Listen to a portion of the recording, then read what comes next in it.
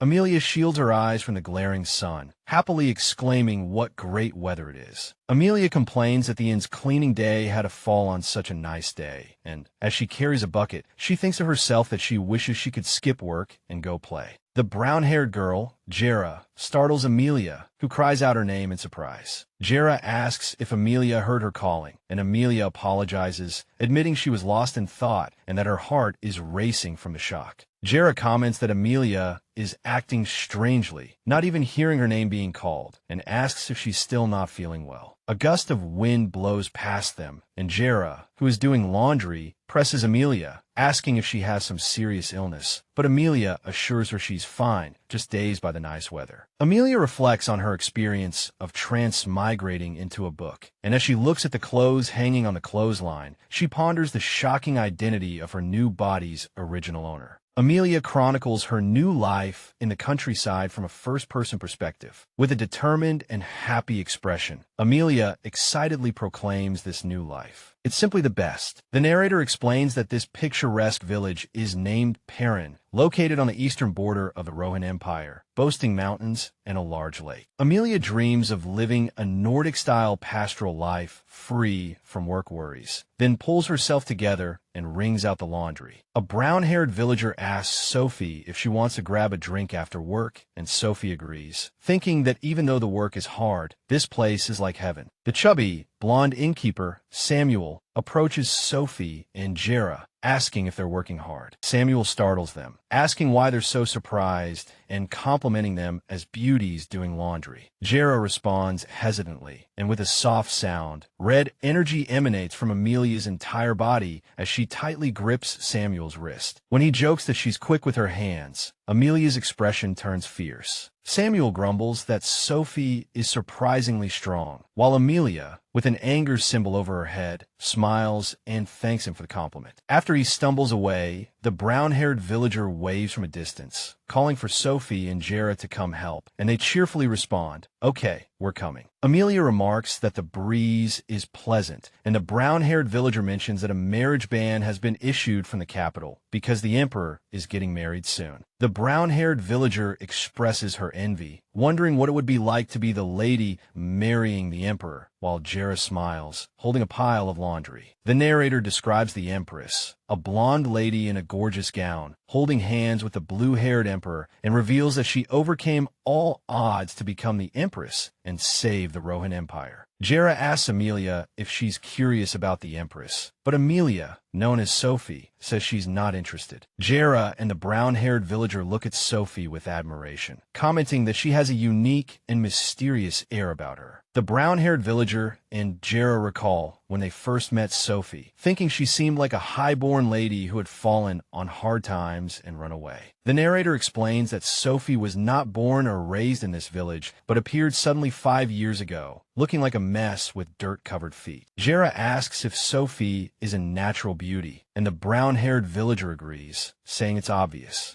Amelia thinks to herself that Sophie's face is indeed beautiful, listing her fair skin, straight nose, golden eyes, and rose-colored curly hair. Amelia recalls the suffering the original owner endured, including wounds and scars, and her untimely death at the age of 21, thinking that the owner of this body was truly beautiful. The brown-haired villager asks Jera if she's heard the story about Duke Cedric, and Jera asks what about him. Another villager wonders if the Duke Cedric family is still searching for his sister in this area, suspecting she might be dead, while Jera thinks she could still be alive. Amelia makes a soft sking sound, thinking to herself that the sister died long ago, and a faint smile appears as she folds the fabric. The narrator introduces Duke Cedric, a young head of the family, describing him as a madman who lost his sanity after his sister's disappearance, leading to random killings. The narrator describes Duke Cedric, a man with pink hair and blue eyes, who kills whenever he's bored and plans to kidnap, imprison, and kill the novel's heroine because she resembles his sister. Amelia internally feels relieved that she's just a background character and wants nothing to do with the Duke, her thought bubble trembling. The brown-haired villager wonders if Duke Cedric's sister is really still alive, while a distressed-looking Amelia thinks to herself that the sister has to be dead for the plot to progress. The brown-haired villager shares that she heard what the lady looked like. Amelia touches her own rose-colored hair, thinking she should get a haircut, when she hears the brown-haired villager describe the lady as having rose-colored hair. A close-up of Amelia's leg reveals a heart-shaped scar. Jera and the brown-haired villager stare in shock at Amelia, who is standing there with her hands on her head, smiling. Jera and the brown-haired villager are surrounded by crackling energy as they realize the description perfectly matches Sophie. Amelia sits at a desk, calmly contemplating the novel's plot development. The narrator introduces Trisha, a blonde heroine of illegitimate birth, who becomes the empress after meeting and falling in love with the blue-haired emperor. Amelia looks worried, realizing this is where the problem lies. The narrator shows the back of a pink-haired man, identifying him as Trisha's rival and the villain. The narrator explains that the young head of the family, Bastian Cedric, is the Emperor's childhood friend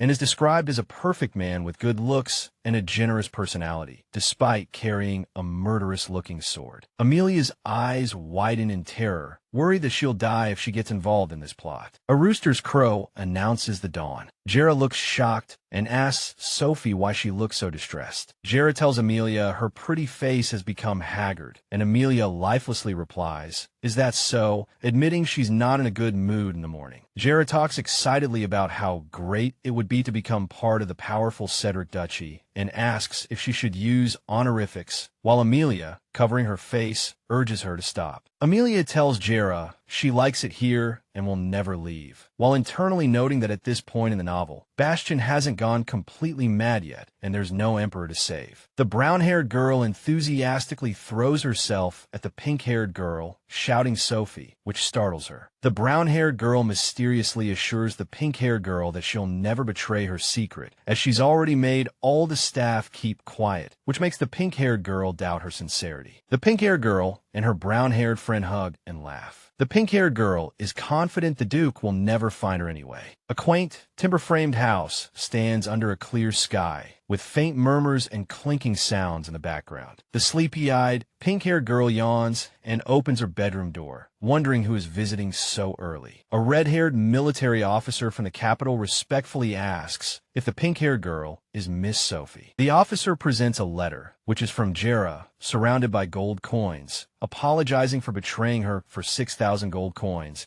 and suggesting she belongs in the capital. The pink-haired girl clutches the letter, utterly shocked and heartbroken, realizing her friend sold her out for money. A sudden transition page appears, showing the Scanlation team's credits and meta-commentary, indicating a short break after a promotional warning. The story returns to the house, where a faint shuffling sound is heard from inside. The pink-haired girl stands trembling in dismay, with several imposing, uniformed figures surrounding the house. The pink-haired girl fearfully tells the uniformed figures that she's just an ordinary employee and that they must have the wrong person. Snowflakes drift down as the red-haired officer gives an awkward chuckle, noting that her current approach isn't working on the distressed pink-haired girl. The red-haired officer politely requests permission to check the pink-haired girl's leg. The pink-haired girl triumphantly declares that her right leg is completely free of any scars. The red-haired officer reveals that she never specified which leg, making the shocked pink-haired girl realize she slipped up. The red-haired officer confidently takes the protesting pink-haired girl away, stating that they're taking her with them. Surrounded by the uniformed figures, the pink-haired girl hangs her head in defeat. An ornate carriage jolts along under a clear blue sky, carrying its passenger away. Amelia is furious, mentally scolding Jera for selling her out for 6,000 gold coins when she had promised not to sell her for anything less. Inside the carriage, Amelia sighs nervously while the red-haired officer watches her with concern. The red-haired officer asks if Amelia is feeling unwell, noting her sigh and offering to move her to a better seat. The coachman asks if the carriage is too bumpy, then confidently states the ride is so smooth they could stack a card. A uniformed man worries that Amelia might be carsick,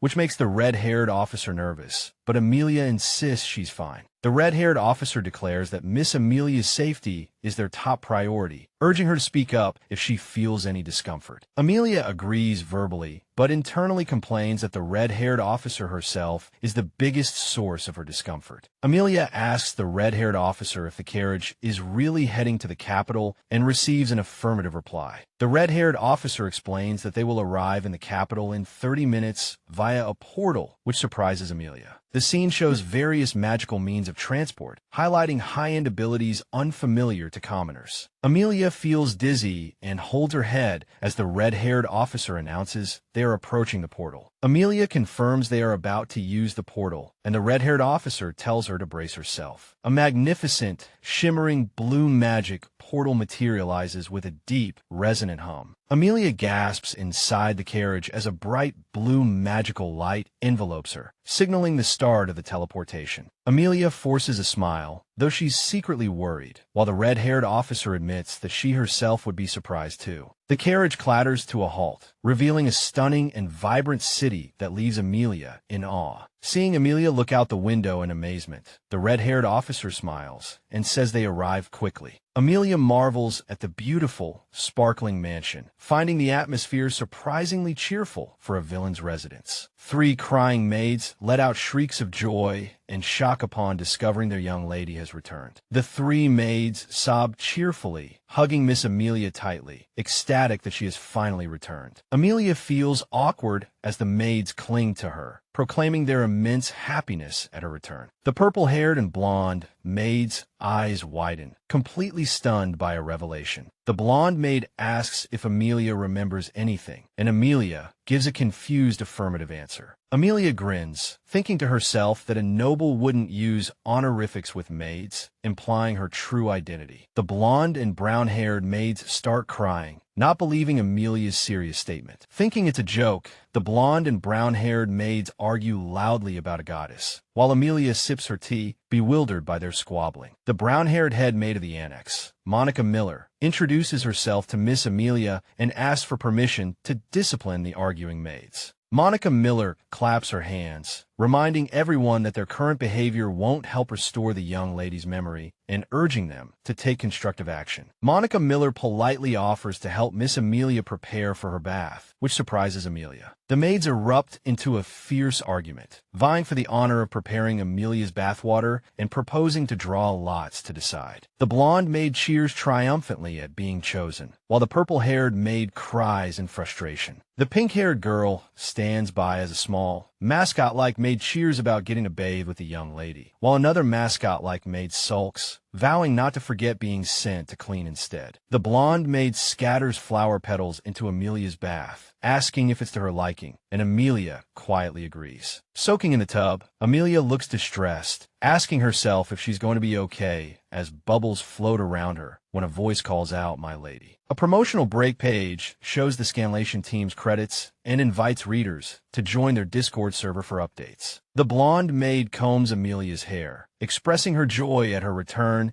and mourning the absence of the late Duke, Duchess, and the second young master. A silhouette, presumed to be Bastion, stands against a background of fluttering red petals as the narrator describes his terrifying and smile-less demeanor, noting that only the annex staff remained. Amelia looks shocked, questioning why no one from the annex left despite such a terrifying atmosphere. The brown-haired maid and the blonde maid stand proudly by Amelia's side, declaring their firm belief that their young lady would return. Amelia is moved to tears, while the 2 small, mascot-like maids cry cheerfully beside her. A text narration describes Amelia's tragic past, including the loss of her parents, the fate of her older brothers, and her escape by disguising herself as a commoner, questioning the author's cruelty. The blonde maid asks if combing her hair is taking too long, and the brown-haired maid asks if there's anything she dislikes, to which Amelia nervously replies, "It's nothing." The purple-haired maid urgently calls out "Miss," accompanied by a clicking sound as she gestures emphatically. The purple-haired maid rushes in, announcing that the Duke is now on his way to the annex, startling Amelia and making her wonder about his sudden arrival. Amelia cries out in frustration, demanding why the Duke or the author couldn't wait, while the red-haired officer winks and says, "See you later." The purple-haired and blonde maids happily congratulate Amelia on finally getting to see the Duke, asking if she missed him. Amelia looks confused and surprised, asking the maids if they're saying the Duke has been waiting for her, and one maid enthusiastically confirms his gentleness and kindness. A picture frame introduces Bastian, a handsome, pink-haired, blue-eyed man, described as an angel in disguise on the surface and voted the capital's best man for several years running. With a pained expression, Amelia thinks, "I can't do this," while the two small, mascot-like maids shout that their lady has gone mad, accompanied by a wah sound. The narrator recounts how Bastian infiltrated a marquis's mansion, slit his throat,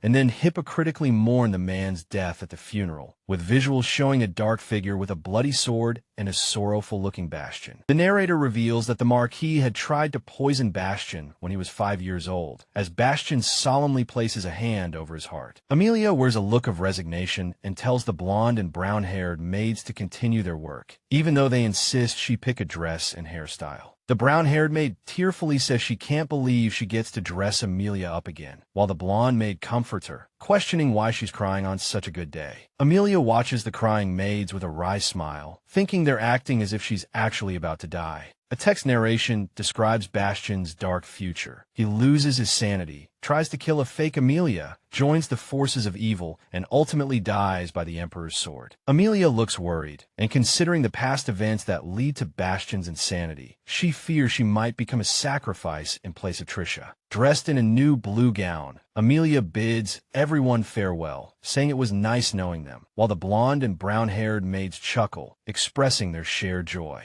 Amelia, looking stunning in her blue gown, declares she has no regrets even if she dies, as the brown-haired and blonde maids praise her beauty with exclamations. Everything is ready. Footsteps echo in the spacious and elegantly furnished room. Amelia smiles, surprised to see a hand offering her a cup of black tea. A brown-haired man asks if the black tea is to Amelia's liking, and Amelia replies that anything is fine. Amelia stands before a tall window, gazing at the sparkling night sky. Amelia looks distressed, exclaiming ugh, and questions if she's fantasizing about dying a natural death against a dark, swirling background. The door clicks open, and someone from behind it calls out, "Your Grace," startling Amelia. The pink-haired, blue-eyed Duke, Bastian, stands calmly in the doorway. Amelia, sitting on a sofa, looks up at Bastian in surprise. Amelia blushes, thinking that Bastian is breathtakingly handsome and vowing to remember his face even if she dies. Bastian crosses the grand room toward Amelia, who is sitting on the sofa, and Amelia lets out a cry. He's coming over. Bastian hugs Amelia tightly, closing his eyes and declaring that she's alive, while a completely bewildered Amelia asks, "Huh?" with tears and a look of relief. Bastian continues to hug Amelia, confessing he thought he had lost her, while Amelia looks uncomfortable. Amelia flinches when Bastian gently caresses her face, asking in surprise,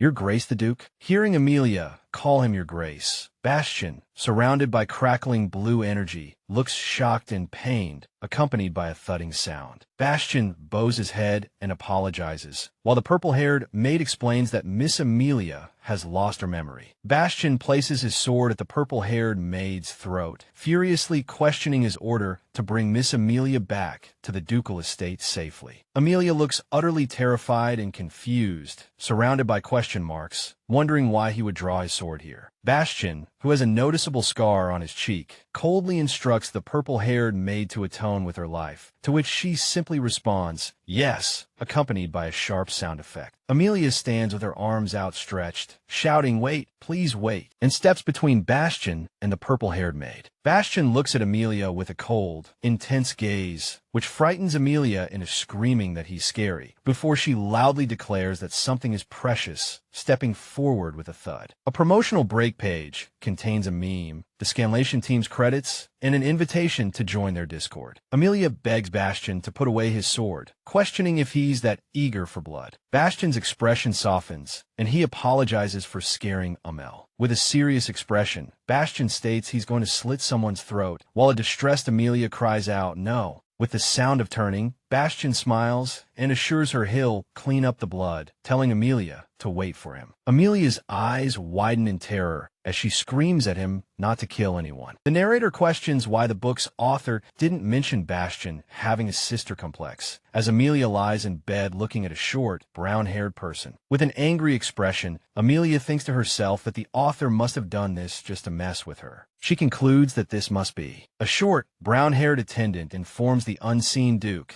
that Miss Amelia has no health problems. The brown-haired attendant, with a fidgeting sound, politely reiterates to the unseen Your Grace that his lady has no health issues. The brown-haired attendant explains with a ticking sound that they have already checked 12 times today, while Amelia looks distressed in an adjacent panel. An unseen speaker suggests treating the amnesia with another method, prompting a question from someone else. What is it? An unseen speaker speculates that Amelia was in a state of shock when she disappeared, noting signs of a damaged aura, which wiped her memory completely blank. Amelia looks worried, thinking about the damaged aura and wondering if she was already dead before the possession. The brown-haired attendant explains to Bastion that recovering a completely lost memory is difficult, and Bastion asks for a solution. The brown-haired attendant states that memory restoration is a very tricky technique that only one elusive person on the continent can perform. With a contemplative expression, Bastion asks who this problem solver is. The brown-haired attendant describes a powerful, mysterious, and cruel wizard named Callus, who lives on the western continent, has been away from town for a century, whose cooperation is uncertain, and who requires the Emperor's permission. The brown-haired attendant asks if they know the wizard's description, and Bastion confirms, describing him as having fiery red eyes and ashen hair. Lying in bed, Amelia realizes this description matches Callus Arcadian, and the narrator reveals he is a cruel and powerful villain, born with the cursed blood of a dragon. The narrator describes Callus killing every living thing he saw and destroying a city he had once blessed, which makes Amelia wonder if Bastion is any better. Lying in bed, Amelia is startled by Bastion, who is standing beside her. Amelia recalls from the book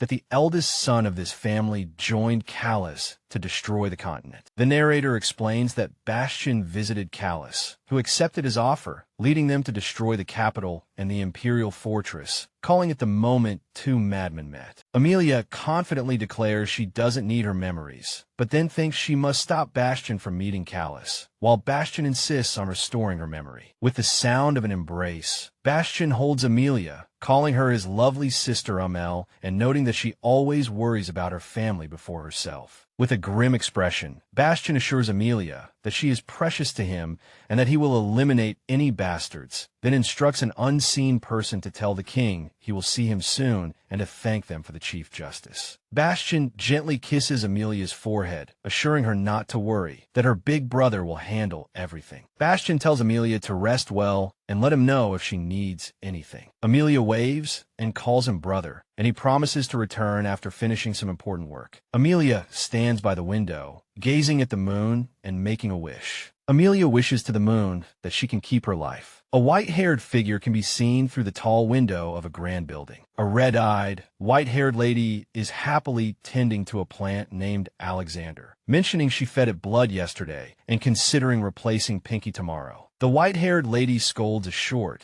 green-haired man named Ten for being too loud while the Lord is sleeping, and Ten apologizes for the urgent matter. The white-haired lady asks Ten if he found the person and where, and Ten replies that a trace was found on the eastern border of the Rohan Empire, confirming it's the country of the long-dead, blue-haired emperor. The white-haired lady angrily scolds Ten, saying he should have reported losing the trail, not finding it, then demands to discuss the matter properly amidst a chaotic background. An unseen speaker reports that a human female named Sophie recently left the village shortly after an aura disappeared, and another speaker asks where she went. The white-haired lady looks shocked upon hearing about the 6,000 gold coins, questioning why it was so much. The white-haired lady sighs, commenting on humanity's obsession with money, and instructs someone to track them closely again, receiving a yes, my lord, in response. With a creak, the white-haired lady pushes open a door and enters a dark room where a blue-haired man is sleeping. The white-haired lady stands by the sleeping blue-haired man, saying she will bring the Lord good news soon. Two hands come together with a soft sliding sound. The white-haired lady gently kisses the blue-haired man's hand, vowing never to leave his side until he wakes up. The blue-haired man sleeps peacefully, surrounded by blue flower petals. With a thump sound, a promotional break page shows the Scanlation team's credits and invites readers to join their Discord server. Bastion states with a serious expression that while contacting the Western continent requires Imperial permission, that's too slow,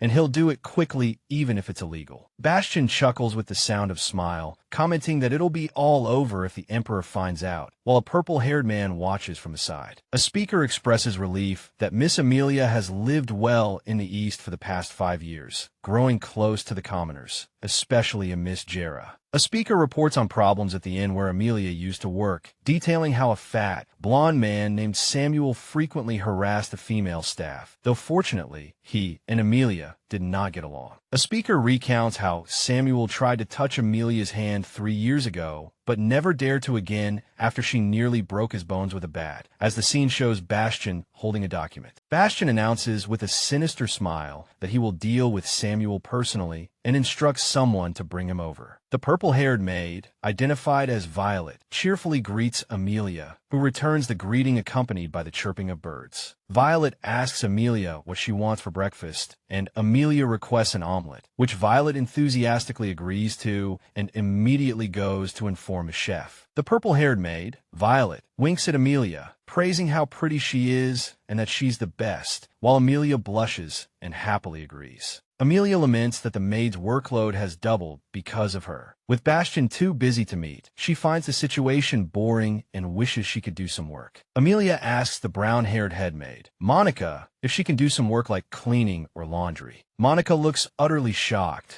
repeating Amelia's wish to clean and do laundry, apparently dizzy from the idea, with lightning flashing around her. The narrator explains that Monica has cared for Amelia since she was 6, acting like a mother figure and having a soft spot for her. The brown-haired head maid, Monica, tells a surprised and hopeful Amelia that there is one thing she can do and that she will guide her through it. Amelia looks into a grand room, noticing a distinct woody scent. Monica explains to Amelia that the management of this property originally belonged to the master of the annex, and she had been managing it on Amelia's behalf. Amelia asks Monica if all the annex's money belongs to her, and Monica confirms it's money Amelia can use as she pleases, only requiring a formal report to be submitted to the main building. Amelia's eyes turn into the shape of gold coins as she excitedly plots to save up money continuously, planning to escape before Bastion completely loses his sanity. Holding the ledger, Amelia happily tells Monica that she will take over the finances from now on, internally vowing to save money and leave this place. Amelia cheerfully calculates the money she'll need, dreaming of living to be 100, buying a house, and keeping an emergency fund. Surrounded by gold coins, food, and clothes, Amelia exclaims in excitement as she realizes she can invest in moonstones. The narrator explains that for now, the full moonstone is just a faintly glowing rock. Patricia will later discover its true nature with the Imperial mages, causing its price to skyrocket. Amelia excitedly plots to monopolize the so-called living stones, thrilled by the business prospect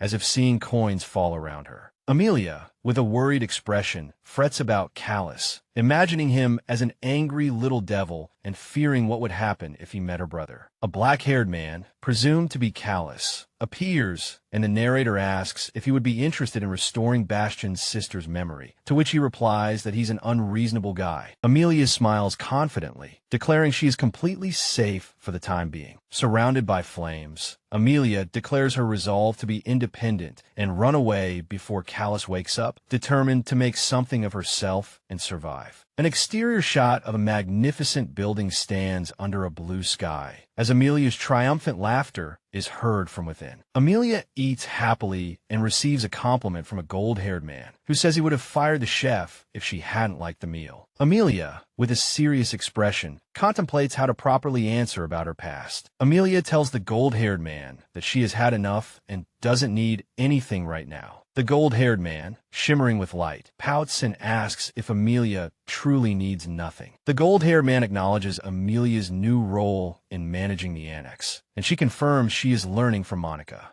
Amelia gestures, explaining that the work is much more than she expected, including buying daily necessities and replacing old staff furniture. The gold-haired man surprises Amelia by suggesting she visit the main street and explore the capital. Amelia smiles, surrounded by shimmering blue crystals, realizing this is a great opportunity to find a supplier for full moonstones. Certain that Bastion would not let her out, Amelia eagerly asks the gold-haired man if she is allowed to go out this weekend, which he cheerfully confirms. Amelia happily plans to buy beds for the maids and sell the old items, but the white-haired man, Bastion, dramatically crashes through the window, shouting her name amidst shattered glass, startling Amelia. Amelia, terrified and flustered, clutches her chest and asks the white-haired man what he wants as he grabs her arm. A promotional insert shows the Scanlation team's thanks and invites readers to their Discord server. The white-haired man, Bastion, comments that Amelia's face looks gaunt. Bastion playfully pinches Amelia's cheek, joking that she's twice as tall. Amelia looks shocked as Bastion violently throws the gold-haired man across the room, claiming he threw a person. The gold-haired man clutches his head in pain and asks who Bastion is, while Bastion holds his sword and Amelia worries if he's okay amidst a gentle sliding sound. Bastion grabs the gold-haired man by the collar, annoyed that he doesn't recognize his own sibling, but the gold-haired man asserts he only has Amelia as family. Bastion gently strokes the gold-haired man's head, questioning how he could forget his older brother's face. A sword dramatically falls, hitting the ground with a loud clang. The gold-haired man questions if Bastion would die if his throat were slit, and Bastion confidently states the Emperor is on his side and no one would pursue him for murder. Bastion dramatically approaches Amelia, startling her, while the gold-haired man watches from a distance. Bastion gently cups Amelia's face, commenting on her dry cheeks and enduring cuteness, and apologizes for leaving her, while she looks confused. Bastion picks up Amelia with a soft lifting sound, saying it's time to go, while Amelia looks shocked and questions him. The gold-haired man tells Bastion to put Amelia down, while Bastion smiles coldly and says no, in fact die. Amelia looks terrified as a massive,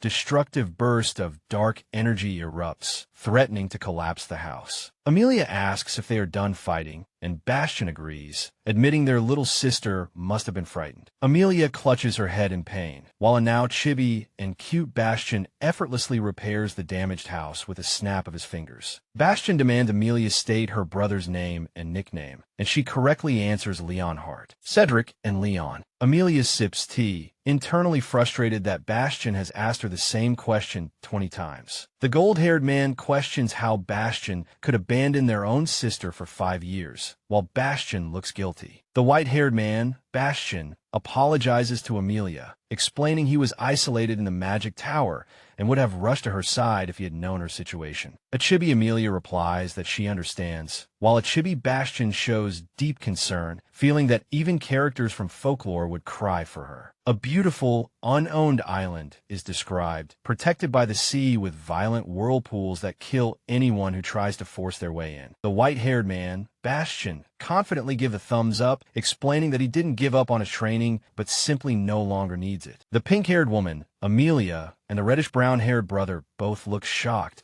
questioning if the magic tower lacks talent, while Amelia wonders about his expression. The white-haired man, Bastion, leans back in his chair, claiming he passed the magic tower with ease, as it was full of weak elders whom he challenged to a fight if they disagreed with his departure. The pink-haired woman, Amelia, looks worried, realizing that the original memories began to be erased when she possessed Amelia's body, and she heard the process was complicated. Amelia asks Bastion if there is another solution, learning she was told to contact the Western Sorcerer, and Bastion asks if she knows him. The reddish-brown-haired brother asks Bastion if the Western Sorcerer ever replied to his letters, and Bastion answers that he ignored everyone. Bastion is depicted as a torn, purple-haired figure, explaining he sent countless unanswered letters, and sorcerers who visited the Western Sorcerer either went missing or returned half-dead, though he couldn't personally confirm the rumors due to his own weakness. Amelia sips tea, thinking that if the Western Sorcerer, depicted as a chibi Bastion in a dinosaur costume, is bored while lazing around, he must be a biased loser. In a noisy scene with loud clamoring, villagers try to stop someone from leaving, while one voice wonders if their little sister is worried and another exclaims these guys are crazy. With a sneaking sound, the white-haired man, Bastian,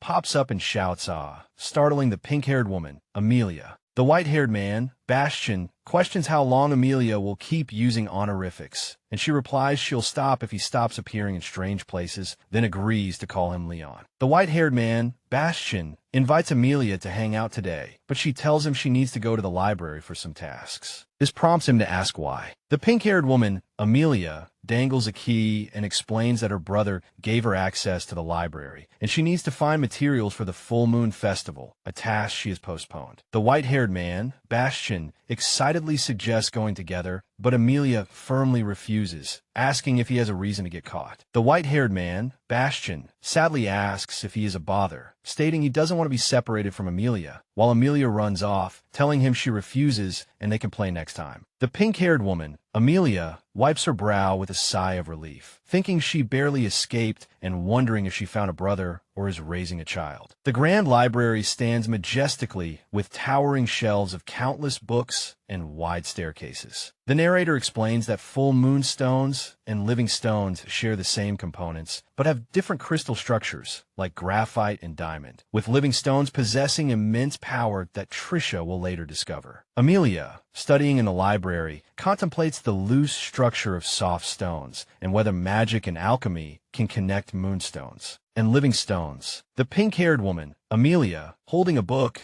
is annoyed by a voice complaining of boredom and announces she is leaving, vowing to save enough money and a pile of full moonstones before leaving this house. A promotional insert shows the scanlation team's thanks and invites readers to their Discord server. Amidst a beautiful view of a grand building against a pink sky, Amelia contemplates going to the main street tomorrow. The white-haired man, Bastian, and the reddish-brown-haired brother both appear surprised, questioning Amelia's plan to visit the main street. The pink-haired woman, Amelia, explains that she was delayed last weekend because someone kept clinging to her, causing her planned trip to fall behind schedule. The white-haired man, Bastian, excitedly offers to accompany Amelia, while she internally notes that he follows her everywhere, except for the restroom. The white-haired man, Bastian, offers to help Amelia with her luggage using magic and buy her favorite candy, but she thinks to herself that she'll use teleportation magic. The reddish-brown-haired brother asks Amelia to take him, offering to buy her anything and recommending a great dessert cafe. The white-haired man, Bastian, yells at the reddish-brown-haired brother,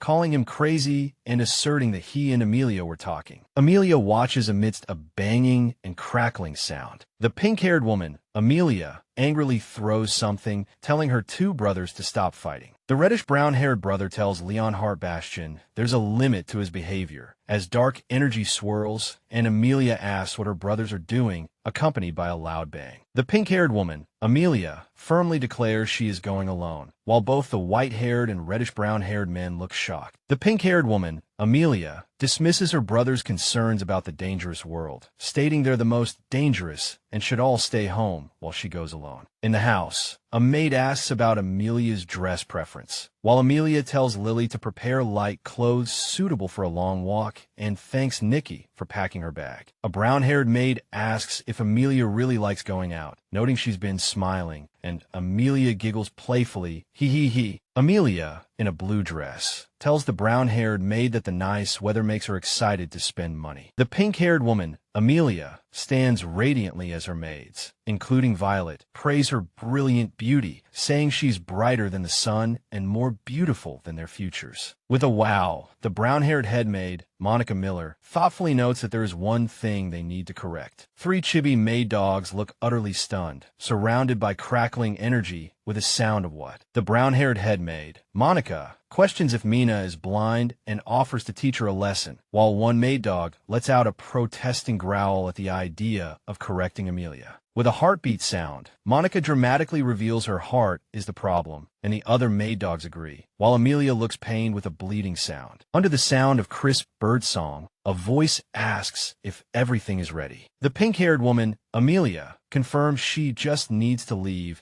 telling the reddish-brown hair brother that Bastion can't accompany her every time and she has to get used to it. Jinsha Hamilton, a red-haired woman and the vice captain of Cedric's first knights, winks and smiles, reassuring Amelia not to worry. The reddish-brown-haired brother holds a sword to Amelia's neck, explaining how to kill someone by striking the carotid artery twice if she's in trouble, which shocks Amelia, who questions if he's teaching her murder. Amelia greets Jan at the main gate, who asks what she's holding. In a carriage, Amelia, holding a document, asks a brown-haired woman if there's a good furniture store nearby that can handle large orders. The narrator explains that while Amelia's furniture was regularly replaced in her absence, the annex staff's furniture likely wasn't, due to the lack of a master and budget constraints. An elegant exterior of a building is shown, and with a click, a thought bubble expresses confidence that the annex's money is enough for lavish spending. Amelia confirms they've found the right place, while Jinsha Hamilton and Monica Miller stand nearby, and an unseen furniture store owner excitedly thinks a noble's visit is his lucky day. Adolph, the owner of Adolph's Furniture, greets Amelia, asking what a noble lady seeks in his shop. Amelia, off-screen, states she is looking for 20 luxurious, mass-producible beds, shocking Adolph with the quantity. Adolph gives Amelia a brochure for easy bed selection, but Amelia thinks to herself that she recognizes this business tactic, realizing high-profile clients fall for the trap. With a grabbing sound, a hand seizes Amelia, and a voice demands, "Don't move. Can you explain what this is?" Amelia, shrouded in an angry aura, yells, "How dare you try to rip me off?" Promotional text shows scanlation thanks from Truck Soma Scans, with an illustration of staff members' back pain. A promotional image invites readers to a Discord server for comic dubs, singing, and movie streaming. With a grabbing sound, Amelia's hand is held, and a voice commands, "Enough," then demands, "Can you explain what this is?" Amelia, shrouded in a fiery aura, angrily accuses someone of trying to rip her off. Adolph stammers an explanation, while Amelia, with a knowing look, thinks to herself that she's seen this kind of trick before. In her previous world, an illustration of a menu accompanies the narration, explaining that tourist prices for foreign specialties are often ridiculously higher than the local menu. An illustration of a cartoon taxi, surrounded by banknotes, accompanies the narration about unscrupulous taxi drivers taking foreigners on detours to earn more money. Adolph looks dejected, reacting to Amelia's intense expression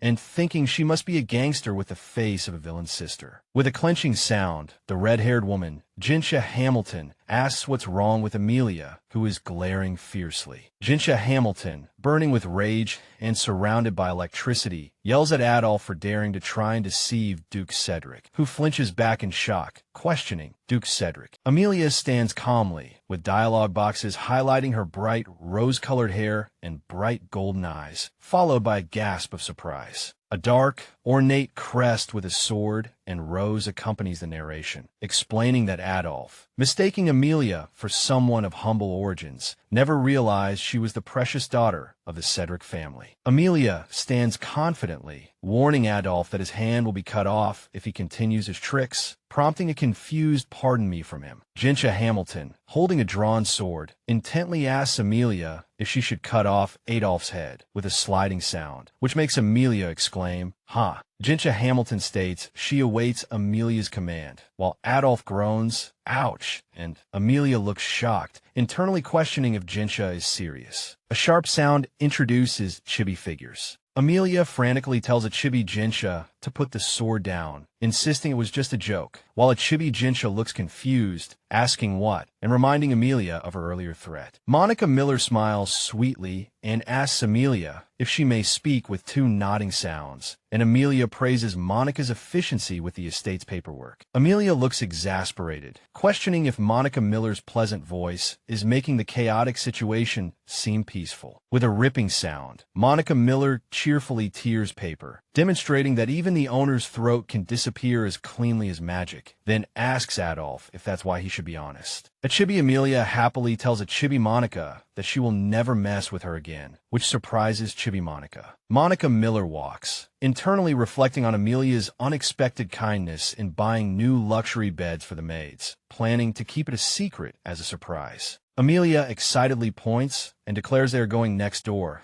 while Jinsha Hamilton and Monica Miller applaud with a clapping sound, exclaiming, "Wow." Amelia shops happily, holding up items and declaring she'll buy everything and pay in cash, as coins and sparkling effects fill the air. Monica Miller asks where to go next, and Amelia replies that she just needs to buy one more thing. Amelia announces they are heading to the mineral market, eliciting shocked reactions from Jinsha Hamilton and Monica Miller. Amelia holds a glowing full moon stone in her hand. As the narrator explains, she needs to buy them now to secure exclusive rights. Amelia stands with Jinsha Hamilton and Monica Miller, asking for their help in purchasing the full moonstones, to which Monica suggests involving the Duke. Monica Miller, now in practical clothes and a cloak, timidly asks if she looks all right. Amelia smiles in approval at Jinsha Hamilton, who has also changed into practical attire, and says Jinsha is already changed, while Jinsha internally feels her new look is not refined enough. Jinsha Hamilton, in a new guild-style outfit with a red scarf and sword, clutches her head as Amelia praises her, saying she looks like she's from a guild. Amelia, Jinsha Hamilton, and Monica Miller are already in their new outfits, and Amelia encourages them with "let's work hard," to which Jinsha and Monica enthusiastically respond, "Let's go." A promotional insert shows thanks from Truck's Soma scans and invites readers to their Discord server. Bastion, lying in bed, looks pained, lamenting how much he misses his little sister. Bastion desperately tries to leave the tower, shouting that he must see his little sister, but other white-robed figures protest, reminding him of his duties as the new tower master. With sounds of awe and thud, Bastion is subdued, unable to leave the tower as he has become the successor, a position previously held by Paris Luckate. Bastion thinks about how Amelia is a lady now, which brings him to the verge of tears, resolving to stick to and protect his beautiful little sister every day, even though she treats him like a weirdo. A panel shows Amelia smiling sweetly, while Bastion is seen peeking from a roof window, thinking how cute she is and that he wants to kiss her. Amelia announces they are going to the mineral market, which startles Bastion, who wonders what his lovely sister is planning. Bastion eavesdrops with a sound of perking ears, realizing Amelia wants to secretly buy moonstones behind her brother's back, and understanding why she didn't want him to accompany her. A chibi Bastion happily shovels a path in the snow for a chibi Amelia under a rainbow, declaring his role as a protector to eliminate all dangers before his little sister arrives. A figure in a hooded cloak is seen walking and then leaning against a wall, raising questions about the suspicious person. With sounds of butt and king, the hooded figure lunges forward to attack. As a thought bubble exclaims, "A suspicious person dares to follow my little sister." The white-haired man, Bastion, confronts a reddish-brown-haired man with an earring, asking, "Why are you here?" The reddish-brown-haired man looks surprised, questioning, "What's that? Why did he show up here?" Under a starry sky, an unseen person confirms they remember a plan and encourages someone to just do as I planned and try hard. The narrator explains that in this world, gems are a noble commodity with large-scale markets, but minerals are controlled by an underground merchant guild through secret dealings. Amelia, in a blue hooded cloak, announces they are ready to go, approaching a cave entrance, while the reddish-brown-haired brother questions who is there. Monica Miller's gloved hand holds a bag with two thudding sounds, and she thinks to herself that this might be the most stressful day, while Amelia stands behind her. A long-haired woman in a purple cloak aggressively shouts, "Arrogant," and spits twice, demanding the unseen person to move aside. The narrator reveals a newly formed Jamal guild, explaining its name is a combination of Jinsha, Monica, and Amelia, established just 2 hours ago. A bald man asks, "What if the moon rises from the west?" And the long-haired woman in the purple cloak grimly replies, "It will kill the stars." Amelia looks excited, exclaiming, "Oh, that's so cool," as the narrator reveals the guild's secret signal, where the moon rising from the west refers to numerous guilds and stars refer to their assets. Monica Miller expresses her amazement at the magnificent crystal structures inside the mountain, stating she never knew such a place existed, while Amelia and Jinsha Hamilton observe. Amelia, in a hooded cloak, warns them to prepare for the mineral market's ant farm-like streets, admitting they have no map and must ask for directions. Amelia, Jinsha Hamilton, and Monica Miller look confused, wondering why the mineral market is empty, and Amelia realizes it must be a day off. The title reads, Chapter 10. An unseen voice questions why the mineral market, previously described as bustling, is now completely empty. Amelia exclaims, "Wait a minute," and questions if her arrival was too sudden, as the hooded reddish-brown-haired brother with an earring is seen nearby.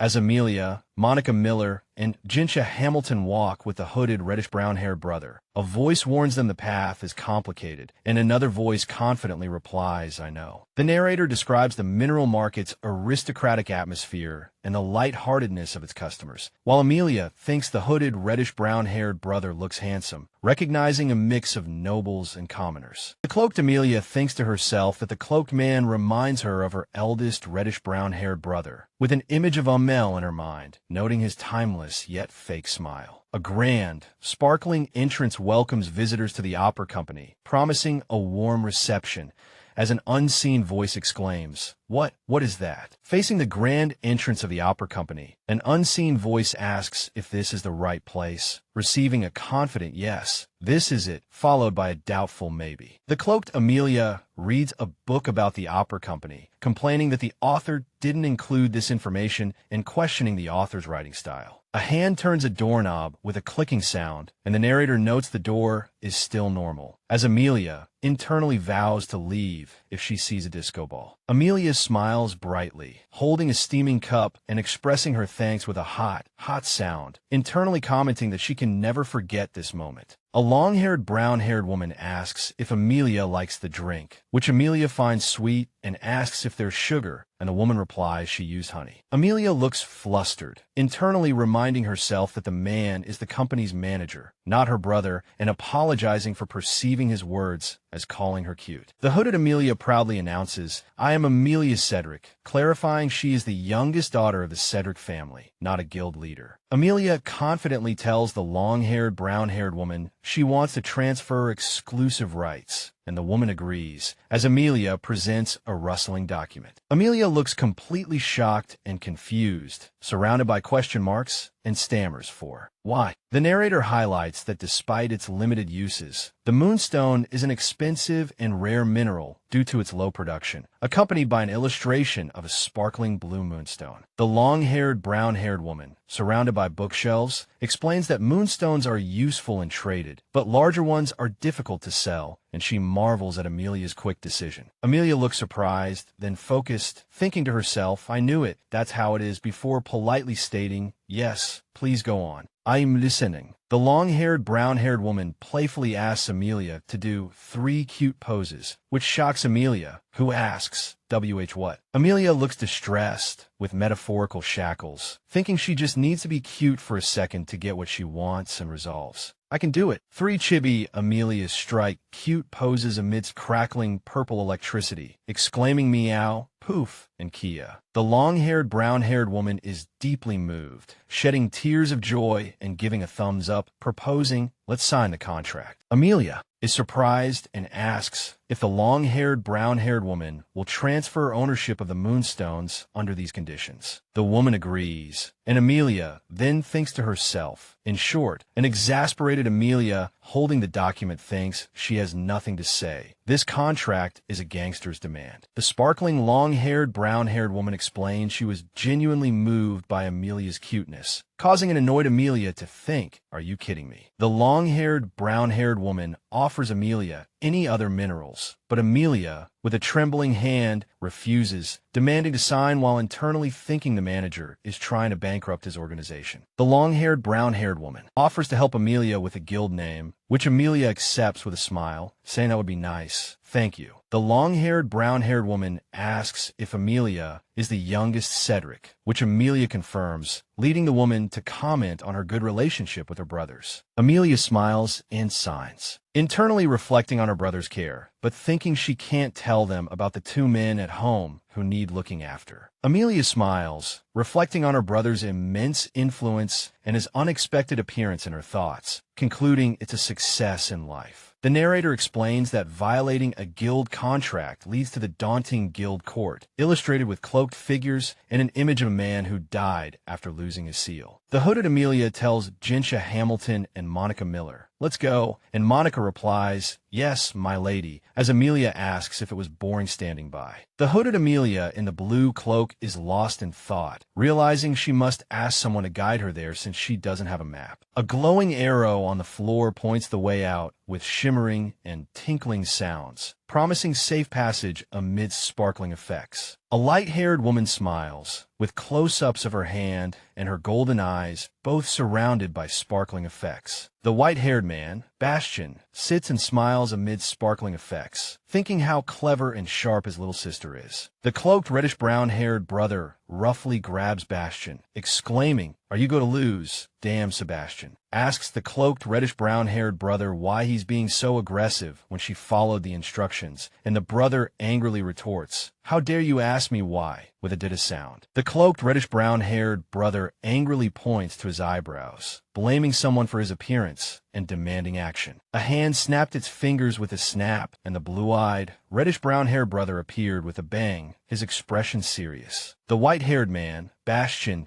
commented cheerfully that thanks to him, the reddish-brown-haired brother had the chance to guide Amelia, admitting he had changed his voice and appearance and cleared out the riffraff for him, implying the brother couldn't have handled it alone. The white-haired man, Bastion, covered his mouth with a smug look, thinking to himself that the current score was Leon Hart 1 and the cloaked, reddish-brown-haired man behind him 0. The narrator explained that Bastion and the cloaked, reddish-brown-haired brother, who had been identified as a suspicious person, had met by chance, shared a common goal, and had formed a temporary alliance to protect Amelia at the mineral market and help her bring the Moonstone home safely. The narrator revealed that while Leon Hart took hundreds of council members to another dimension, Bastion, described as a skilled killer, kidnapped the manager of the Opera Council. The hooded, reddish-brown-haired man threatened to cut off someone's head to keep them quiet, while a gagged and bound man nodded obediently in succession. The man, bound by ropes and gagged, struggled, internally questioning the origin of this rule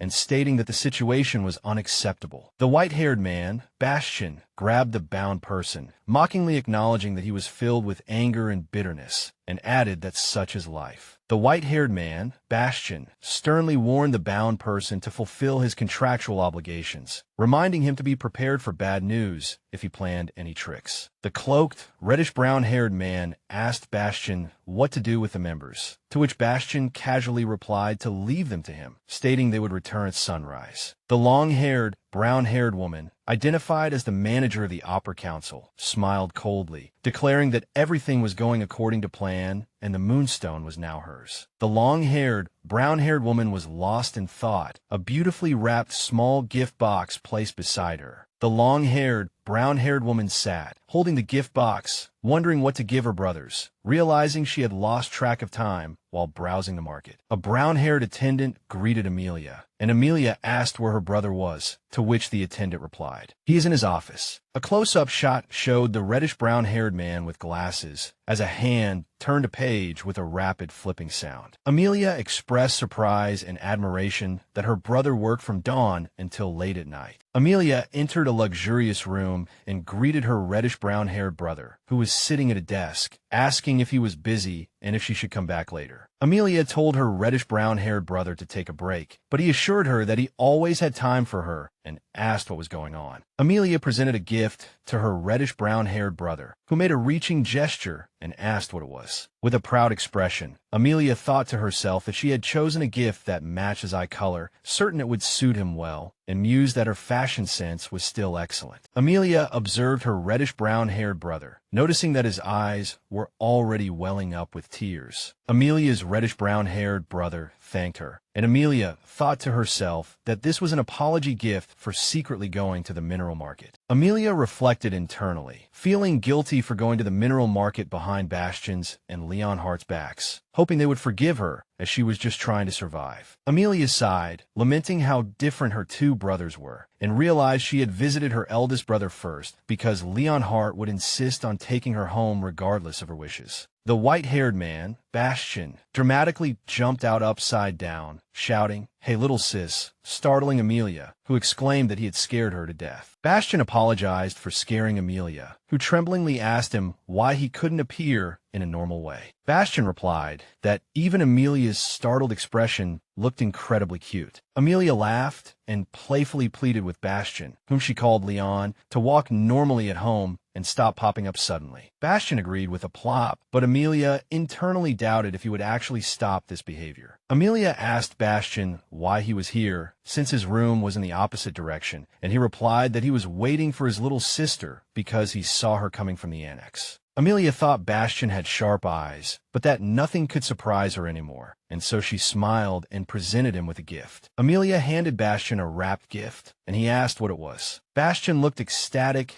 and utterly surprised at the gift, his eyes sparkling. Bastian asked Amelia if the gift was for him, and if she had bought it herself, to which she answered yes to both. Amelia told Bastian that he liked colorful and flashy things, which suited his beautiful face well, adding that his face was like a fascinating jewel and that she hoped the gift would suit him. Bastian was moved to tears, thinking that his little sister had grown up and could buy gifts for her brother on her own. Bastian declared that he had made a decision, while Amelia looked surprised, having a bad feeling about his words and questioning them internally. Bastian explained that he would treat the gift as a new family heirloom, preserving it in a glass case with magic to be passed down for generations. Amelia questioned Bastian's idea, thinking it was not a good one at all. Amelia told Bastian to do as he pleased, thinking to herself that her opinion wouldn't change his mind and would only motivate him more to convince her. Amelia commented on Bastian's lively and energetic demeanor, asking if he had been home all day and wondering internally why he wasn't upset at all after she had ditched him. Amelia asked Bastian if he was listening, noticing his happy expression had replaced his morning gloom, and wondered if something good had happened, prompting him to start explaining. Bastian cheerfully said he had cleaned the house, which surprised Amelia, who questioned, "Cleaned?" Amelia was lost in thought, wondering if it wasn't the servant's duty for a duke's son to do housework. Amelia dismissed the idea of it being an old tower habit, as she knew her brother would order other wizards to do things for him, leading her to the only other possibility. Bastian tapped on something, and Amelia concluded. He must have been extremely bored. Amelia gently patted Bastian, realizing he had left the tower just to see her and feeling she should be more considerate of him. The blonde maid, the purple-haired maid, and the brown-haired maid swooped in, calling Amelia an angel and joking about checking her back for scars from where her wings were removed, implying she would fly high one day. Amelia lay in bed, exclaiming how soft it was and feeling like she was in heaven, thanking everyone for letting her day start so early. The brown-haired head maid, Monica Miller, smiled and reported that the other housekeepers thanked Amelia for the handkerchiefs. The chef promised a grand meal, and everyone felt her kindness. The brown-haired head maid, Monica Miller, confirmed to Amelia that the amount Amelia had inquired about was indeed all the money she had spent yesterday, with every expense meticulously recorded. Amelia questioned her own spending after realizing she had spent half her money, but then thought of her ducal family's formidable financial power. Amelia inquired about the Moonstone mining investigation, and Monica Miller confirmed the report had been delivered that morning. Monica Miller explained that the Moonstone's output fluctuates, but typically reaches 1 ton per month, which elicited a thoughtful hum from Amelia. Amelia mused that a yield of only 1 ton per month for the entire kingdom was lower than she expected, adding that reducing the size of the raw stones probably wouldn't affect the statistics. Amelia thanked the staff for their help, and Monica Miller assured her the thank you notes would be sent out today, prompting Amelia to internally praise Monica for being quick and thorough, despite questioning her intentions with the design. Amelia's eyes sparkled as she grinned, excitedly thinking about how much money she could make each month, surrounded by floating coins. Amelia joyfully declared that abundance and money made her happy and questioned those who claim money can't buy happiness. Amelia nodded, realizing she now understood why Jera had accepted 6,000 gold without hesitation, an amount most people would work desperately to earn. A hand is shown writing a letter before Amelia pauses, considering writing a letter to Jera. Amelia decided she shouldn't avoid Jera, believing her friend meant no harm despite her betrayal leading to Amelia's forced relocation. Amelia instructed Monica Miller to send a letter to Jera in Perrin Village, which Monica Miller confirmed, expecting a reply within 2 days due to her familiarity with Jera.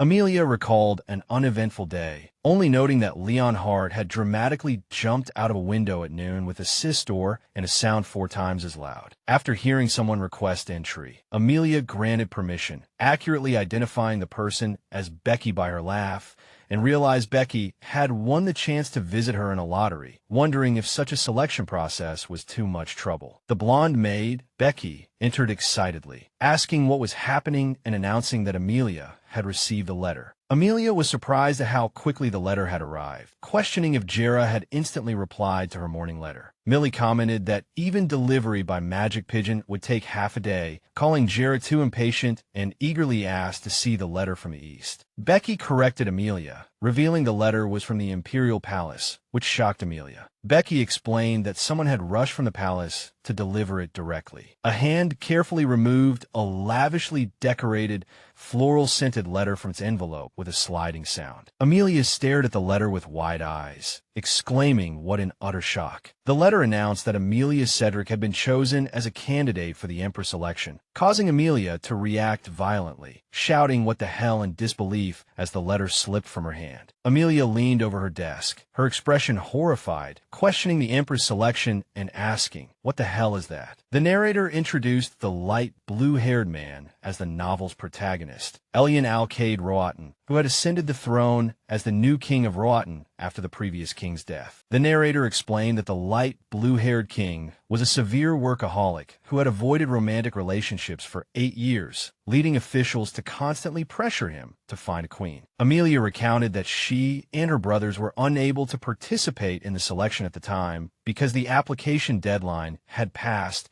while she was busy distributing old clothes in a village in the east. The blonde maid, Becky, noticed Amelia's distress and concern, asking if it was bad news. Amelia asked Becky if the letter was sent only to her, and Becky replied that it was. The reddish-brown-haired brother, Leon Hart, burst in with a bang, looking visibly angry. Amelia looked worried, thinking to herself, "Ugh, I knew it," realizing Leon Hart had rushed over as soon as he read the letter. Leon Hart angrily demanded Amelia give that to him, and Amelia, looking intimidated, handed over the letter, thinking how scary he was when angry. With a loud, tearing sound, Leon Hart ripped the letter to shreds in front of Amelia, who noted that the floral scent still lingered in the air. The blonde maid, Becky, observed internally that if they weren't at home, Leon Hart's actions would have gotten him arrested for offending the monarch, realizing she had to calm him down. Leon Hart suggested Amelia pretend she never read the letter, thinking nothing good would come of it, but Amelia appeared hesitant. But Amelia, with a smile, assured Leon Hart that she would handle the situation. Accompanied by a swift sound effect, numerous identical sealed letters appeared, shocking both Amelia and Leon Hart. The blonde maid, Becky, explained that the Imperial Palace had anticipated the first letter being destroyed, so there were 23 identical letters remaining. A luxurious carriage traveled through a stately courtyard with a gentle clip-clop sound. Amelia recognized the light blue-haired man, Elian Alcade Roatan, as Bastian's childhood friend. The narrator described the light blue-haired man as a unique individual whose outward benevolence and gentility gave the impression that he would never show aggression. The narrator further explained that the light blue-haired man was a respected and good king who would selflessly sacrifice himself to save the heroine, Trisha. With a fingertip sound effect, the light blue-haired king was highlighted, and Amelia concluded that he was a perfect male lead whom readers always loved in the novel. Amelia looked at an open book with a sparkling effect, questioning the credibility of the novel's author and thinking to herself, what on earth is happening? With a serious expression, Amelia noted internally that the 30-plus similar letters sent to the ducal villa were indeed unusual. Amelia looked worried, her hands clasped together, fearing for her life and questioning if anyone in this world still behaved normally. Leon Hart looked down at Amelia with a grimly furious expression, making an "oh my god" sound, looking like he wanted to violently destroy everything. Amelia asked Leon Hart if he was okay, and despite his pained expression, he replied that he was happy to be on an outing with his Amel. Amelia and Leon Hart rode in a luxurious carriage, passing a beautifully landscaped garden on the estate. Amelia admired a luxurious fountain, thinking to herself that she wanted to take one home too. Leon Hart gently held Amelia's hand, reminding her to be composed and maintain her grace. Leon Hart, with a charming smile and a sparkling effect, told Amelia to walk carefully, while Amelia appeared thoughtful. Amelia expressed her admiration for the imperial palace, and Leonhardt gently patted her, reminding her that she used to visit often with their father as a child. The pink-haired woman thought that the Cedric family's close ties to the royal family made her appearance unsurprising, while the reddish-brown-haired man watched thoughtfully, the scene prompting the two to look back and forth at each other. The reddish-brown-haired man called out, "Amel," and the pink-haired woman responded with a questioning tone. "Yes." The reddish-brown-haired man's gloved hand gently caressed the pink-haired woman's cheek, making her wonder internally what he was about to say. The reddish-brown-haired man asked the pink-haired woman if she remembered his instructions about striking vital points in an emergency, assuring her he would clean up the subsequent mess, which left her confused. The pink-haired woman covered her mouth and laughed nervously, thinking to herself that the reddish-brown-haired man was joking again. A gray-haired man welcomed Duke Bastian and Lady Amelia, and the reddish-brown-haired man returned the greeting, noting, "Good timing." The pink-haired woman marveled that she was in the place where the king lived, observing that they were heading directly to the reception room, and musing that her brother and the king seemed to be very close. The light blue-haired man sat majestically on a luxurious sofa, sparkling. The pink-haired woman smiled, thinking to herself how charming the light blue-haired man was, befitting a protagonist. With a wow sound, the light blue-haired man welcomed the reddish-brown-haired man and the pink-haired woman, saying he had been waiting for them, while the pink-haired woman noted internally that he seemed calmer than she had imagined. The light blue-haired man bowed to Amelia and cheerfully introduced the reddish-brown-haired man as his future brother-in-law, causing the reddish-brown-haired man to emit a murderous aura that made the pink-haired woman flinch with a thumping sound. The pink-haired woman forced a smile, expressing a sense of frustration before her voice trailed off. The light blue-haired man complimented the pink-haired woman, saying she was as energetic as ever. Haha. The pink-haired woman lowered her head and closed her eyes, agreeing that sending 30 letters was not normal,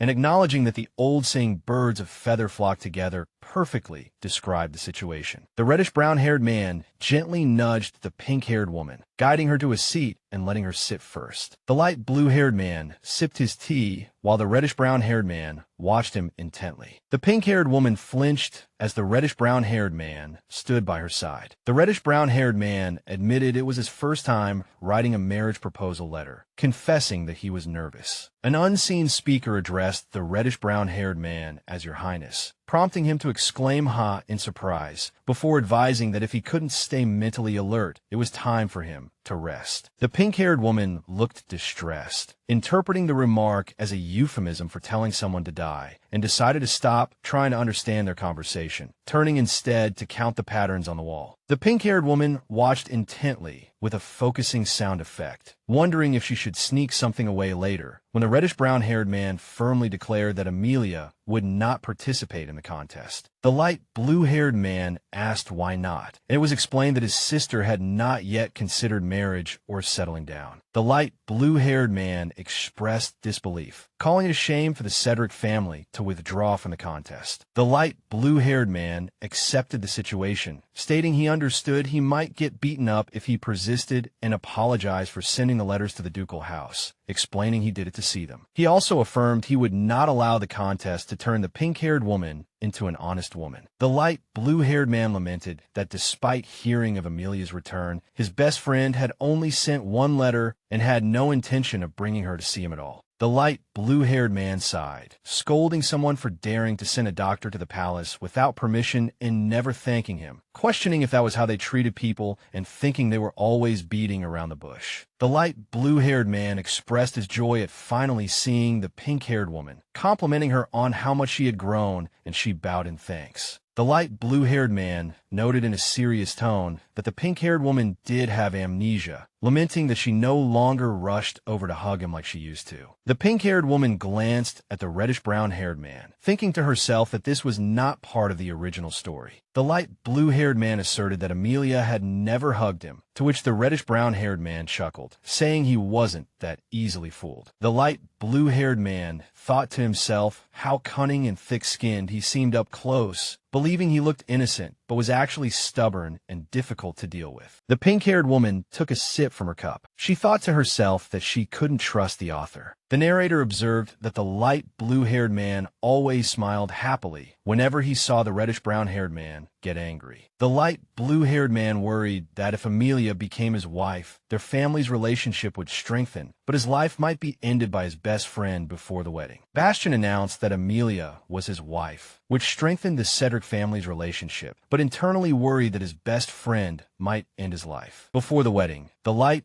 blue-haired emperor noted Bastian's perception of danger, and Amelia questioned Bastian's directness. The light blue-haired emperor announced his intention to discuss something important with them, asking if they were trying to contact the witches of the West. Ashton mockingly asked the king why he didn't just tell him directly instead of beating around the bush, but the king pointed out that he would have come alone otherwise. The light blue-haired king admitted that bringing up the contest was a bit much, but he couldn't miss the chance to see his treasure after 8 years. Bastian firmly told the light blue-haired king that Amelia was his sister, not the king's, and pointed at her, saying she was his treasure. The light blue-haired man asked if recovering from the charm was difficult, and the reddish-brown-haired man confirmed it, explaining that the Tower Master had confirmed the twisted cell fibers made magical interference challenging. An unseen speaker asked if he had returned, and the reddish-brown-haired man, with an annoyed expression, confirmed he had just come back. The light blue-haired man mused thoughtfully that using magic for interference was not easy. The light blue-haired emperor appeared thoughtful, contemplating the difficulty of using magic for interference. The light blue-haired emperor announced it was time to give instructions, while Amelia looked worried, questioning if it was really safe for her to go alone and fearing the inherent dangers. Amelia took a gulp of her drink, acknowledging that Bastian's assessment was correct. The Western continent, where dark magic flourished, was superficially neutral, but was revealed to be a dangerous area where past conquerors had been annihilated, making it deadly for the unprepared. The reddish-brown-haired man observed that the Cedric family's main talent manifested early, and the light blue-haired man asked if that meant permission was granted, to which the reddish-brown-haired man replied there was no reason to refuse, and that he hoped the pink-haired woman would regain her memory soon. The reddish-brown-haired man announced a condition, asking if a blue-haired man would allow someone to participate in the Emperor's contest, then was shocked by his own words. A hand suddenly drew a sword, and the pink-haired woman with pigtails gasped with a poof, wondering if he was about to assassinate the king, followed by a swoosh sound. Several whip cracks erupted as hooded figures, including the reddish-brown-haired man and the pink-haired woman, moved or fought swiftly, while the light blue-haired king observed from his seat. The reddish-brown-haired man had a serious expression, while the pink-haired woman with pigtails looked shocked, questioning where these attackers came from. A hooded man bowed to the reddish-brown-haired man, addressing him as Duke Cedric, and the Duke acknowledged his swiftness, to which the hooded man thanked him. The reddish-brown-haired man commented that the skills of the Imperial Palace Guards were improving, noting their reactions were faster than before. The pink-haired woman with pigtails looked distressed, realizing this wasn't the first time this had happened, feeling her heart race, and worrying she would die of a heart attack before the kingdom collapsed. A voice granted leave to depart, and another voice replied, "Yes, Your Majesty," before several figures exited through the window with a swish sound. Leon Hart told Elian Alcade Rodin that he would not let Amelia participate in the contest, to which Elian playfully replied that he was just kidding and enjoyed seeing Leon Hart get angry. Elian Alcade Rodin observed that Leon Hart was expressionless when humiliated by the old aristocratic geezers, but only Amelia could bring him to life and change his demeanor, asserting that this was a fact. Leon Hart's face was partially obscured as he confirmed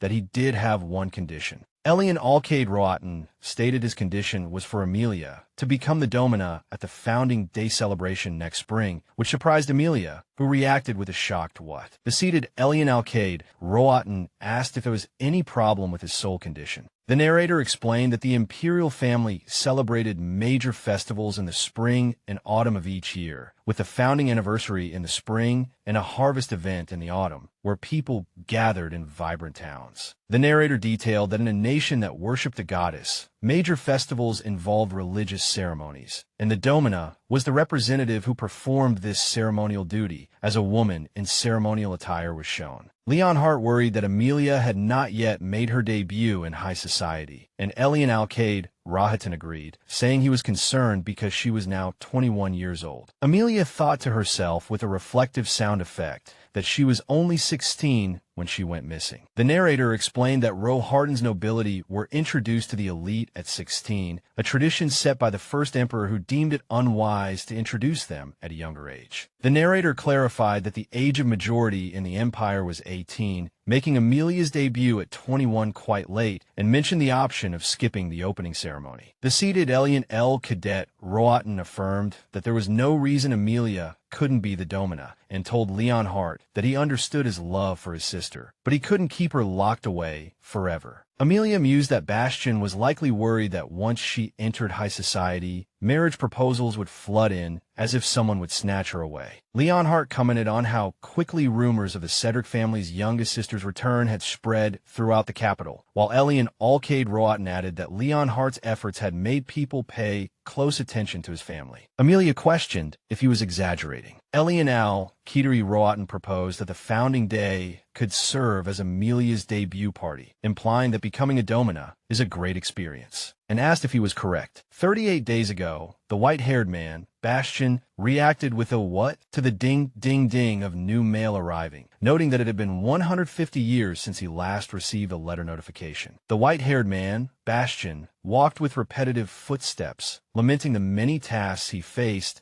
and how merely waiting for Ten's report exhausted him, wishing people would stop bothering him when they were in trouble. The white-haired man, Bastian, flipped over an envelope with a red seal, noting it lacked the king's seal and concluding it was sent illegally through unofficial channels. The white-haired man, Bastian, appeared surprised and confused, questioning if the letter was related to his sister's memory and softly asking, "Sister?" The white-haired man's legs are shown moving as he walks away, thinking the letters were no longer worth reading and couldn't be used to awaken the monarch, leaving shredded paper on the floor. The next day, the white-haired man, Bastian, received mail again with a ding-ding-ding sound and musical notes, looking shocked. Another day passed, and the white-haired man, Bastian, received more mail with a ding-ding-ding sound and musical notes, looking even more distressed. Yet another day later, the white-haired man, Bastian, was gardening when more mail arrived with a ding, followed by multiple dings and musical notes. Surrounded, the white-haired man, Bastian, clutched his head in frustration and yelled stop, while multiple dings continued, and on-screen text repeated phrases about more days passing. The white-haired man, Bastian, appeared gloomy and thoughtful, realizing that today's envelope was different from the previous ones. A hand rummaged through an envelope bearing a crest, as the white-haired man, Bastian, wondered if this particular letter had the king's permission and why it was different from the others. While a magnificent building is shown, one voice asks about the progress of the magic letters, and another replies that the mail was delivered successfully. The man with reddish-brown hair confirms the emperor's official seal is also affixed before sending the letter, receiving a well done in response. The narrator explains that magic was used within the palace to interfere with tracking, and protective spells were cast to prevent the letter from being damaged. The scene shows a sealed envelope. The white-haired man, Bastian, lets out a dramatic wail of anguish amidst a flurry of papers, while Leonard sits with a satisfied look, as this was his mission. After informing Leonard that Amelia is resting after returning from the imperial palace, the purple-haired man asks if something is on his mind, to which Leonard replies, "Really?" Leonard mentions the upcoming founding day anniversary, and the black-haired attendant points out that the next ball will be Amelia's debut into high society. The narrator explains that young nobles receive immense attention at their debut, with rumors of the outstanding beauty of science from prestigious families spreading far and wide, as a green-haired woman in a red dress appears on screen. A white-haired man is also shown. The narrator explains that as the youngest daughter of Duke Cedric, Amelia will garner widespread attention, especially since the Empire's biggest event, the founding day anniversary, is in 5 days, where the Emperor will appoint her as the domina to preside over the opening ceremony. Elian Alcade Rohatyn explains that Leonard always uses Amelia to provoke him like this, as he knows how much Leonard cares for her. The narrator reveals that Bastian once dealt with the Emperor's anxieties on his own and initially had no feelings for Amelia. The scene shows a young him coldly, keeping his distance from a baby Amelia. A woman asks a young Bastian if his little sister is cute, but he replies that he doesn't know and questions why he should care, recalling the shocked expressions on his parents' faces at the time. The narrator contrasts a young Bastian, who could wield a sword at age 3, with an unremarkable Amelia, reflecting an 8-year-old's perspective that value is judged solely by talent. Someone asks Yuan how many families will attend the founding anniversary, and Yuan replies that there will likely be over 100, similar to last year, with more participants expected since the Empress election is being held concurrently with the celebration.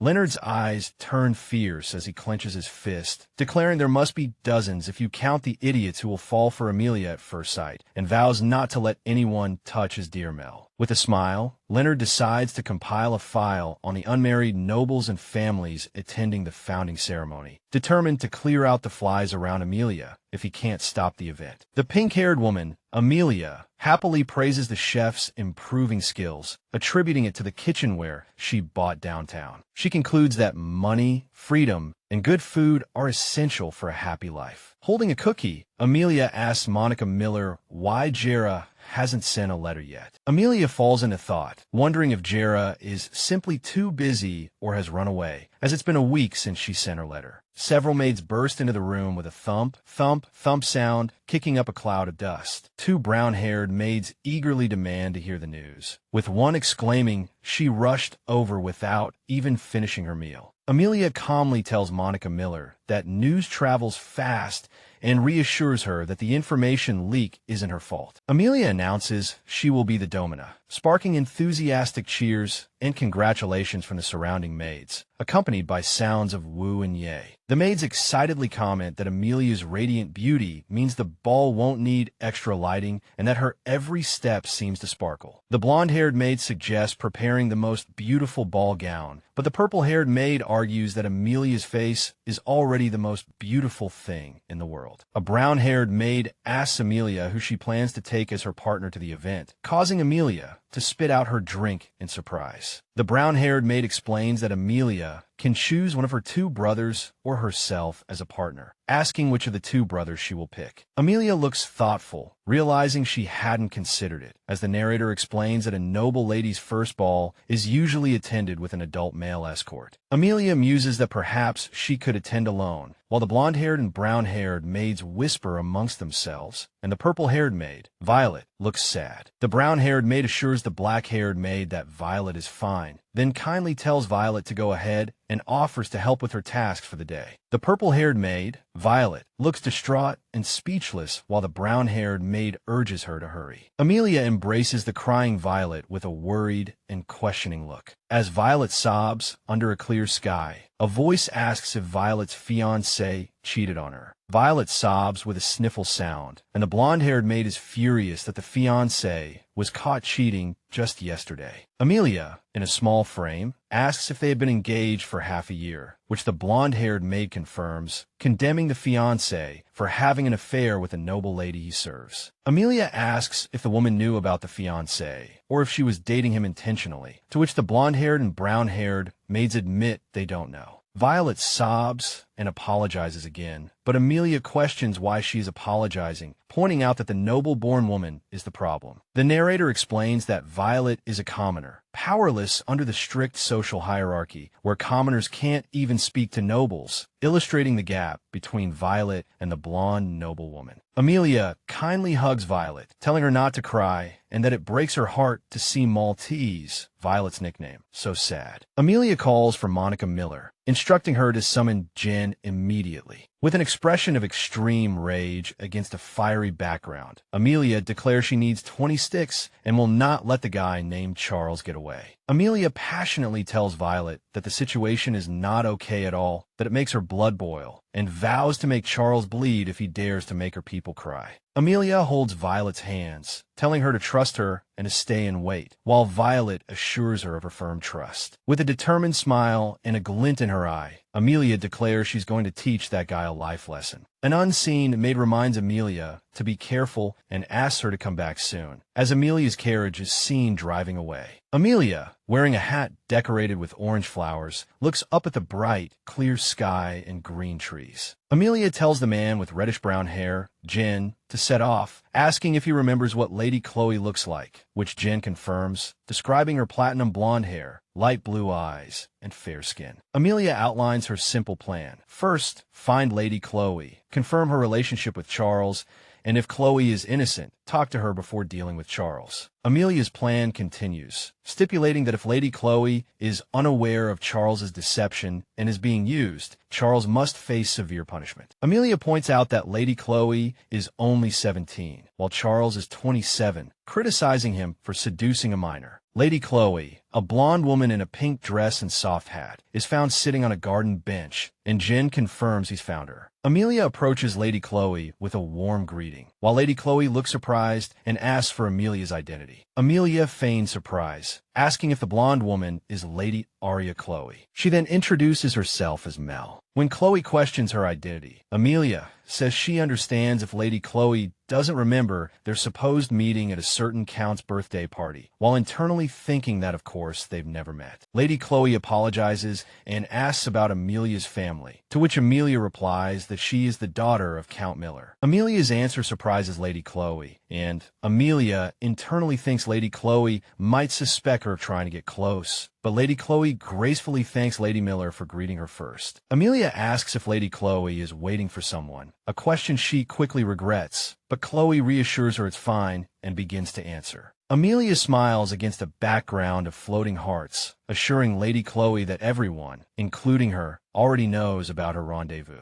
Lady Chloe confirms she has a rendezvous, and Amelia acknowledges her statement. Amelia mentally notes that Lady Chloe has let her guard down and decides it's time to make her move. Lady Chloe laments that love doesn't always go as planned, explaining she's being forced into an arranged marriage and prefers money, pride, and power over love. Lady Chloe confides in Amelia that her heart already belongs to the one she loves, revealing her secret love for a family night. Lady Chloe laughingly reveals she is secretly dating a family knight, the brown-haired man Charles, and worries her father will be furious if he finds out. Lady Chloe exclaims in surprise that she and Amelia are in the same situation, and Amelia feigns the same surprised reaction. Lady Chloe gently takes Amelia's hand, explaining she knows her knight's heart because he's cool, amazing, has always protected her, and is a kind person. With intense anger, Amelia internally refutes Lady Chloe's description, thinking it's not enough to call the man Uncle Charles, and asserting that Charles is the person who loves her, Amelia, the most in the world. Lady Chloe, with wide, innocent eyes, states that Charles only cares about swords and has absolutely no interest in women. Amelia smiles, thinking to herself that Lady Chloe has no idea about Charles's true nature, a despicable cheater who betrayed his fiancée. Lady Chloe looks shocked and sad, exclaiming, "Ah, Charles," while Amelia watches with a serious expression. Charles looks completely stunned and freezes, with a freeze sound effect emphasizing his shocked reaction. Charles sits on the garden bench as Lady Chloe introduces Amelia as Lady Mel Miller and her friend, to which Charles responds with a soft "oh." Charles appears surprised when Lady Chloe naively mentions that she, too, is secretly dating a knight from her family. Amelia reacts with disgusting in a black and white frame, internally expressing her revulsion at Charles's confident face, finding it ridiculous. After Lady Chloe praises him as a great, trustworthy, and sword-loving knight despite his age, Charles laughs and tells Lady Chloe she's flattering him. Amelia asks Charles if Lady Chloe is his first love, causing Charles to flinch with a thump, clearly startled. With a slight blush, Charles confesses that he fell for Lady Chloe at first sight because of her beauty. Lady Chloe holds Charles's hand, declaring her deep love for him and promising to convince her father, urging Charles to trust her. Amelia looks distressed, internally feeling like she's going crazy, thinking how difficult it will be for Lady Chloe's father to accept her dating a common knight. Lady Chloe comments that Charles has endured a lot for her sake, and Charles clears his throat to greet her formally. Amelia laughs loudly and mentions Violet, causing Charles to freeze in shock at the name. Amelia smiles brightly, telling Charles he reminds her of a flower, then suddenly declares with a fierce expression that he's a dead man.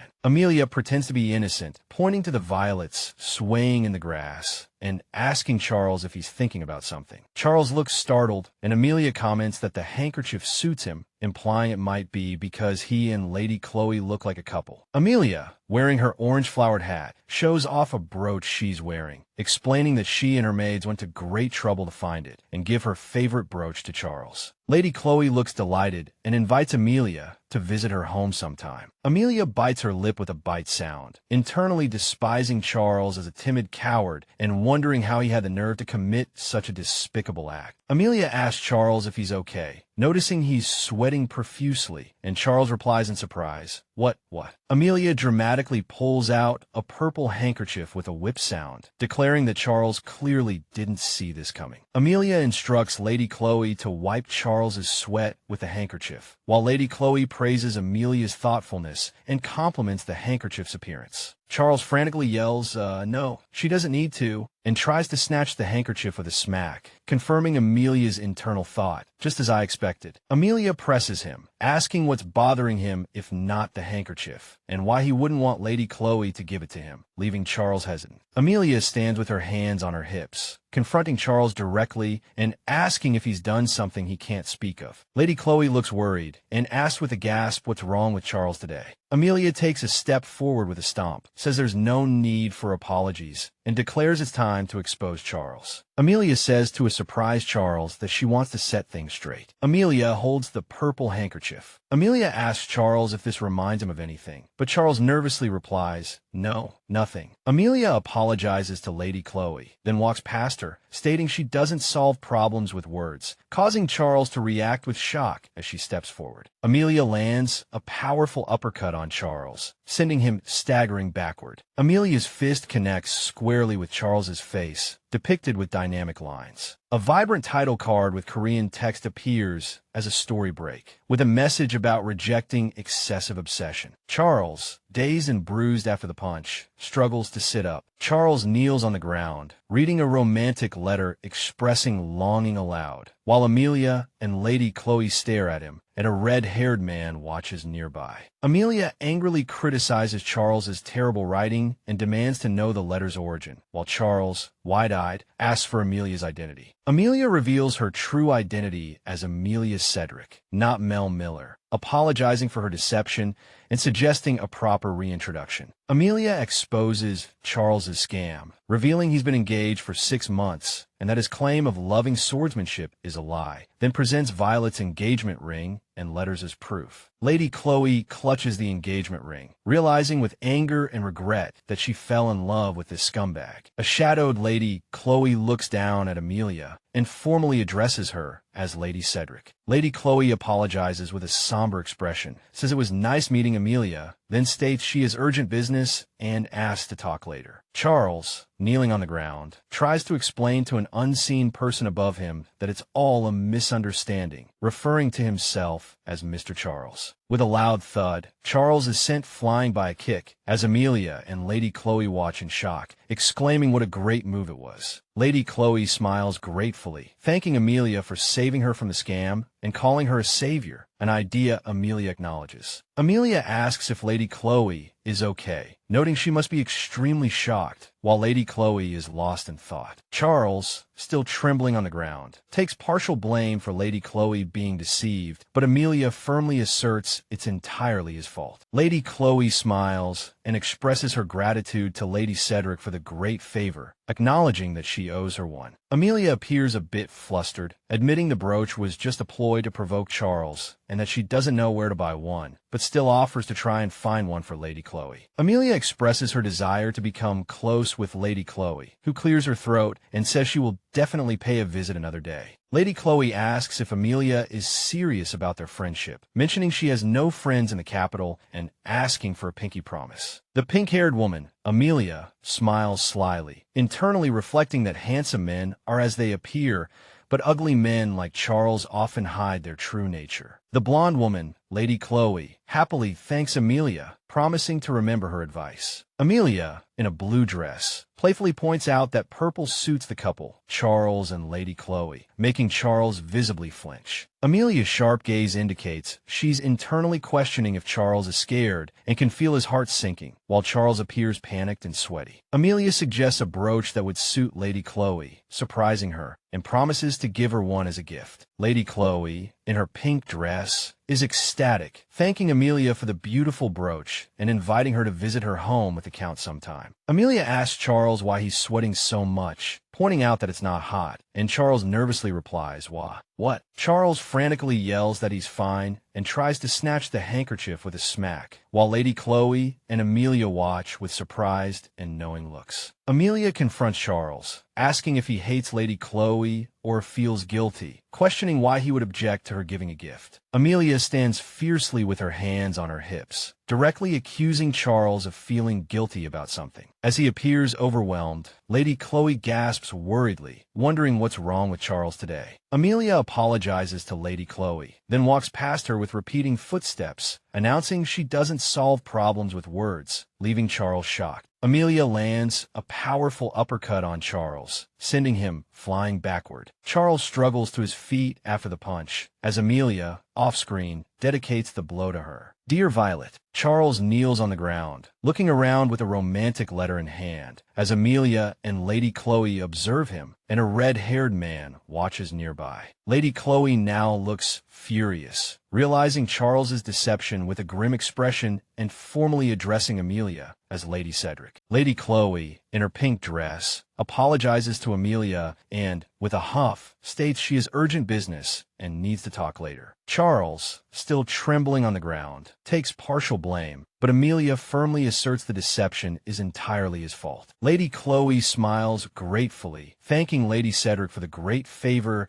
and admitting she owes her a lot. Lady Chloe blushes, mentioning their first meeting wasn't pleasant, but feels it was fated, thanking Amelia for saving her, while Amelia internally thinks she's super cute. Lady Chloe eagerly asks if Amelia is serious about their friendship, mentioning she has no friends in the capital and suggesting a pinky promise. Amelia then smiles, convinced that handsome men embody their looks, just as ugly men fulfill their perceived nature. Lady Chloe smiles and happily confirms her agreement, addressing Amelia as Lady Cedric. A title card then appears. The supporting character refuses to be obsessed, followed by a credit screen for Truck Summa scans, an invitation to join their Discord server, a list of staff members, and a chibi version of Empress Leonard. A man with reddish-brown hair and glasses observes an increase in the number of families and unmarried nobles attending the anniversary, foreseeing its impact on the Empress selection. A black-haired man asks Leonard why they have to investigate all the unmarried nobles who are Amelia's age. Leonard confidently believes Amelia's charm attracts people regardless of gender. The black-haired man questions Leonard's decision to include all the ladies on the list, then regrets asking whether he's conservative or too open-minded. Leonard explains he's memorizing faces to identify potentially dangerous individuals, as a glowing orb is highlighted on screen. Elian Alcade Rahitan, with a beep, playfully calls Leonard's formal greeting too cold, while Leonard, the reddish-brown-haired man with glasses, tells him irritably to get to the point. The purple-haired maid, Violet, and a brown-haired maid happily sweep the floor, agreeing that yesterday's exercise helped relieve stress. The purple-haired maid, Violet, smiles contentedly, saying all their stress completely vanished after yesterday's events. The pink-haired woman, Amelia, in a blue dress, rests her chin in her hand, lost in thought. Charles angrily berates the purple-haired maid, Violet, accusing her of fooling around and being obsessed with men, calling her helpless, while a blonde-haired maid looks distraught. With a loud smack, Charles staggers after being hit as the blonde-haired maid stares in shock. Amelia, with a furious glare, threatens Charles for making Violet cry, hitting him with a stick with thwack and thud sounds, then slaps him, before casually commenting that she hopes no one dies. The purple-haired maid, Violet, smiles and thanks Amelia, promising to report bad guys like Charles in the future, to which Amelia responds with a swoosh. Amade is heartbroken that Violet was hurt, while a woman in a green dress, Vivian, admonishes her not to hit people elsewhere. Monica Miller presents a human resources investigation report to Amelia, formally addressing her as Lady Amelia. Monica Miller informs Amelia that they are surprisingly short-staffed, with no mages or alchemists. This unsettles Amelia. Monica Miller reveals she has discovered the reason for the capital's human resource shortage, prompting Amelia to ask for details. Monica Miller points to a map, explaining the shortage is due to an increase in magical beasts in the border regions, but clarifies this is merely a rumor. After Monica Miller confirms she understands, there's a knock on the door. A brown-haired maid brings Amelia a letter, and Amelia realizes it from Jera, finally delivered after 10 days. The brown-haired maid politely hands Amelia a neatly wrapped package and says thank you. The brown-haired maid explains that she is delivering a large letter from the Emperor directly to Amelia. The brown-haired maid hands Amelia a package wrapped in a large cloth, suggesting it might be the Emperor's letter. The brown-haired maid explains that the package contains important instructions for Amelia as the domina for the founding anniversary, which surprises and annoys Amelia. Elian Alcade Rahitan, with a brilliant smile, assures Amelia that the Dominus task list won't be too much work and will be delivered to the ducal residence. Amelia sighs, realizing that as the Domina, a representative of the Holy Goddess, she will be under strict control, and recalls Trisha's similar hard work, frustrated by the Emperor's late delivery of a large stack of papers. A woman with short, light brown hair winks and makes a heart sign to encourage Amelia, while internally expressing intense frustration. A voice sighs and speaks to Monica Miller, who politely replies yes, as the voice questions if this difficult situation is real. A dejected, pink-haired Amelia slumps over her desk,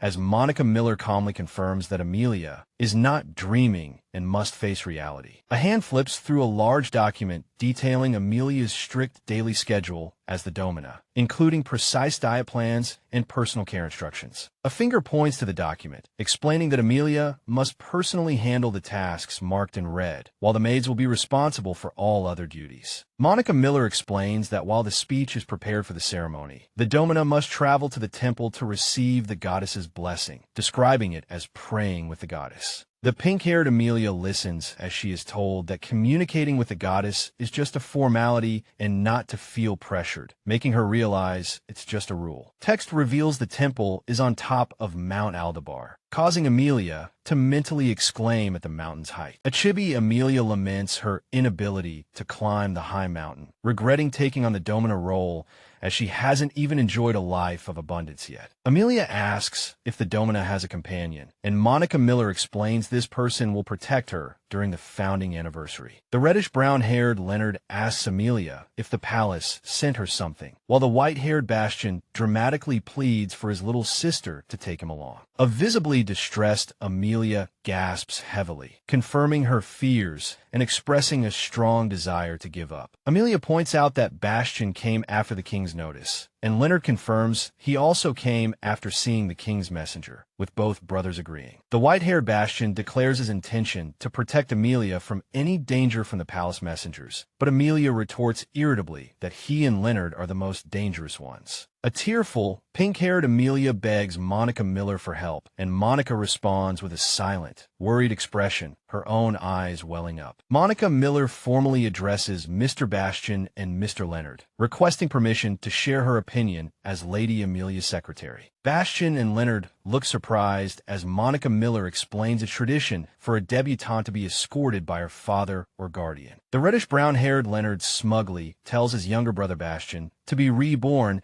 as the firstborn in his next life if he's unhappy, and Bastion smirks and calls him crazy. Monica Miller clarifies that the rule only applies to luncheons and states that, as the Domina, Amelia's choice of partner is very important, making no exception even for Leonard. The white-haired Bastion cheers victoriously, clearly delighted by Monica Miller's words, while the reddish-brown-haired Leonard reacts with shock. The reddish-brown-haired Leonard angrily asserts that the head of the family has the final say, leaving Bastion on the waiting list, then insults Bastion's intelligence. The white-haired Bastion falls into thought, while Amelia internally wonders why her brothers have suddenly gone quiet and what they are planning. The reddish-brown-haired Leonard sighs in submission, declaring there's no other choice, which makes Amelia internally question why he gave up so quickly. The white-haired Bastion, surrounded by flames, reveals a sinister smile and declares that today seems to be the day his older brother dies. The reddish-brown-haired Leonard glares at the white-haired Bastion, who declares that if Leonard dies, it will be a perfect opportunity to become the head of the family. With a clang, the pink-haired Amelia becomes furious at the thought of her brothers having a fire duel in her office, questioning if they've gone mad. The pink-haired Amelia stomps her foot hard with a thump, shouting enough at her shocked brothers, Bastion and Leonard. The reddish-brown-haired Leonard and the white-haired Bastion try to speak, but Amelia cuts them off, stating she's not finished talking. Pink-haired Amelia, with her hands on her hips, angrily warns her brothers that she will ban them from the annex if they don't stop their nonsense and get along. The reddish-brown-haired Leonard and the white-haired Bastion look distressed, seemingly crushed by her words, while Amelia impatiently demands they make a promise. Amelia insists her brothers share a reconciliation hug, questioning their shocked expressions and urging them to hurry. The white-haired Bastion peeks in from outside the window, hanging upside down and calling for his sister, to which she exclaims in exasperation, "For God's sake!" The pink-haired Amelia, lying in bed, realizes Bastion has snuck in through the window again and resolves to board it up. The white-haired Bastion smiles sweetly, calling Amelia's name affectionately, while Amelia internally understands that he knows she's weak to his puppy dog expression. The pink-haired Amelia tells Leonard she hasn't decided yet, to his disappointment, adding that it's not a quick decision to make. Amelia internally reflects on her effective threat, noting that Bastion and Leonard no longer fight or bicker in the annex. Amelia internally observes her maids, sensing the strange, heavy atmosphere and whispering amongst themselves, with the brown-haired maid noting that Bastion and Leonard are acting strangely, making her feel suffocated. Amelia internally notes that Bastion and Leonard have changed their strategy, looking at her gently, with Bastion charmingly telling his little sister that only choosing him will be good for her. Amelia is heard threatening to break someone's legs, and Monica Miller, hearing a knock, asks if Lady Amelia is awake. The pink-haired Amelia informs the reddish-brown-haired Leonard that she is going to the main building for breakfast, and Leonard playfully invites her to go together, but Amelia refuses, knowing it would be an unpleasant experience. The reddish-brown-haired Leonard quickly leaves through the window, with a whoosh sound, leaving the pink-haired Amelia still unable to get used to his sudden appearances. The white-haired Merlin greets Lady Amelia good morning in a grand hall, and she politely wishes him a good day as well. In return, the white-haired Merlin asks if Amelia has just seen Sir Leonard, which startles her, and she questions how he knew. The white-haired Merlin wears a knowing look, while Amelia internally scolds herself for asking a seemingly foolish question. The white-haired Merlin explains to Amelia that despite her memory loss, she and Leonard shared a deep bond before he ran away from home. As Amelia listens to Merlin explain that Leonard's cold personality stems from leaving home at a young age, she asks if he also got along well with Bastion. The white-haired Merlin informs Amelia that her brothers are in the dining room, but Amelia assures him she can go by herself, and he accepts her decision. The reddish-brown-haired Leonard, dressed splendidly, reads a document in a lavish setting filled with red roses and sparkling light effects. The pink-haired Amelia, Bastion, and the reddish-brown-haired Leonard are having breakfast, with Amelia internally noting Leonard's meticulously prepared attire. Leonard greets Bastion, and Bastion asks Amelia how she slept, to which she thanks him, though she internally adds that Leonard jumping through her window was quite an ordeal. A plate of green vegetarian food is served, accompanied by a comment that they are having vegetarian food again today. Someone asks about the preparations for Dharma, and the pink-haired woman replies that her puppies and maids are helping to lighten the load, which sounds nice. The pink-haired woman laments that following the rules of the Dominus is very tiring, requiring her to wake up before sunrise to prepare holy water and a purified water bath. The pink-haired woman complains about eating vegetarian and not being able to drink alcohol, loudly munching on a leaf stalk and calling it hell for someone like her who lives in a regular life. Someone comments on how cute the pink-haired woman's suffering expression looks, wondering how she can be so adorable just by holding a fork. The pink-haired woman asks her brother if he feels embarrassed saying such things, internally questioning if anyone as shameless as him exists. The reddish-brown-haired man replies that he's not embarrassed, claiming he's just telling the truth and that everyone knows his Amelia is cute. The pink-haired woman internally questions if everyone just refers to Bastian and Leonard. The pink-haired woman takes a step, accompanied by a thump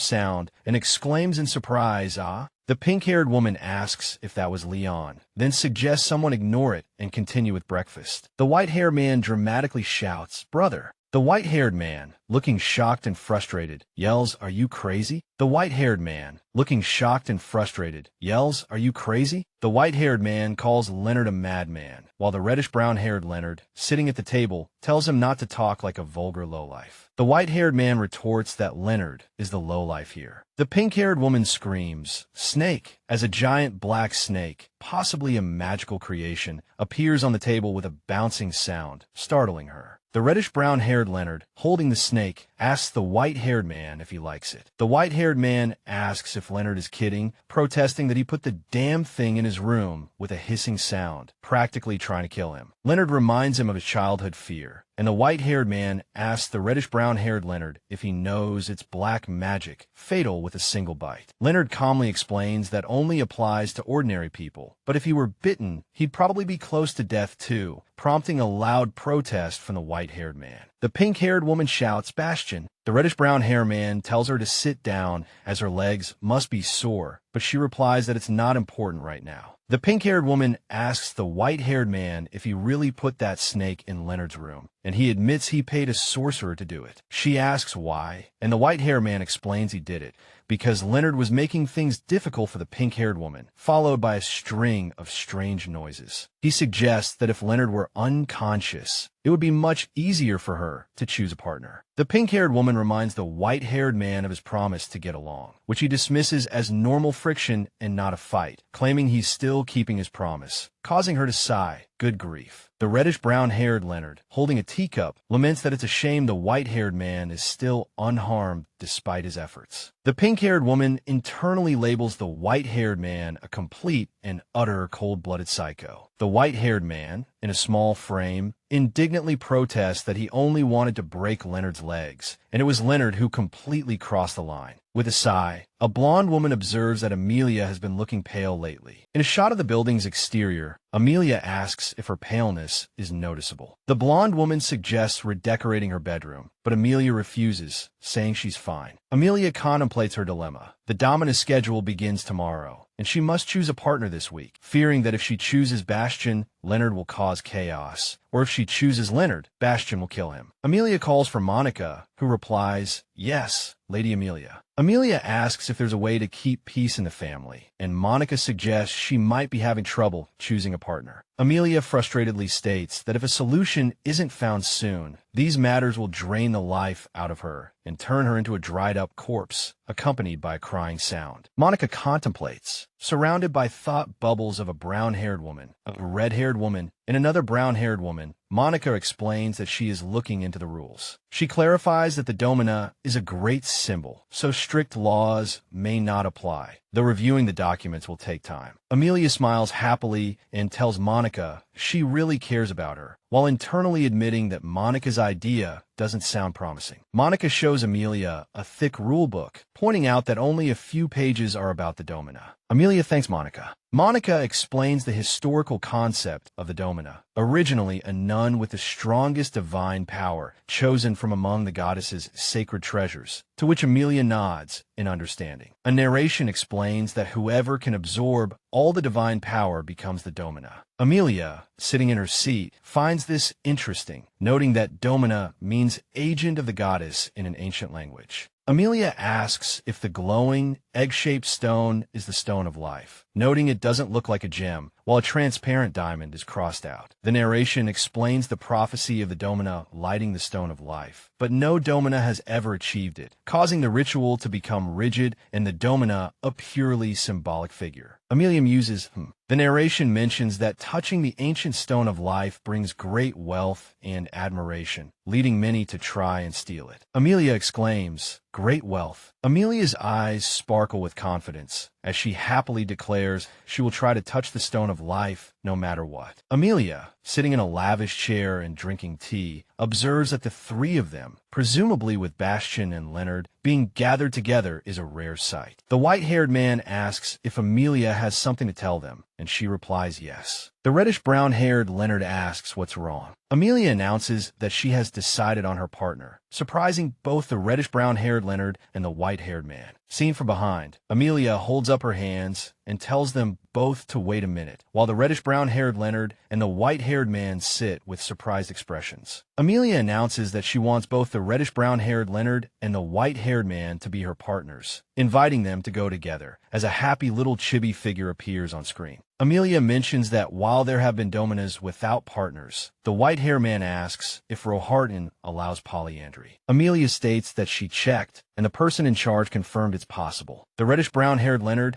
and the white-haired man look gloomy, while Amelia internally finds the white-haired man's gloomy face cute, saying she's going crazy. Seen from above, Amelia states this will be an opportunity for them to bond. The reddish-brown-haired Leonard, sitting next to the white-haired man, says he understands her intentions, but reminds her that a partner is a dance partner, and she can't dance with two people. Amelia smiles and asserts that their family is already extraordinary, making normal a vague concept. She retorts, can't she dance with both of them at the same time? Amelia confidently states that she has two hands, so she can hold both of their hands at the same time as she sits between the white-haired man and the reddish-brown-haired Leonard. The white-haired man gently reminds Amelia that a lady usually dances with only one partner. Amelia internally notes his gentle voice, thinking he probably assumes her amnesia has left her ignorant of noble customs. The reddish-brown-haired Leonard asks, "Hey, Amelia?" A small frame shows a chibi Amelia wearing a metal mask, claiming her skin is becoming as thick as titanium alloy and telling Leonard it's no big deal. Amelia sits confidently. The reddish-brown-haired Leonard hesitantly calls out, "Hey, little sis." The white-haired man and the reddish-brown-haired Leonard stand together, with a text bubble defining ducks all as let's live peacefully and Sakatzel, as the three of us should live together, and posing a rhetorical question about its fun. The pink-haired Amelia states her plan. Dance with the white-haired Bastian at the beginning and with the reddish-brown-haired Leonard at the end, emphasizing the importance of the opening and finale. The white-haired man says he doesn't want to follow Amelia's plan, while the reddish-brown-haired Leonard reluctantly tells her to do as she pleases. A brown-haired woman, possibly a maid, with two small puppy-like figures, energetically orders everyone to hurry up, wake the young lady, and get ready. Several small puppy-like figures quickly help the pink-haired woman with her morning routine, including getting dressed with a swoosh sound, bathing with a splash sound, and having her hair brushed. The pink-haired Amelia, now in an exquisite white gown, stands proudly before three maids and declares that the preparations have tired her out. The three maids praise the pink-haired Amelia's stunning appearance in the white gown, calling her dizzyingly beautiful, and Amelia thanks them, thinking to herself that white conveys purity and divinity. The white-haired Bastian raises a hand in greeting to the pink-haired Amelia, who is standing next to the reddish-brown-haired Leonard. The white-haired man asks if Amelia has been waiting long, and she replies that she just arrived. He then compliments her, saying she looks amazing, and Amelia asks Leonard if they're going to the temple now. The pink-haired Amelia closes her eyes with a determined expression, with a whoosh sound indicating she is moving forward. The pink-haired Amelia, in a long white gown and veil, stands outside a magnificent building, looking up and whispering in awe, wow. The pink-haired Amelia thinks the temple is even grander than expected, recognizing it as the Grand Temple, the largest sanctuary for goddess worship, and reminds herself not to underestimate these blessed things. A white-haired priest with a long beard greets them, noting their punctuality, and instructs them to follow, to which the pink-haired Amelia respectfully replies, "Yes, sir." The pink-haired Amelia touches the reddish-brown-haired Leonard's arm and asks him, "Leon, where's Bastian?" The white-haired Bastian dramatically states that he didn't want to bring Leonard to the temple, declaring that Leonard can go by himself. The pink-haired Amelia realizes Leonard cleverly ditched Bastian, knowing she wouldn't have agreed otherwise, and thinks to herself that her brothers are like unstable time bombs. The pink-haired Amelia expresses her frustration, thinking her brothers are making her short-tempered, then calls out, "Leon," and asks, "What?" The white-haired man asks if Amelia thinks he's stupid, claiming he's telling the truth, but Amelia threatens to ban him from the annex for 3 days if he's lying. The white-haired man sighs dramatically, saying he has no choice, while the pink-haired Amelia internally questions if he's putting on that pitiful puppy dog expression again, finding it hard to believe. The white-haired man and the reddish-brown-haired Leonard see someone arriving, looking shocked and exclaiming, "He's here." The long-bearded, white-haired priest in ceremonial robes clasps his hands and looks up, seemingly in reverence or greeting. The white-haired man claims, "It's me," while the reddish-brown-haired man says, "It's obviously me," and the pink-haired Amelia wonders which one of them it is. The pink-haired Amelia expresses feeling like she's in a fairy tale due to the beautiful scenery, and the narration explains that at the Grand Temple of Aldepa, everyone feels the same, as it's impossible not to marvel at such a magnificent view. The long-bearded, white-haired priest observes that the spring season, with its blooming trees and flowers, makes the scenery beautiful and attracts many believers. But the temple seems deserted today because the Domina is visiting. The pink-haired Amelia learns that the priests believe the Domina purifies the temple, but she feels she's just an ordinary person forced into this role, hoping her visit will ensure a smooth autumn. A blonde attendant and a brown-haired attendant greet the long-bearded, white-haired priest, confirming his identity as High Priest Enoch, the goddess's chief attendant, and thank him for his hard work. The pink-haired Amelia asks if he is the High Priest, and the long-bearded, white-haired priest confirms his identity, after which Amelia casually says it's fine, while he clarifies that they are all servants of the goddess, and he is not superior. The pink-haired Amelia stands confused before a giant statue of the goddess, as the narration explains that the high priest who worships the creator goddess is the most sacred being, and she wonders if someone of such high status must personally greet and guide her. The long-bearded, white-haired priest informs the pink-haired Amelia that only the Domina can enter the area beyond this point, telling the two men he'll see them later, and they tell Amelia to be careful, with one promising to rush in if she screams. The long-bearded, white-haired priest tells Amelia that the prayer room where the sacred goddess statue is kept is in the back, and Amelia asks if there are priests there. The long-bearded, white-haired priest explains that normally there are, but today Amelia will pray alone, as no one is allowed to interfere with her meeting with the goddess. The long-bearded, white-haired priest stresses that what happens in the prayer room must be kept secret,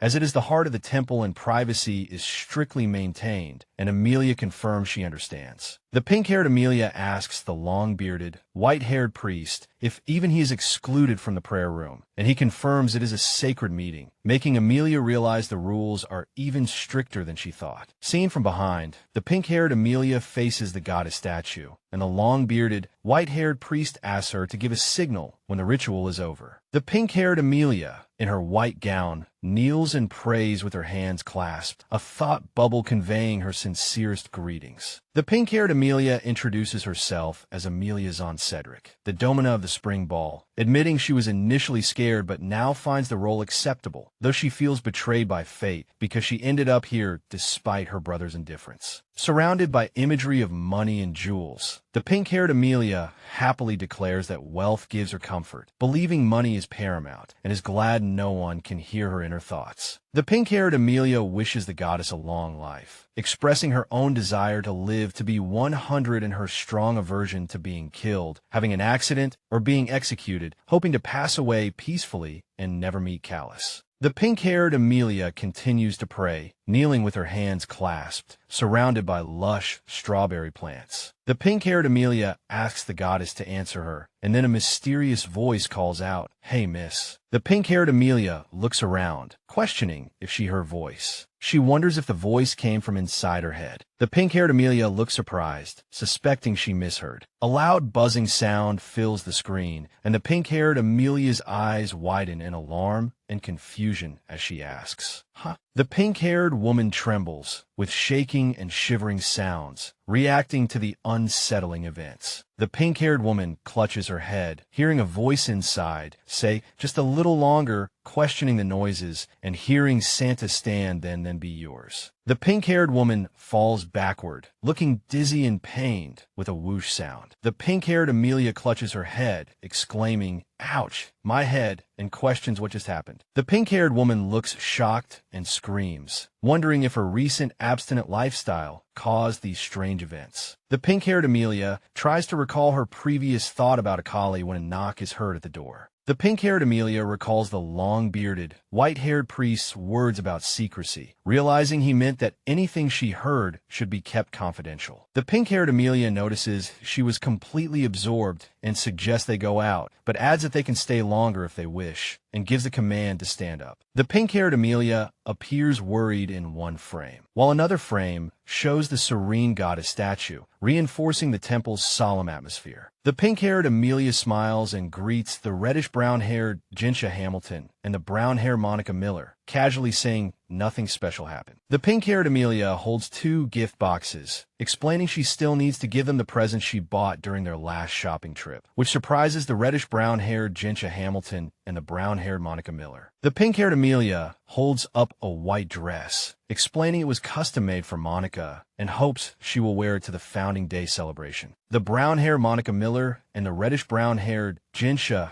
Hamilton gratefully accept the gifts, thanking Lady Amelia, who encourages them to accept without feeling pressured. The pink-haired Amelia, surrounded by sparkles, realizes that giving gifts feels happy and exciting, then asks if they should get going. The streets outside are bustling, filled with people and market stalls, showing a lively community atmosphere. The reddish-brown-haired Leonard says the square is even more crowded, which makes Amelia doubt his claim. The white-haired Bastian excitedly points to a stall selling poultry, while the pink-haired Amelia observes Leonard's excitement and his simple attire. A man on horseback tells the reddish-brown-haired Leonard, who is in a carriage and wearing glasses, that the roads are congested and suggests taking a quicker path through the back alleys, to which Leonard agrees. The pink-haired Amelia looks surprised, thinking to herself that people have been waiting for this moment for a long time, and questions the meaning behind this sentiment. The white-haired Bastian informs the pink-haired Amelia that people from other cities have also come to see her, causing great pressure at the checkpoints, as they are curious about the Domina, who is the youngest lady of the Cedric family. The pink-haired Amelia looks surprised, sitting elegantly and questioning if she is really that famous. The pink-haired Amelia sweats nervously, worried about messing up the ceremony, while the reddish-brown-haired Leonard assures her that nothing will happen, as she has never participated in a talent show. A chibi white-haired man casually mentions there are about 1,000 people, which startles the pink-haired Amelia, who exclaims, 1,000 people? The pink-haired Amelia anxiously reviews her speech, overwhelmed with nervousness, when the reddish-brown-haired man calls out, Amel. The pink-haired Amelia looks distressed, lamenting that Bastian can do anything with a knife, but she doesn't want the night to turn into a funeral. The pink-haired Amelia, Lady Amelia Jean Cedric, is formally introduced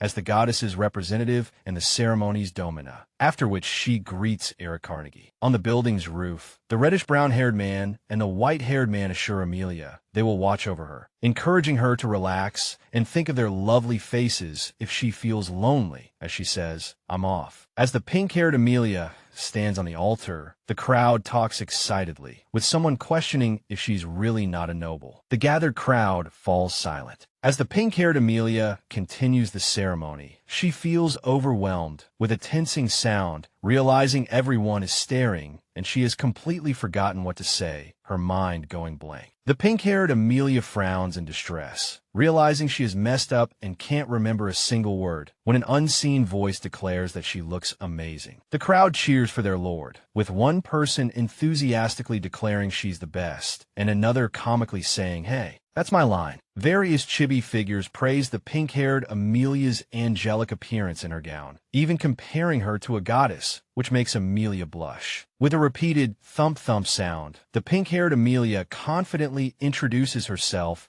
as the domina of the 130th founding anniversary ceremony, Amelia Jean Cedric, and declares that all citizens will be united under the goddess's protection tonight. A reddish-brown-haired man, a blonde man, and another man congratulate Amelia on a job well done, noting the public's positive reaction exceeded all expectations. The pink-haired Amelia smiles, dismissing the mysterious voice she heard as an auditory hallucination, and suggests moving on to the next event as the second activity is ready. Several plates of delicious-looking food, including roasted meat and vegetables, steam with spiraling and fresh sounds, ready to be served. A man explains to the pink-haired Amelia that the crowded people are lining up to receive food offered to the goddess, believing it will bring them good luck, and Amelia notices the long line. A man explains to Lady Domina The pink-haired Amelia learns that the free food is for those below the poverty line and is asked to be friendly and tolerant towards them. The man assures the pink-haired Amelia that her safety is paramount, with knights and shadow guards ready to intervene, then humbly asks for her understanding. The pink-haired Amelia smiles gently amidst a field of lilies, expressing her understanding, recalling that not long ago, she herself was just an ordinary person. The pink-haired Amelia kindly comforts a sobbing brown-haired woman who feels blessed to hold her hand, and Amelia says they are the same and the goddess is always with them. A chibi reddish-brown-haired Leonard asks if Amel is okay or tired, but a chibi Amelia laughs, saying she's doing great and is grateful for the rare opportunity to meet so many people, feeling like a celebrity. The pink-haired Amelia smiles, realizing the huge crowd gathered today is mostly due to the presence of her two brothers. Standing by her side, a girl is seen giving the white-haired man Leonard a fruit basket, and another girl runs away after giving Bastion a bouquet of flowers, confirming they're the citizens' favorite men. The reddish-brown-haired man blesses someone, while the pink-haired Amelia internally admits she still can't get used to Bastion's so-called smile. The pink-haired Amelia observes that Bastion is very popular, but finds it understandable, as Leonard, who was trapped in a tower for 10 years, is also well-loved. A blonde woman with a braided bun smiles pleasantly and greets Lady Domina. The blonde woman smiles and greets Lady Domina, prompting a shocked pink-haired Amelia to exclaim, "Lady Chloe." The blonde woman, Lady Chloe, asks the pink-haired Amelia to call her Arya, and Amelia agrees. The pink-haired Amelia asks what Arya is doing there, and Arya explains that since Lady Amelia is at the celebration, her parents allowed her to come out tonight. The pink-haired Amelia, with a shy expression, feels embarrassed that Arya is also present, realizing she is the center of attention and feeling it's a bit much. The pink-haired Amelia expresses her joy at seeing Arya, who then mentions that her mother is also excited to see Lady Domina tonight, which surprises Amelia. Arya explains that her mother wants to thank Amelia for her help, but Amelia modestly declines, though Arya insists she owes her a great debt and will formally thank her after the press conference. Arya leaves after wishing the Domina the goddess's blessing, while the pink-haired Amelia looks surprised and thanks her. The pink-haired Amelia watches a woman distributing bread, expressing a desire to visit incognito next year and attend the celebration in an ordinary way, feeling it's a shame she can't do so now. In 2 frames, the pink-haired Amelia receives food from a white-haired woman and then cheers enthusiastically with the purple-haired Violet. The pink-haired Amelia, holding several plates of food, internally questions if her duties are equivalent to manual labor, noting that her comfortable dress is a big help. A gray-haired woman tries to grab the pink-haired Amelia's hand with swooping and grabbing motions, while a brown-haired attendant exclaims that she hasn't passed the checkpoint yet. The gray-haired woman pleaded in a low voice, then spoke of fate to a surprised, pink-haired Amelia, who asked her to repeat it. A man's gaze flickered as the pink-haired Amelia recalled the strong command to listen and follow her destiny. A young man with reddish-brown hair collapsed to the ground, repeatedly apologizing to the pink-haired Amelia and explaining that his gray-haired mother was not in her right mind. A gray-haired man in formal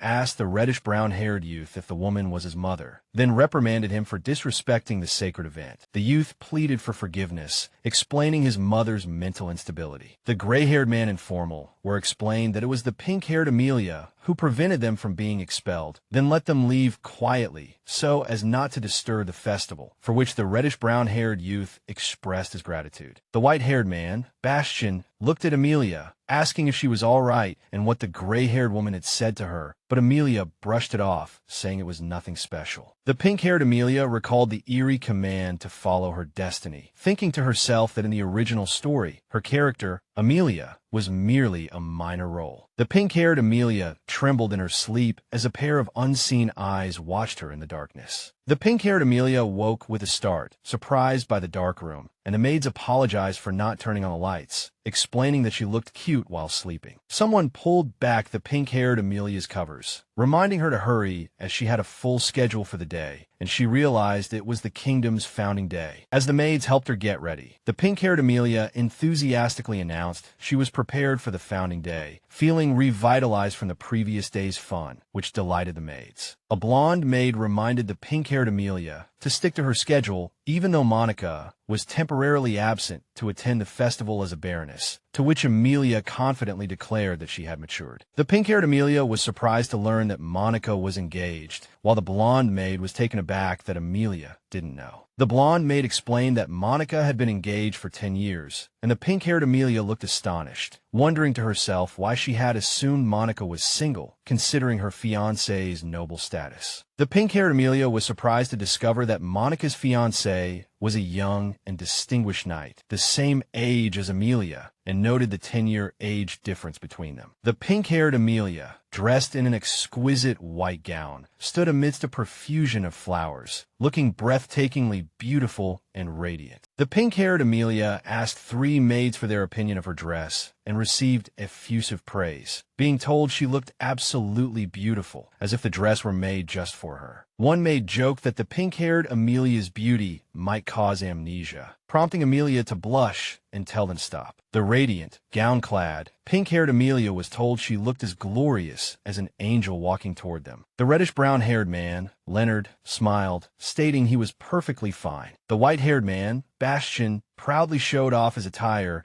and asked for the pink-haired Amelia's opinion, to which she replied that it suited him very well. The white-haired man, Bastian, explained that he had cast a spell on his clothes to prevent them from being scratched or stolen, claiming that anyone who attempted to do so would suffer, which made the pink-haired Amelia wonder if that was really possible. The white-haired man, Bastian, happily asked the pink-haired Amelia if it was a pleasant day, and she agreed, noting that he was in a good mood. The carriage moved with a clattering sound as people on the streets chattered excitedly. Inside the carriage, the pink-haired Amelia remarked that the streets were crowded and explained to someone off-screen that the next 5 days, being the biggest festival of the year, would be equally festive. On the bustling streets, people watched juggling acts as the narrator mentioned that many vagrants also visit the capital during the festival. The reddish-brown-haired man, Leonard, reminded the pink-haired Amelia to be wary of pickpockets in the crowd, while Amelia inwardly preferred the lively street performances to noble gatherings. An endless procession of elegant carriages formed a grand spectacle, as if it were a festival exclusively for high society. The pink-haired Amelia, in her white dress, stood with the white-haired man, Bastian, and the reddish-brown-haired man, Leonard, as the Cedric family received a formal welcome. The pink-haired Amelia sighed indignantly, questioning who would help her with her dress, then announced, "Let's go," as the white-haired man, Bastian, and the reddish-brown-haired man, Leonard, assisted her. Walking between the white-haired man, Bastian, and the reddish-brown-haired man, Leonard, the pink-haired Amelia thought the situation wasn't so bad and suggested they go inside with smiles. Elegant crystal chandeliers hung in the grand hall as the narrator introduced the pink-haired Amelia's companions, Bastian Rube Cedric and Leonard Kamal Cedric. The pink-haired Amelia entered the magnificent hall with the white-haired man, Bastian, and the reddish-brown-haired man, Leonard. The light blue-haired man, Elian Alcade Roaten, sat at his desk, listening to a gray-haired attendant report that Amelia and her brothers had entered the hall. The light blue-haired man, Elian Alcade Roaten, watched with a serious expression. The light blue-haired man, Elian Alcade Roaten,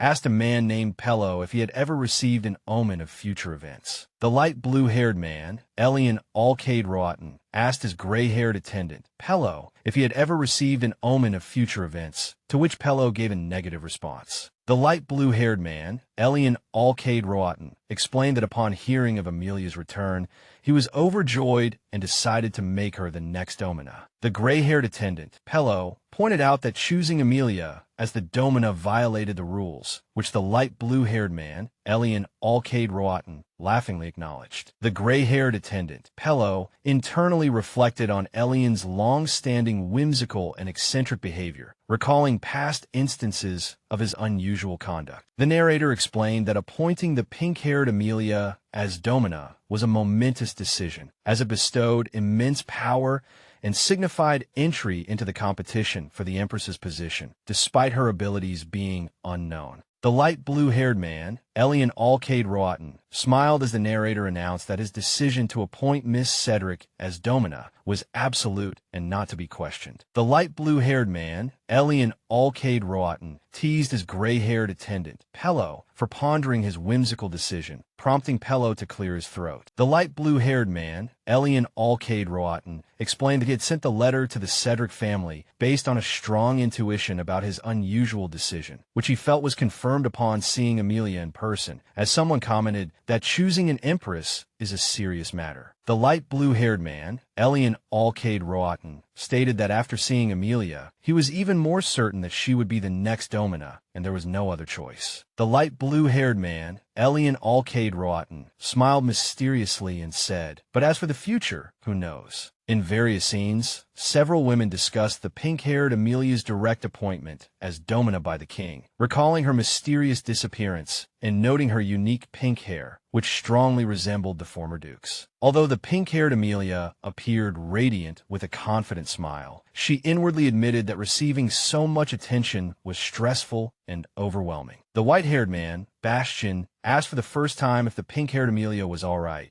but she said she was not, while Bastian was internally furious with those who were judging his sister. A black-haired woman introduced herself as Countess Karen Chloe, while a blonde woman introduced herself as Arya Chloe, causing an unseen person to exclaim, "Oh, Miss Chloe." Countess Karen Chloe wore a subtle smile. She greeted the reddish-brown-haired man, Leonard, saying it had been a long time, and Leonard replied that it was good to see her and hoped she was well. Leonard pondered Bastian's unusual social skills. Amelia reflected that although Leonard communicated smoothly, a nervous expression flashed across his face, betraying his emotions, unlike his brother. Countess Karen Chloe, beaming, expressed her delight at finally meeting Amelia in person, saying she had waited a long time for this moment, while Amelia appeared surprised and asked me. The reddish-brown-haired man, Leonard, stated sternly that he didn't know what was happening, but he wouldn't let anyone take his sister away, which surprised the pink-haired Amelia, who questioned what he was talking about. Countess Karen Chloe smiled politely and explained that as Arya's mother and the head of her house, she wanted to formally greet Amelia, which surprised Amelia and Leonard, who questioned her title as head of the house. Countess Karen Chloe expressed a feeling of being slighted and asked if she had said too much, but the pink-haired Amelia was unconcerned, mentioning that it was unprecedented for the king to appoint a young noble as domina. The black-haired woman told the pink-haired Amelia that many consider her the top candidate for empress, which made Amelia question in shock why everything was turning out this way.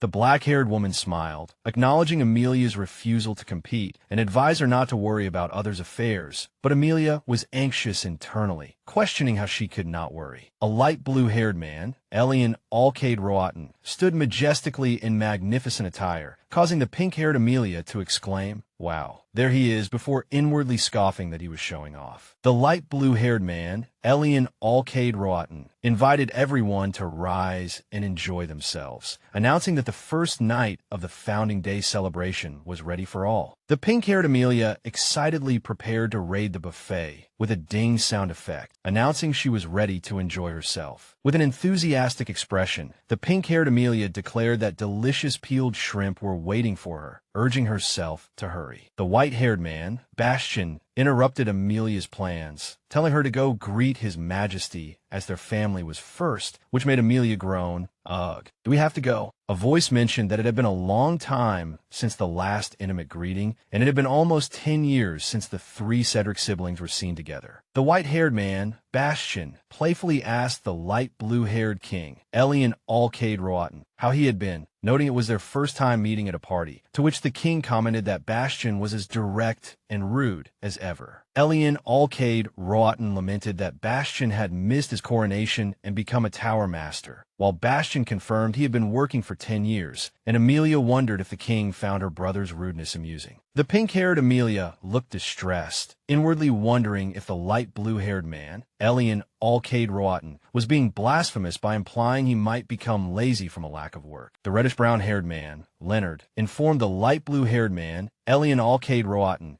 that many people were waiting and they should return to the party, and Elian sighed, wishing he could chat more. As the pink-haired Amelia walked away, the light blue-haired man, Elian Alcade Roatan, called out to her. The pink-haired Amelia was internally planning to eat all the food, then saw the light brown-haired woman, Monica, and realized the blue-haired man beside her must be Monica's fiancé. The blue-haired man, Derek Silion, insisted on speaking with Monica privately, even though Monica suggested they walk together, while the pink-haired Amelia observed from the side. The light brown-haired woman, Monica, complimented the pink-haired Amelia's beautiful dress, and Amelia humbly credited Monica's taste, saying she had just seen her from a distance. The pink-haired Amelia smiled and said it was fine as she didn't want to attract gossip, then asked Monica about the man. Monica introduced the dark blue-haired man, Derek Silion, to Amelia as her fiancé, who then greeted Amelia, introducing himself as Derek Silion, the second son of Count Silion. The pink-haired Amelia gave a thumbs up, praising Derek Silion as a capable man and the youngest member of the Royal Knights, dismissing his humble claim of it being luck, and inwardly noted they had a lot in common as a couple. The pink-haired Amelia invited Derek Silion to visit the ducal house sometime, expressing her curiosity about Monica's fiancé, and Derek gladly accepted the invitation. Derek Silion complimented Monica's confidence. Monica replied that she was proud to talk about him, admitting he had admirable qualities. The pink-haired Amelia looked a bit flustered, exclaiming inwardly, "I'm flattered," and realized Monica must have talked about her to her fiancé. A man in a dark suit commented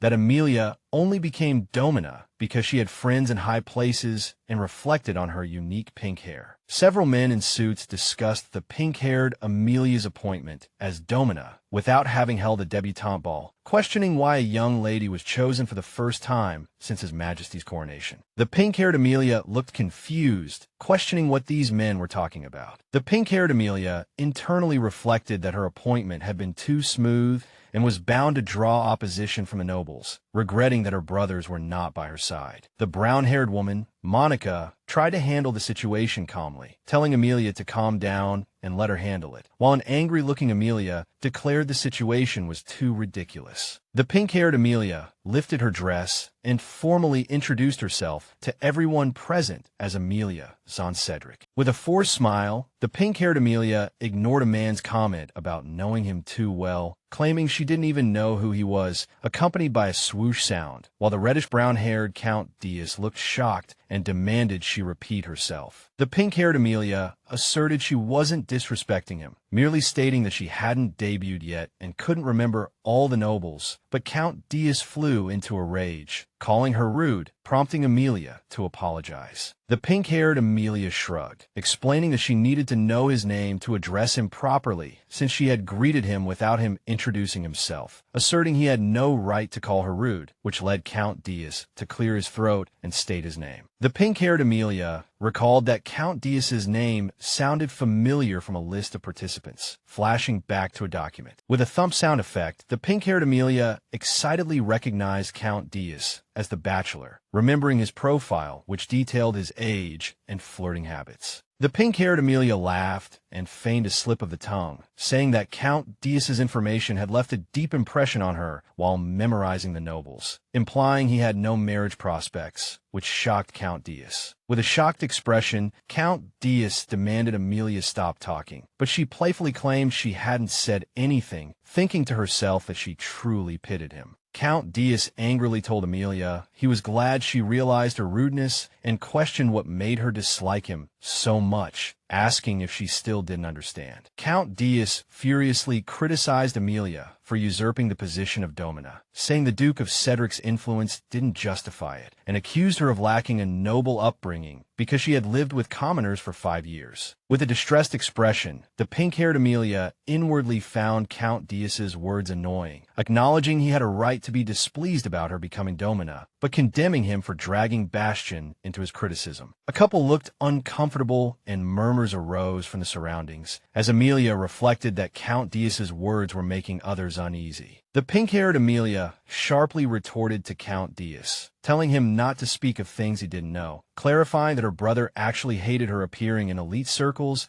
and had never thought of making her the domina. With a confident smile, the pink-haired Amelia asked what Count Diaz's intentions were, implying he had no idea of her family's power, and offered to send him documents about the Cedric family, while inwardly cursing him as a bastard. Count Diaz demanded to know the basis for Amelia's claims, then smugly stated that she already knew the answer, admitting he had used his family's influence. To go further, the pink-haired Amelia stated that she needed to travel with family and friends, contrasting with the saying about going fast alone, while Count Diaz complained bitterly. The pink-haired Amelia reflected on the reason for her appointment as domina, while a blue-haired man questioned her, asking where His Majesty was and if she was afraid of being overheard. The pink-haired Amelia accused Count Diaz of taking out his jealousy on her because her brothers were absent, calling him an idiot who preys on the weak. As he turned to walk away, the pink-haired Amelia sighed and explained to Count Diaz that if he had a daughter in her situation, he would be heartbroken and thus realize his actions were wrong. The pink-haired Amelia playfully reminded Count Diaz that he was no longer young, was unmarried, and had no children, asking if he wanted others to gossip about him in the same way. With a hee-hee sound, the pink-haired Amelia feigned an apology for her lack of noble etiquette due to her commoner life, and speculated whether Count Diaz's jealousy meant he wanted the position of domina for himself. The pink-haired Amelia continued to press Count Diaz, asking if he wanted to be the domina, as two women in a small panel let out a brief laugh. Ha-ha sounds echoed in response to her comment. Count Diaz loudly denied it, but the pink-haired Amelia internally speculated that he clearly wanted the role of domina for himself out of jealousy, while another man questioned his involvement in a losing battle. Count Diaz angrily questioned if the pink-haired Amelia was humiliating him, his face flushed red with anger. But Amelia calmly denied it, apologized if her words had offended him, and suggested that everyone has the right to dream. Count Diaz yelled a curse at the pink-haired Amelia, and Amelia inwardly agreed with his statement. The red-haired man, Carter Hamilton, intervened, questioning Count Diaz's disrespectful behavior toward the domina on founding day and stating that he had been observing him. Count Diaz tried to explain, but Carter Hamilton asserted that everyone present knew it was Count Diaz who had verbally attacked the domina first, leaving Count Diaz speechless. Carter Hamilton condemned Count Diaz for swearing in front of the young lady of the Cedric family, questioning his manners, and Count Diaz cleared his throat with an ahem sound. The pink-haired Amelia internally reflected on how Count Hamilton had completely shut Count Diaz up, admitting she hadn't expected him to be so weak. The red-haired man, Carter Hamilton, apologized to the pink-haired Amelia on behalf of Count Diaz and introduced himself, causing Amelia to pause and say, "Wait." The pink-haired Amelia looked shocked, connecting Carter Hamilton's red hair to Gensia and questioning if he was Gensia's father. The pink-haired Amelia expressed her delight to Mr. Hamilton, noting his smile was just like Gensia's, and thanked him for taking care of her child, while he humbly stated that it was Gensia who took care of him and hoped her immaturity could be forgiven. The pink-haired Amelia looked at a portrait of Gensia's 5 famous knight brothers, inwardly noting that despite Gensia's outstanding military rank, she was still treated like a child at home. With an awkward silence sound effect, Carter Hamilton instructed Count Diaz to apologize to Lady Domina as a basic courtesy, but Count Diaz angrily questioned this treatment and dismissed the need for politeness. Count Diaz announced he was tired of this place and would not forget what Cedric had done, walking away with a turning sound, which made the surprised pink-haired Amelia think, "What? That's my line," and then say, "Wait." The pink-haired Amelia whispered to Count Diaz that she knew he wore a wig because of hair loss and advised him to be kinder or he would go bald, causing him to exclaim in shock, "WH, what?" The pink-haired Amelia laughed, claiming she would send him hair care products soon. She then bid him farewell, leaving Count Diaz petrified. With a thump sound,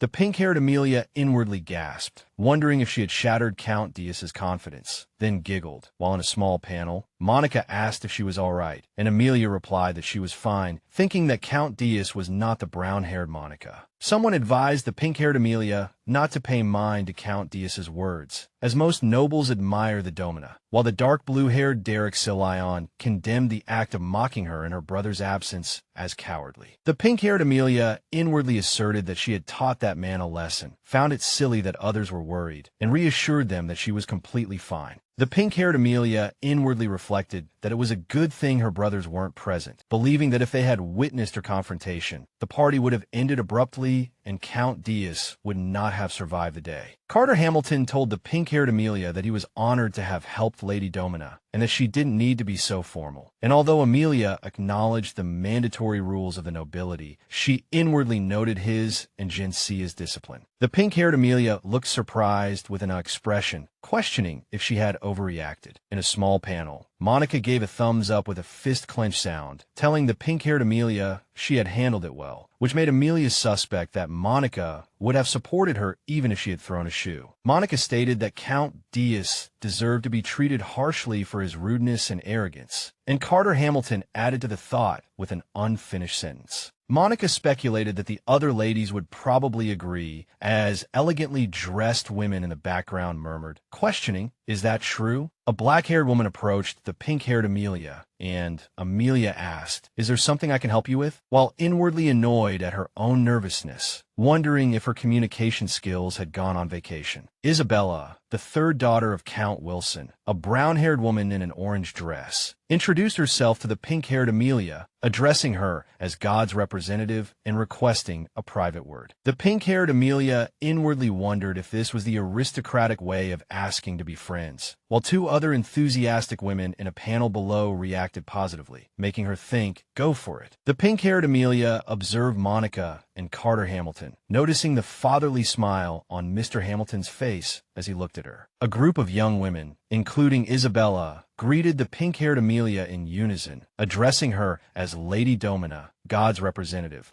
making Amelia exclaim in embarrassment, "Ah, this is so embarrassing." Several young women on a grand staircase enthusiastically introduced themselves to the pink-haired Amelia, including Layla and Eleanor, overwhelming Amelia and causing her to tell them, "Please," one at a time. The pink-haired Amelia introduced herself as Amelia of House Cedric, which drew gasps of admiration from the women, with one expressing how long she had waited to meet her, while another praised her for teaching Count Diaz a lesson. Two women discussed how Count Diaz had previously harassed baronesses and annoyed them, marveling at how brilliantly the pink-haired Amelia had handled him and admitting they almost died laughing at his expression. The blonde Miss Chloe called for Arya Chloe to come over and join their chat with Miss Cedric, and Arya happily agreed. The blonde Arya Chloe greeted the pink-haired Amelia, expressing her excitement at seeing her and complimenting her gorgeous appearance, to which Amelia replied, "You too, Chloe." A black-haired woman asked if the pink-haired Amelia and the blonde Arya Chloe knew each other before the banquet and how they met, and Arya began to explain, "Oh, well." The blonde Arya Chloe recalled how the pink-haired Amelia had once saved her, looking somewhat distressed, which prompted two other women to ask in shock for more specific details. Arya Chloe dramatically recounted being deceived by a smooth-talking knight, complete with a floating effect, and then described the pink-haired Amelia's heroic entrance, with sparkling hair and eyes, accompanied by flashes and fangirl screams, much to Amelia's surprise. Arya Chloe excitedly described the pink-haired Amelia grabbing Charles and yelling at him, which shocked the other women, while Amelia inwardly noted the exaggerated nature of this heroic tale. The blonde Arya Chloe praised the pink-haired Amelia's bravery, contrasting it with her own brothers, and connected Amelia's reliability to the Emperor's trust in her for the position of Domina, causing a flustered Amelia to inwardly question the shift in topic and humbly attribute her position to luck. A black-haired man in a brown vest announced a summons from His Majesty, and the pink-haired Amelia looked surprised, asking me. The pink-haired Amelia stood before the light blue-haired King Elian Alcade Roatan, who asked her to sit, explaining that he had wanted to see her earlier but was busy with noble greetings, and Amelia inwardly noted that he didn't look well and wondered what had happened. The pink-haired Amelia inwardly reflected that Elian Alcade Roatan had been tirelessly meeting people for hours, and the light blue-haired king himself admitted that these meetings were both difficult and tiring. The pink-haired Amelia looked surprised, recognizing a necklace as the one used on the eve of the festival, and questioned why Elian Alcade Roatan had it as he was handing it to her. A voice explained that 500 years ago, a domino wore this necklace at the founding ceremony, and now is only worn symbolically on the eve of the festival. The pink-haired Amelia looked worried, asking if she would also lose consciousness during the ceremony like the dominas of the past, and was inwardly furious at being told so late. Elian Alcade Roatan assured the pink-haired Amelia that she didn't need to be afraid and that he was genuinely looking forward to her best performance, while she questioned whether he trusted her. Elian Alcade Rotten reminded Amelia that the ceremony where the domina represents the empire is the most important ritual and would be held in 2 hours. Amelia recalled wearing the necklace for 5 or 6 hours the previous night and feeling extremely tired. Elian Alcade Rotten then asked if she agreed to his proposal. The pink-haired Amelia expressed her continued confusion, not understanding why Elian Alcade Rotten had suggested she become the domina, what he truly wanted her to do, and questioned his trust in her. Elian Alcade Rotten told the pink-haired Amelia that he was genuinely happy she was finally back. Elian Alcade Rotten smiled and winked, which caused the pink-haired Amelia to feel uncomfortable inwardly, despite her own smile. Elian Alcade Rotten bid the pink-haired Amelia farewell, advising her not to stray far as the first dance was about to begin. Meanwhile, she inwardly worried about Bastion's suspicious thoughts, wondering if teasing her brother was her only purpose. The hall was filled with laughter as guests socialized. The pink-haired Amelia observed from a distance, noticing that her older brother still looked very charming while surrounded by women. With the sound of clattering footsteps, the white-haired Duke Bastion greeted the blonde Miss Ellen, who was surprised that he knew her, leading the pink-haired Amelia to inwardly comment that it looked like a fan meeting. The pink-haired Amelia called for her reddish-brown-haired brother, Leonard. He happily exclaimed that he had been looking for her, and she made an excuse about needing a walk, inwardly deciding not to mention her meeting with His Majesty. A man played the cello as the first dance was announced, capturing the focused gaze of the pink-haired Amelia. Pink-haired Amelia dances elegantly with the red-brown-haired man, Leon Hart, amidst a splendid bush of red roses. Satisfied with the dance, she notices his careful steps. As a gentle voice calls her Amel, Leon Hart quietly instructs pink-haired Amelia while they dance to rub the little finger of her left hand if someone approaches her with malicious intent. The red-brown-haired man whispers that he has arranged for a bodyguard, which makes pink-haired Amelia realize with surprise and ask if he is serious. Pink-haired Amelia and the red-brown-haired man dance gracefully among blooming orange flowers, their hands clasped. The red-brown-haired man playfully pulls pink-haired Amelia closer, asking why she's surprised,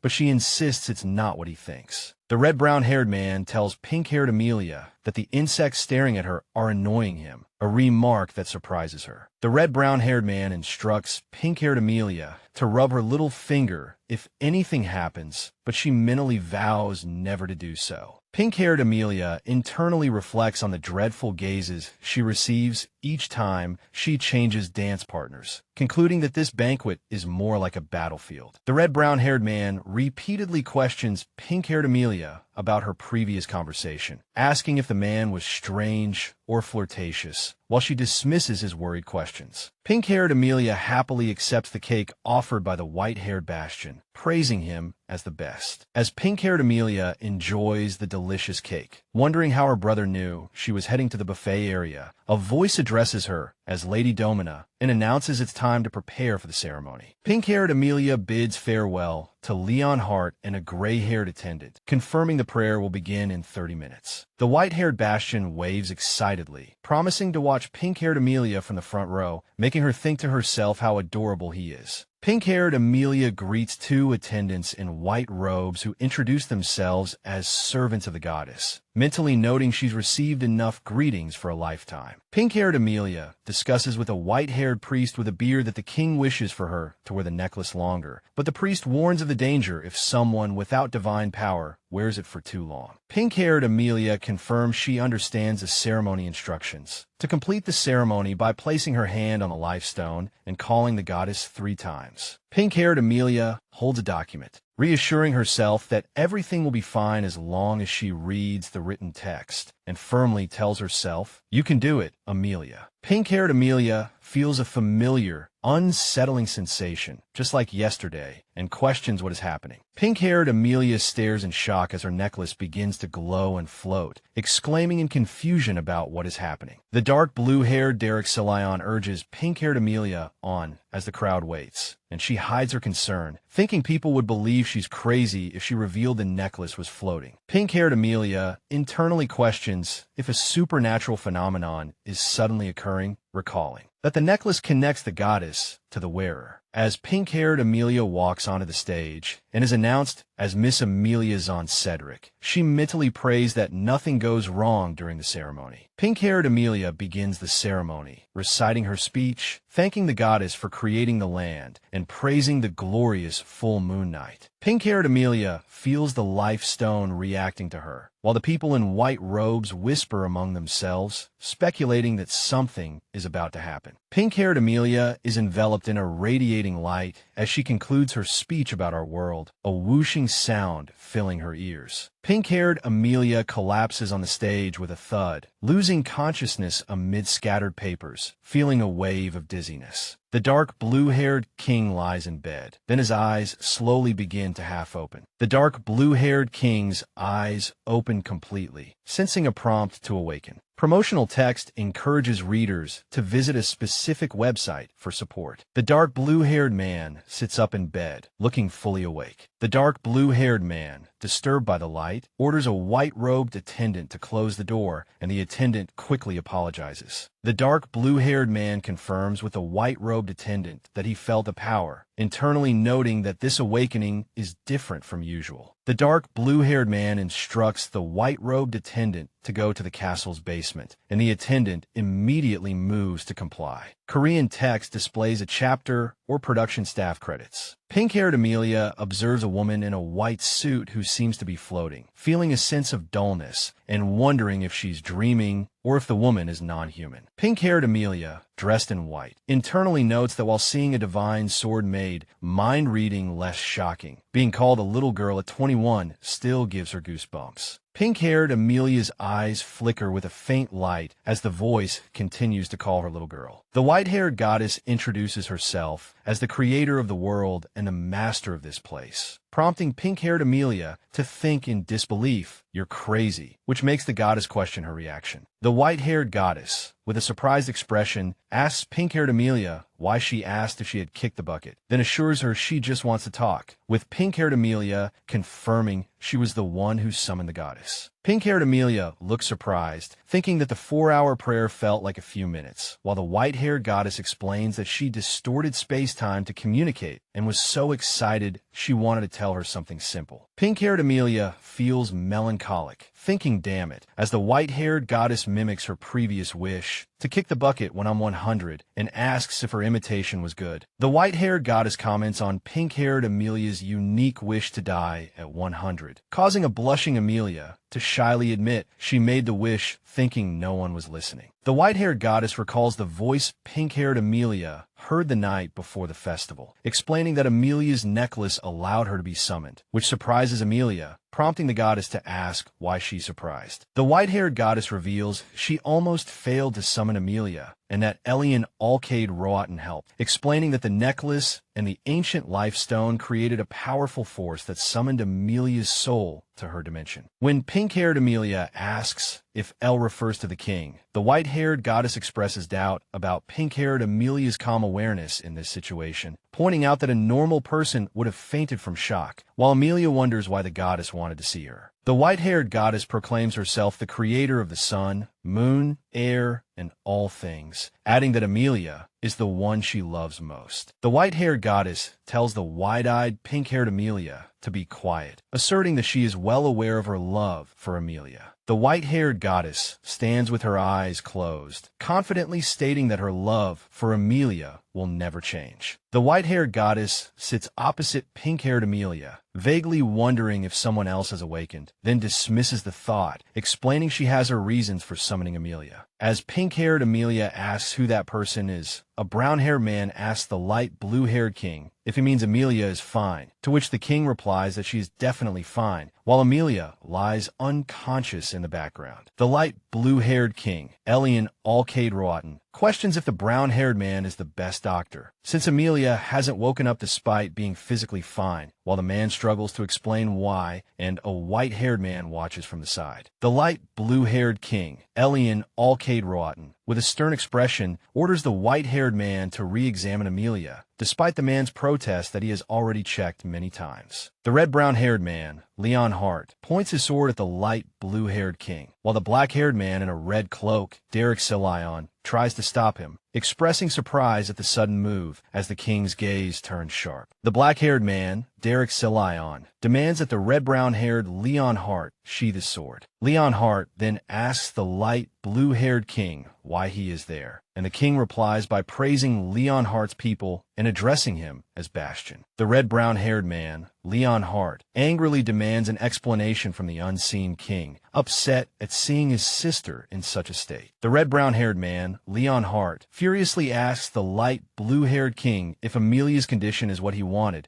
at which point the black-haired man, Derek Silion, shouts, "Your Grace the Duke." The light blue-haired king orders the black-haired man, Derek Silion, to put away his sword and not point it at Leon Hart, who hesitantly questions the order. The light blue-haired king laughs, recalling that he hasn't been threatened by Leon Hart's sword since 20 years ago when he was the crown prince and Leon Hart used a wooden sword. The light blue-haired king expresses his sincere apologies, taking full responsibility for what happened to Amel. The red-brown-haired man, Leon Hart, with a serious expression, vows that if Amelia doesn't make it through this, there will be terrible bloodshed. A white-haired attendant announces the arrival of the white-haired man, Bastion, who asks if the king wanted to see him, and the light blue-haired king apologizes for calling him out. A white-haired attendant explains that while pink-haired Amelia's body is fine, she is not actually sleeping, as the brown-haired man and the light blue-haired king listen, and Leon Hart observes. The white-haired priest with a beard confirms that Amelia is not sleeping, but is with the goddess, which surprises the red-brown-haired man, Leon Hart. The white-haired priest with a beard explains that after seeing the light at the banquet and Amelia's condition, he realized the scriptures mentioned Lady Domina, which made everything clear, concluding that the goddess wanted to see her. Pink-haired Amelia lies in bed. The white-haired priest with a beard explains that the scriptures state the soul of a person summoned by the goddess leaves their body, causing a deep coma, so Amelia, being physically fine, is not a medical issue. The white-haired priest with a beard explains that the goddess is from another dimension, the original creator, and that predicting the length of Amelia's absence is impossible, as 10 minutes, there could be 10 years here, as a cosmic clock is shown. The brown-haired female priest, Layla, hesitates before asking if she can offer an opinion on the current situation. The brown-haired female priest, Layla, reveals that a Western magician is involved, which startles a white-haired man and causes another man to exclaim that some things shouldn't be said, but then questions if that's really the case. The red-brown-haired man, Leon Hart, suggests sending 100 or 200 magical messages to the white-haired man until he replies and asks if permission is really needed. The light blue-haired king announces he will go to the Western continent, while the red-brown-haired man, Leon Hart, observes. The red-brown-haired man, Leon Hart, questions the light blue-haired king's decision to go to the Western continent and expresses concern. With a whoosh of blue light and an activation prompt, two men are revealed standing at the edge of a swirling portal, one of whom exclaims in surprise. Text reveals that the goddess's representative, the only one who can save this world, has appeared as a glowing stone tablet with ancient writing is shown, with text below reading, "Prophecies, both past and present, are omens of misfortune." The white-haired man, Bastion, confirms with a white-robed attendant that the power he feels is coming from the capital, Roatan, thinking it would be easy to find the person in the vast empire, but it's too much trouble. The white-haired man, Bastion, thinks invading the capital would be bad, as he doesn't want to break the peace treaty, sighing in relief as he recalls insects entering the continent during the 1,000 years the peace treaty was absent. The white-haired man, Bastion, exclaims ding-dong as he receives multiple "you have new mail" notifications, wondering why the alarm keeps going off and complaining about receiving a letter every day. The screen fills with multiple ding-dong and "you have new mail" notifications as the white-haired man, Bastion, runs across a patterned floor, holding his head in annoyance. A black-haired man quickly excuses himself to deal with the damned letterbird, but the red-brown-haired man, Leon Hart, tells him to wait because he wants to hear the letter's contents, which surprises the black-haired man. The black-haired man, standing by a glowing screen, explains that the letter requests help in recovering his sister's memory, but apologizes for such a trivial matter. The red-brown-haired man, Leon Hart, asks for more specific details about his sister's memory. A white-haired woman explains that Duke Cedric comes from a prominent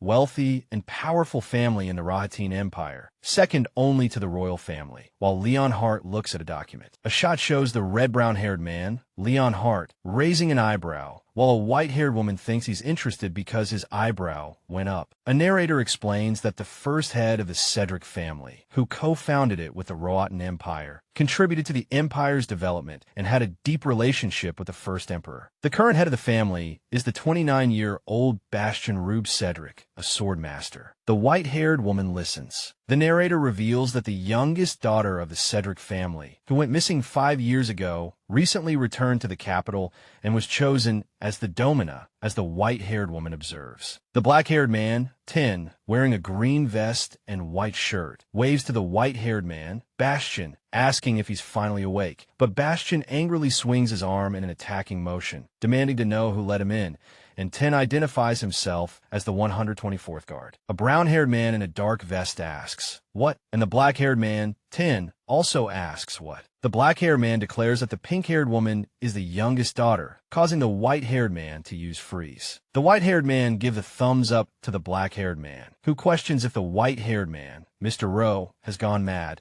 leading the white-haired man to wonder internally why he has to suffer this insult. The white-haired man exempts the black-haired man, Tin, from cleaning duty for a week, prompting Tin to gladly accept, seeing it as a chance to leave the castle as Lord Callus's assistant. With the clop-clop of horse hooves, the white-haired man clears his throat with an ahem, stating he has something to tell someone and is willing to go to the Cedric residence. The white-haired man stands looking at an ornate, empty window and responds with a confused hey. A red-eyed, black-haired man smiles and declares, "I found you." The red-eyed, black-haired man stands by the sleeping pink-haired woman and declares that she is his. A tacky, white-haired goddess in a wedding dress with a sparkling effect appears excited next to a red-haired woman and a small white poodle. The pink-haired woman tells the white-haired goddess she can do as she pleases, explaining that as a human, she shouldn't act superior to a goddess. The white-haired goddess states she has already given the pink-haired woman something, who looks surprised and questions it. As the pink-haired woman smiles, the white-haired goddess assures her she will eventually understand, while Amelia internally feels the warmth of the goddess's hands. The pink-haired woman internally compares her situation to Elian persuading her to become the domina, while the white-haired goddess smiles and assures her it's not that difficult and that someone will come see her. The white-haired goddess makes a joke about an abandoned animal, prompting the pink-haired woman to eagerly declare that if the person is an animal, she will give them a welcoming hug as a small black puppy is shown. The white-haired goddess notes that it's getting late, worrying that Amelia's brothers will make a mess of things, while Amelia lets out an "oh," expressing concern for her comatose body and worried brothers. The white-haired goddess hugs the pink-haired woman tightly, assuring her that she is always there and that they will meet again soon. The pink-haired woman feels dizzy and asks why, as an unseen voice tells her, "Take care, Amelia." The brown-haired woman, Monica, gasps and exclaims that the pink-haired woman is finally awake, who then asks about her presence. The brown-haired Monica sobs and cries out, expressing her fear that the young pink-haired lady would never wake up, who then tries to comfort her. The crying Monica reveals that the pink-haired woman has been in a coma for a week, expressing her fear when a young duke carried her home, making Amelia gasp in surprise. The pink-haired woman apologizes for worrying everyone and,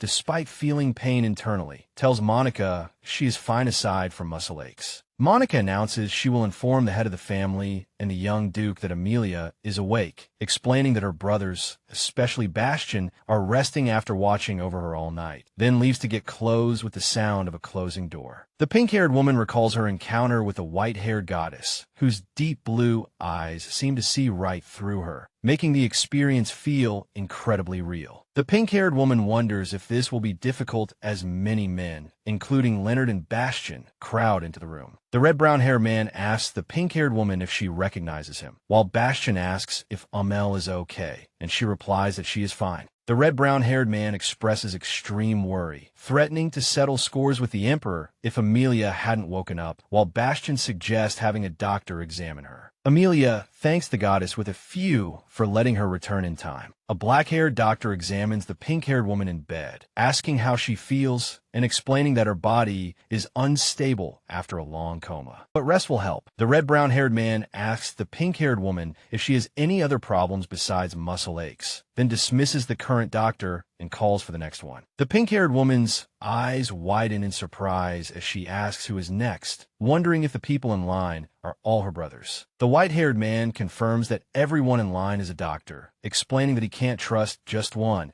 and asks the pink-haired woman to bear with it a little longer. The pink-haired woman looks shocked and overwhelmed at the sight of more people, realizing there are 10 more waiting to examine her. Bastian declares that the pink-haired woman is fine, but needs rest, and Amelia asks if she has been in bed for a week, to which Leonhardt replies that it felt like 7 years, the slowest time he's ever experienced. Bastian informs Amelia that the founding ceremony was cancelled, which surprises her, while Leonhardt angrily states that the ceremony couldn't continue after what happened to the Domina, implying a threat to the Emperor if it had. The pink-haired woman suddenly remembers something and, with a racing heart, asks if anyone like an abandoned animal visited their home while she was unconscious. Bastian denies that any abandoned animals visited, while Amelia internally wonders when that person will arrive. The pink-haired woman looks surprised as an unseen voice says she's awake and admits they were planning to wake her by force. The pink-haired woman looks up at a smiling black-haired man, recognizes him as Callus, and wonders if he is the abandoned animal she has been waiting for. The pink-haired woman shouts emphatically that she would recognize the man as Callus even if he were upside down, at which point Callus says her name. The black-haired man asks if the pink-haired woman just called his name, prompting her to stammer a denial and nervously clear her throat with an ahem. The pink-haired woman sits up in bed and tells the red-brown-haired man that she just heard his name somewhere before. The pink-haired woman recalls seeing a book in the library about a black-haired, red-eyed magician and recognizes him as the Western magician. The pink-haired woman expresses her impression of the magician's rare black hair and blood-red eyes, who is not a demon, while Leonhardt questions if there was a book that mentioned his name. The pink-haired woman dismisses the idea of a book about Callus in the library, claiming it doesn't exist, but then clarifies that she read about him in the original novel. The red-brown-haired man relays what was said to the black-haired man, who laughs upon hearing it. The pink-haired woman looks worried and says, "Wait a minute," while the red-brown-haired man has a serious expression. The pink-haired woman feels terrified, realizing that in the original story, Callus and Bastian recognized each other and destroyed the world, and fears she will be killed. The black-haired man asks the red-brown-haired man if he believes him now, calling him the suspicious Duke. The black-haired man, annoyed, questions the red-brown-haired man's rude attitude after sending an urgent letter, declares he no longer needs help, and feels sad about this welcome, prompting the red-brown-haired man to let out an ah. The pink-haired woman observes the black-haired and red-brown-haired men, wondering why their interaction doesn't match the became best friends at first sight description from a novel. The red-brown-haired man admits to knowing the other's name, jokingly wondering how else he would know, and decides to assume it's true. The pink-haired woman asks the red-brown-haired man what he means, while Bastian tells her to ignore him, claiming he's talking nonsense. The pink-haired woman, Amelia, looks up at the black-haired man's back with a worried expression. Callus stands with his arms bent. The black-haired man, Callus, smiles and tells Amelia that he did indeed say she was his, causing her to react in shock with a what. The pink-haired woman questions the way Callus speaks, as if she were in the wrong, confused about how people get angry so easily these days, and wonders what he's talking about. Callus leans down and tells Amelia she can barely keep up with his words, making her flinch slightly. Callus, with glowing red eyes and a dark aura, intensely declares that Amelia is his, which terrifies her, making her think he looks as frightening as hell itself. Callus looks shocked as a small flying object flicks towards him with a loud smack, making him exclaim, "Goodness." The red-brown-haired man, Leonhardt, becomes furious and prepares to attack, making Amelia wonder if he really intends to kill Callus, noticing his anger is different than usual. Callus rubs his chest and tells Leonhardt he likes agile people, but warns that if he gets even a small scratch, it will lead to a tragic end, then asks if Leonhardt has heard of the peace treaty. Callus, with a subtle smile, warns Leonhardt not to touch him lest he break the treaty, stating his patience is running out, while Amelia thoughtfully asks what peace treaty he's referring to. Callus explains that breaking the peace treaty which the Duke almost did, would lead to widespread battles, riots, and bloodshed. The red-brown-haired man confirms he is well aware of the peace treaty, to which Callus responds, a wise choice. The red-brown-haired man, Leon Hart, declares he should kill Callus right now, while Amelia frantically shouts, stop. Amelia reflects on having 2 near-death experiences in one day, wondering why her life is so gloomy after her coma, having almost died in a fight. Monica approaches Amelia, stating it's time for her medicine, and reveals that the men stopped fighting mainly because Amelia acted as if she were in pain. Monica praises her good timing. Amelia asks Monica if there wasn't a fight when Callus arrived, and Monica explains that he brought the letter Leon Hart sent to the Western continent, confirming he was the magician, thus avoiding a conflict. Monica informs Amelia that Callus was the only one who understood her condition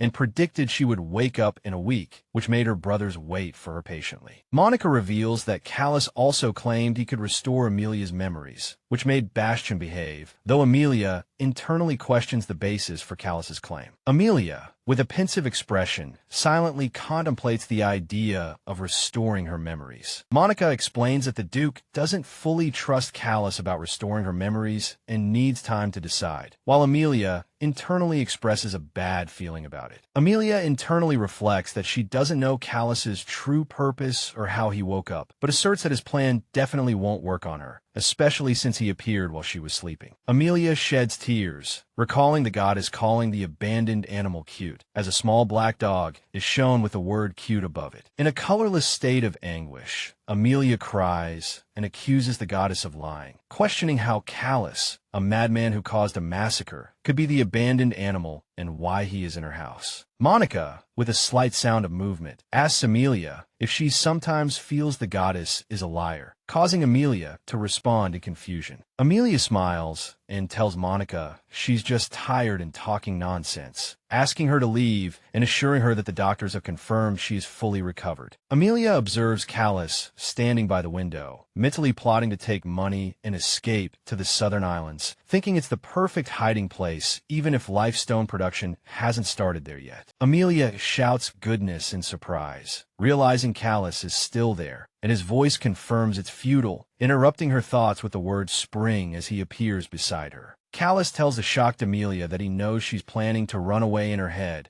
and that he can hear her thoughts even from outside, warning her not to waste time on useless plans because he will always find her. Callus observes Amelia's foolishly ignorant face, noting that the person he's been searching for 1,000 years is so dense, while Amelia doubts and is confused by his 1,000 years claim. Callus gets very close to Amelia, his face near hers with a sound of approach. Callus, with a glint in his eyes, instructs Amelia to remember something, while she looks up at him in surprise and asks, what? A flustered and annoyed-looking Amelia gestures for Callus to go away, stating she doesn't want to know. He just smiles. Callus finds Amelia's reaction amusing, commenting on her expressive, frowning face, while Amelia internally thinks he's constantly grinning and teasing her. Amelia frantically tells herself to pull it together and think, knowing Callus isn't a literal tiger about to eat her, but it feels like it. Amelia asserts that this is her room, and she is a patient, demanding that Callus leave, but he calmly replies, I know, but I don't want to, causing Amelia to question his rude attitude. Callus, with a serious expression, clarifies that Amelia is definitely not him, and that he doesn't know who she is, while Amelia firmly insists she doesn't know him. Callus, standing at a distance, accuses Amelia of being a liar, saying she must know him since she just called out his name. Amelia stammers a denial, and Callus grins, observing that Amelia isn't very good at lying, which makes her mentally curse him for being a smug jerk. Amelia insists she's telling the truth, and when Callus asks how she knows his name, she claims to have read it in a book. With a soft thud, Callus moves closer to Amelia, admitting he didn't want to expose her lie in front of her brothers, but he makes it clear that not a single book in this world mentions his name, because he has forbidden it. Callus sits beside Amelia and presents 2 possibilities for how she knows his name. Either someone told her about him, or she already knew him. Callus declares that he only needs Amelia, which leads her to think it's all a misunderstanding, before he then asks if the goddess hasn't told her yet, surprising Amelia. Callus reveals that Amelia fell into a coma because the goddess wanted something from her, confirming his knowledge of the situation. Despite the goddess forgetting to tell her, Callus asserts that Amelia belongs to him. Sitting on the bed, Amelia is confused by Callus's words, wondering if this human is a challenge from the goddess, not a gift. Sitting on the bed, Amelia admits she knows Callus, but states she had a reason for lying and denies any fated love, prompting Callus to press for the reason. Amelia hesitantly tries to explain that she's not from this world, believing Callus wouldn't believe her. When he asks if she can't tell him, she avoids the topic. Callus tells Amelia she can stay if she wishes, admitting he appeared because of her brother's letter, but her insistence that she isn't the one he's looking for makes him question her. Callus decides he has no choice but to give up, stating that if Amelia claims it's not her, he shouldn't insist, which surprises Amelia. Amelia happily agrees, thinking to herself that Callus is easier to persuade than she expected, and hoping he will leave quickly. Callus leans in and, with a chilling smile, suggests starting by killing the Emperor. Standing before Amelia, Callus threatens that if she isn't the one he's looking for, he will obliterate her brothers and even the Emperor without a trace, leaving Amelia looking shocked and terrified. Callus questions why he is being restricted, and when Amelia mentions the treaty, he scoffs at it, claiming the treaty is meaningless to him. Callus explains that he initially abided by the agreement to avoid trouble, stressing that the chaos breaking the treaty would cause on the Western continent is important to others, but not to him. Amelia stands beside Callus in surprise, contemplating that perhaps she really is the person he's looking for. Amelia cries out in anguish, cursing Callus as a madman, followed by the appearance of a chibi Callus congratulating her for saving millions of lives. Callus tells Amelia, who is lying in bed, not to be too stressed, assuring her he won't force her to do anything. At that moment, Callus states that his plan requires mutual consent to proceed, which makes Amelia wonder internally if he can't act without her agreement. Amelia angrily questions Callus about his frequent appearances, asking if she can hit him, while Callus just laughs, finding her screams pleasant. Callus asks Amelia if she still wants to go for a walk, and she defensively replies that she does, citing that she needs muscle pain therapy in the garden. Callus persistently tries to persuade Amelia to go out, but she repeatedly refuses, making him question why she is so stubborn. Exhausted, Amelia wonders internally how much longer Callus will follow her around, firmly telling him to go home. A chibi Amelia vehemently tells a chibi Callus to leave, but he refuses, arguing that even Mr. Cedric hasn't told him to go. Amelia dramatically claims Callus will haunt her dreams, and he finds the idea amusing, responding with a wicked grin. Callus leans close to Amelia, asking if all humans are so expressive, which startles her. Amelia's heart races as she internally questions why Callus can't maintain a polite distance when he speaks. Amelia mentally compares Callus to Leon Hart, finding Callus to be much more stubborn, but also notes that his incredibly handsome face leaves her speechless. Amelia pushes Callus away, telling him to keep his distance, but he suggests they walk together, ignoring her refusal. Amelia realizes Callus thinks she can't escape, and he confirms her suspicion, stating she hasn't figured out that running away is impossible. Amelia recalls Callus announcing that she would be in charge of supervising him instead of postponing the imprinting, which makes her feel trapped and watched, so she immediately refuses. Amelia resolves to try harder to escape, but Callus smiles knowingly and tells her it's useless, as he can see what she's plotting. With a stumble, Amelia nearly falls, mentally cursing Callus for being a monster who can read her mind. Amelia falls into Callus's arms with a thud, and he looks down at her. Callus gently holds Amelia, telling her to be careful not to get hurt, which makes her blush and thank him. Callus flashes a brilliant smile, making Amelia question the meaning behind his radiant expression. Callus embraces Amelia amidst a flurry of rose petals, making her wonder where the wind is coming from in this strange situation. Callus asks Amelia if she likes roses, surprising her, and she confirms she likes red roses, curious about his sudden interest. Callus confirms Amelia's preference for red roses, and she explains that they symbolize beauty and strength. After hearing Amelia's explanation about red roses, Callus thoughtfully responds,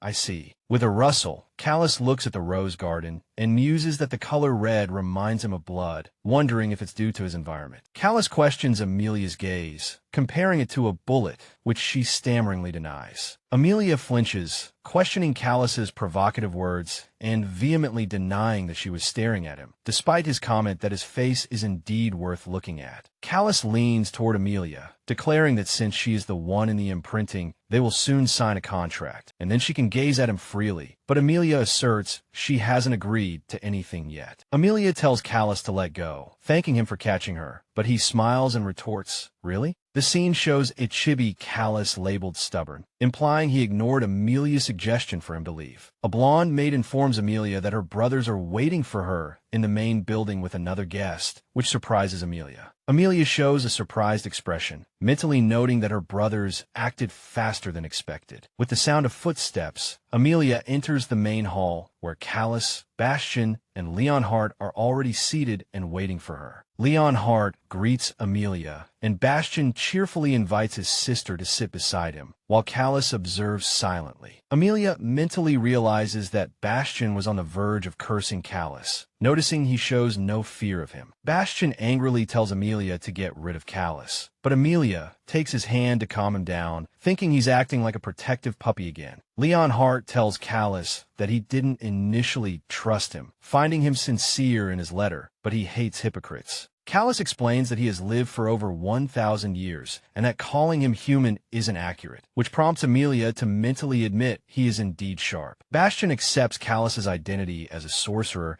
and then challenges him to explain how he can restore Amelia's memories without using black magic. Callus asks Bastian if he has informed his brother, while Leonhardt questions the reliability of Callus's memory restoration method. Callus sighs, saying both brothers are annoying, and clarifies that his power is unique, not black magic, offering to demonstrate, and Amelia mentally agrees that his magic is different. The narration reveals that Callus is half dragon and half god, possessing combined powers, as he stands amidst mystical symbols and flowers. Amelia mentally sees Callus as an annoying and stubborn dragon, despite the original author describing him as a unique being. Callus states he cannot restore all her memories at once, estimating it will take at least a year. Despite Bastian's shock, Callus asserts they should be grateful, claiming it's his unique ability. Callus laughs, thinking they are lucky, as he usually doesn't bother with such trivial matters. Amelia is mentally amazed by her brother's actions, finding it incredible that they would write to and invite a madman like Callus. With the sound of flames igniting around Leonhardt and Bastian, Callus grins and asks Amelia if she thinks they should thank him for staying at their house for a year, making her let out a questioning "huh?" With a sly smile, Callus thinks everything is going according to his plan and hopes for a pleasant cooperation. Startled by a throb, Amelia answers hesitantly, while Leonhardt looks worried. Amelia appears shocked as Bastian says in a thought bubble that they will respect her choice, making her wonder why he suddenly changed the subject. Amelia questions Leonhardt in a thought bubble. Leonhardt nods in agreement, and Amelia laments being consulted only on important matters, feeling like she's going crazy. Amelia and Bastian are sitting on the sofa, and Bastian states that the matter concerning Callus is up to Amelia, as he and Leonhardt have given her full authority to handle it. Amelia mentally finds Bastian terrifying as he expresses his desire to split Callus's head in two, making her unsure if she truly has the sole decision-making power. Amelia mentally considers the offer to restore her memories an offer she can't refuse, as it will help her understand her past. Before her arrival, Amelia realizes that regaining her memories will also uncover the truth of why she left home for the eastern region, then questions where the problem lies, as a flashback shows her injured and collapsed on the ground. Amelia mentally expresses her frustration at having to spend a whole year with this black-haired man, Callus, feeling her blood boil just by looking at him. Amelia appears extremely shocked, her eyes wide, as a powerful aura of fire emanates from Callus. Surrounded by crackling flames, Callus menacingly warns Amelia that if she refuses, the entire empire will be engulfed, making her wonder if he's threatening her with that terrifying expression. Leonhardt asks Amelia if she's okay, and she answers hesitantly with a throb. Amelia assures Leon Hart she's fine, just spacing out, while chibi versions of her brothers express their concern, asking if she wants to return to the annex. But she refuses. Trembling, Amelia mentally curses the black-haired man, wanting to spit on his annoying smiling face, while Callus lets out a pleasant laugh. Amelia thinks of her brother's hardships and resolves to regain her memories as soon as possible, believing that refusal would endanger everyone, and decides to save her own life by cooperating. Callus smirks and comments that such sibling affection is touching, prompting Amelia to mentally tell him to wipe that stupid look off his face. Callus asks if everything is settled, while Leon Hart sternly warns Callus that his sole purpose is to restore Amelia's memories, threatening to eliminate him if he attempts anything more. A crackle of electricity passes between Leon Hart and Callus, making Amelia realize they're fighting again and she needs to intervene. Amelia raises her hand and says stop, asking Callus about the next plan. With Bastion sitting beside her, Amelia confidently declares that this task will be a piece of cake. The scene shows Amelia asking when they'll start, while two angry men in black and white, presumably her brothers, are shocked, one of them gritting his teeth with a slam. A chilly atmosphere fills the room where Amelia, Bastion, and Callus are gathered, with Callus standing while Amelia and Bastion are seated. Amelia mentally resolves to stop them, but then questions why Callus insists on coming to her room. With a flash, Leon Hart vehemently declares he will cut off Callus's head, as he deserves to die. Callus tells Leon Hart he's about to die anyway and can give his last words, even suggesting that wearing burial clothes would be better, which shocks Amelia and makes her question them. With a grasping sound, Amelia desperately pulls on Bastion, pleading with them not to kill Callus and shouting for them to stop. Bastion urges Leon Hart to calm down and listen to what Callus has to say, while Amelia insists that Callus's life can't be thrown away so easily. Amelia shouts in anguish, dramatically warning her brothers that if provoked,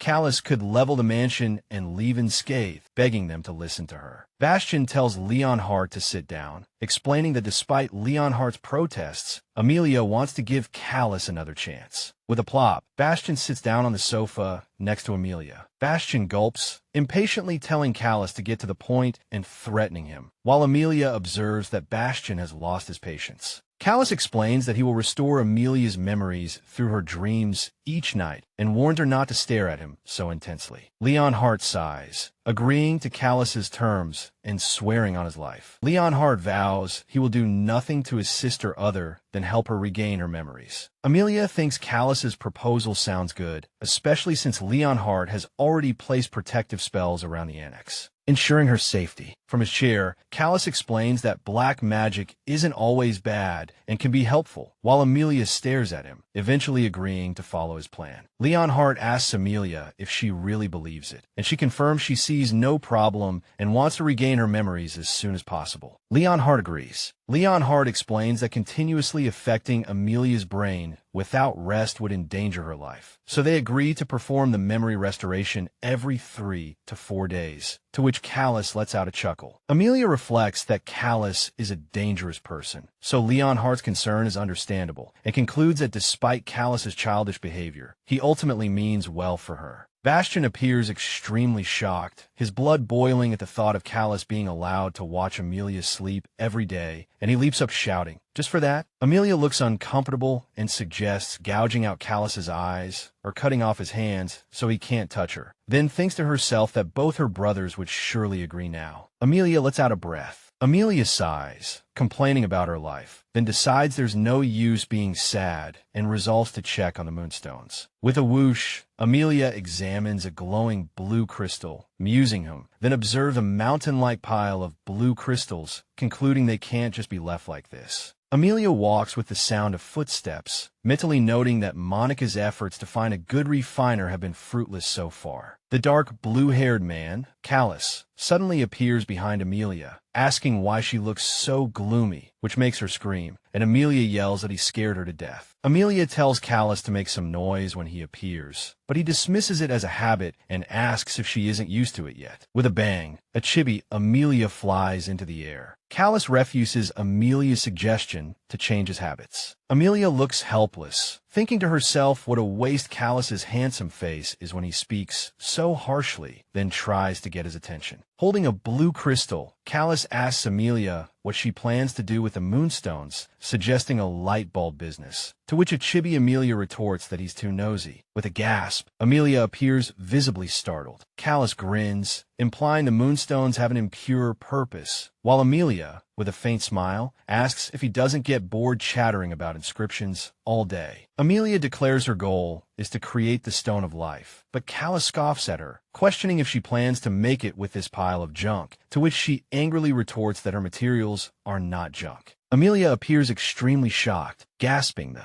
Stone of Life as a hand reaches into the foreground. Callus looks amused, shouting, "Oh my goodness," while Amelia clutches her head in distress, wondering how this could happen and calling it insane. With tears in her eyes, Amelia thinks about how much this problem has been troubling her, questioning if it can be easily solved when it takes Royal Mage's months of research. She then confirms to Callus that this little thing has indeed been bothering her for days. Callus is suddenly taken aback, then grins and asks Amelia why she's making that face. Amelia smiles mischievously at Callus and says, "Callus, Teacher Callus." Blushing, Amelia takes Callus's hand and suggests they sit down and talk. The scene transitions to a cosmic-colored background displaying promotional text for a support website. Callus sits at a desk between bookshelves, looking thoughtful and serious. Amelia suggests they need to help each other and confirms Callus will be staying for a year, to which he clarifies his purpose is to restore her memories, not refine moonstones. Amelia laughs and claps, insisting that Callus is capable of creating the Stone of Life and should do it, but he asks why he should. Amelia winks and declares she won't give up easily, as she can't find anyone as talented and skilled as him, while Callus dismissively says he doesn't think so. Amelia clenches her fist, reaffirming her resolve not to give up easily, convinced she won't find anyone more talented and skilled than Callus. Amelia smiles, reflecting that Callus can help her speed up her progress and make her goal easier to achieve. A chibi Amelia wearing a top hat and holding cash triumphantly rides on a mountain of jewels carried by other chibi characters, symbolizing her successful business, as the narration shouts. Alright, long story short, it's a deal. With his hand on his chin, Callus suggests that if Amelia wants him to sign a contract, she'll have to sweeten the deal. Amelia mentally thinks Callus's words imply sinister intentions, but she outwardly agrees to his demand, telling him to just say it. Amelia asks for Callus's demand, and he clarifies it's obviously about the inscription, then sighs and dismisses the topic, saying besides that. Amelia looks worried, swallows, and mentally realizes this is a once-in-a-lifetime opportunity. Callus first offers Amelia 20 of the profits, then quickly raises the offer to 30. Amelia smiles brightly, surrounded by money symbols, as Callus calls out, "Hey, drawer," and she answers, "Present." Amelia reflects on what Callus truly needs, pondering important life elements like money, power, and honor, concluding that money always comes first. Amelia vehemently declares that anyone who says money can't buy happiness simply doesn't have enough money to buy it. Callus looks surprised, seemingly taken aback by Amelia's fierce declaration amidst sparkling flower details. Annoyed, Callus scratches his head and tells Amelia she's wrong and should double his age, while she looks up at him in shock and asks, "You're over 2,000 years old?" Callus explains that he is 2,500 years old and possesses wealth far exceeding the continent's treasury, dismissing Amelia's financial proposal as a child savings, making her question, "A child savings?" Callus tells Amelia there's no need to share profits with him, prompting her to ask what he really wants. Holding a pen, Amelia questions Callus's firm dedication to drawing or carving, asking if he has dedicated his life to it, to which he replies, "Not just my life." Amelia presses Callus, asking what could make a half-god, half-dragon like him so restless over being unable to carve something, and he simply responds, with his arms crossed. Callus tells Amelia that what he seeks is necessary for their world, and says he will provide more details if she agrees to carve for him afterward. Amelia falls into thought, with swirling patterns around her head, realizing she's falling deeper and deeper into Callus's trap, and that he is extremely cunning. Callus reiterates his initial refusal to carve for Amelia, but suggests they need to change their arrangement, prompting her to ask how. Callus outlines a new condition. Their contract ends after 1 year, and before she leaves, Amelia will handle the moonstone refining process. This makes her question him, and Callus proposes that if sales reach 10 million gold, he will grant her every wish, including carving, but mentally scoffs that it's a lie, of course, as such a profit is impossible. Callus smirks, thinking to himself that earning 10 million gold in a year is impossible, and if that goal were actually met, he would have left this continent long ago. Amelia holds a money card and laughs insidiously, thinking about getting rid of everything from her past life. Amelia declares her term as a promise, while Callus looks shocked, mentally thinking what a ridiculous idea it is. Amelia instructs Callus to focus on refining the moonstones to reach the agreed-upon number, as the future is uncertain, but he questions if she's using the carving to deceive him, stating he's not as generous as she thinks. Callus clasps his hands and simply agrees, all right, leaving Amelia, who is off-panel, to let out a questioning sound. Callus smiles and explains that although he doesn't know her plan, he's happy to let Amelia try to deceive him, believing that nothing ventured, nothing gained. Amelia looks at Callus, realizing his kind comment indicates he understands her request is no easy feat. Amelia raises her hand and says,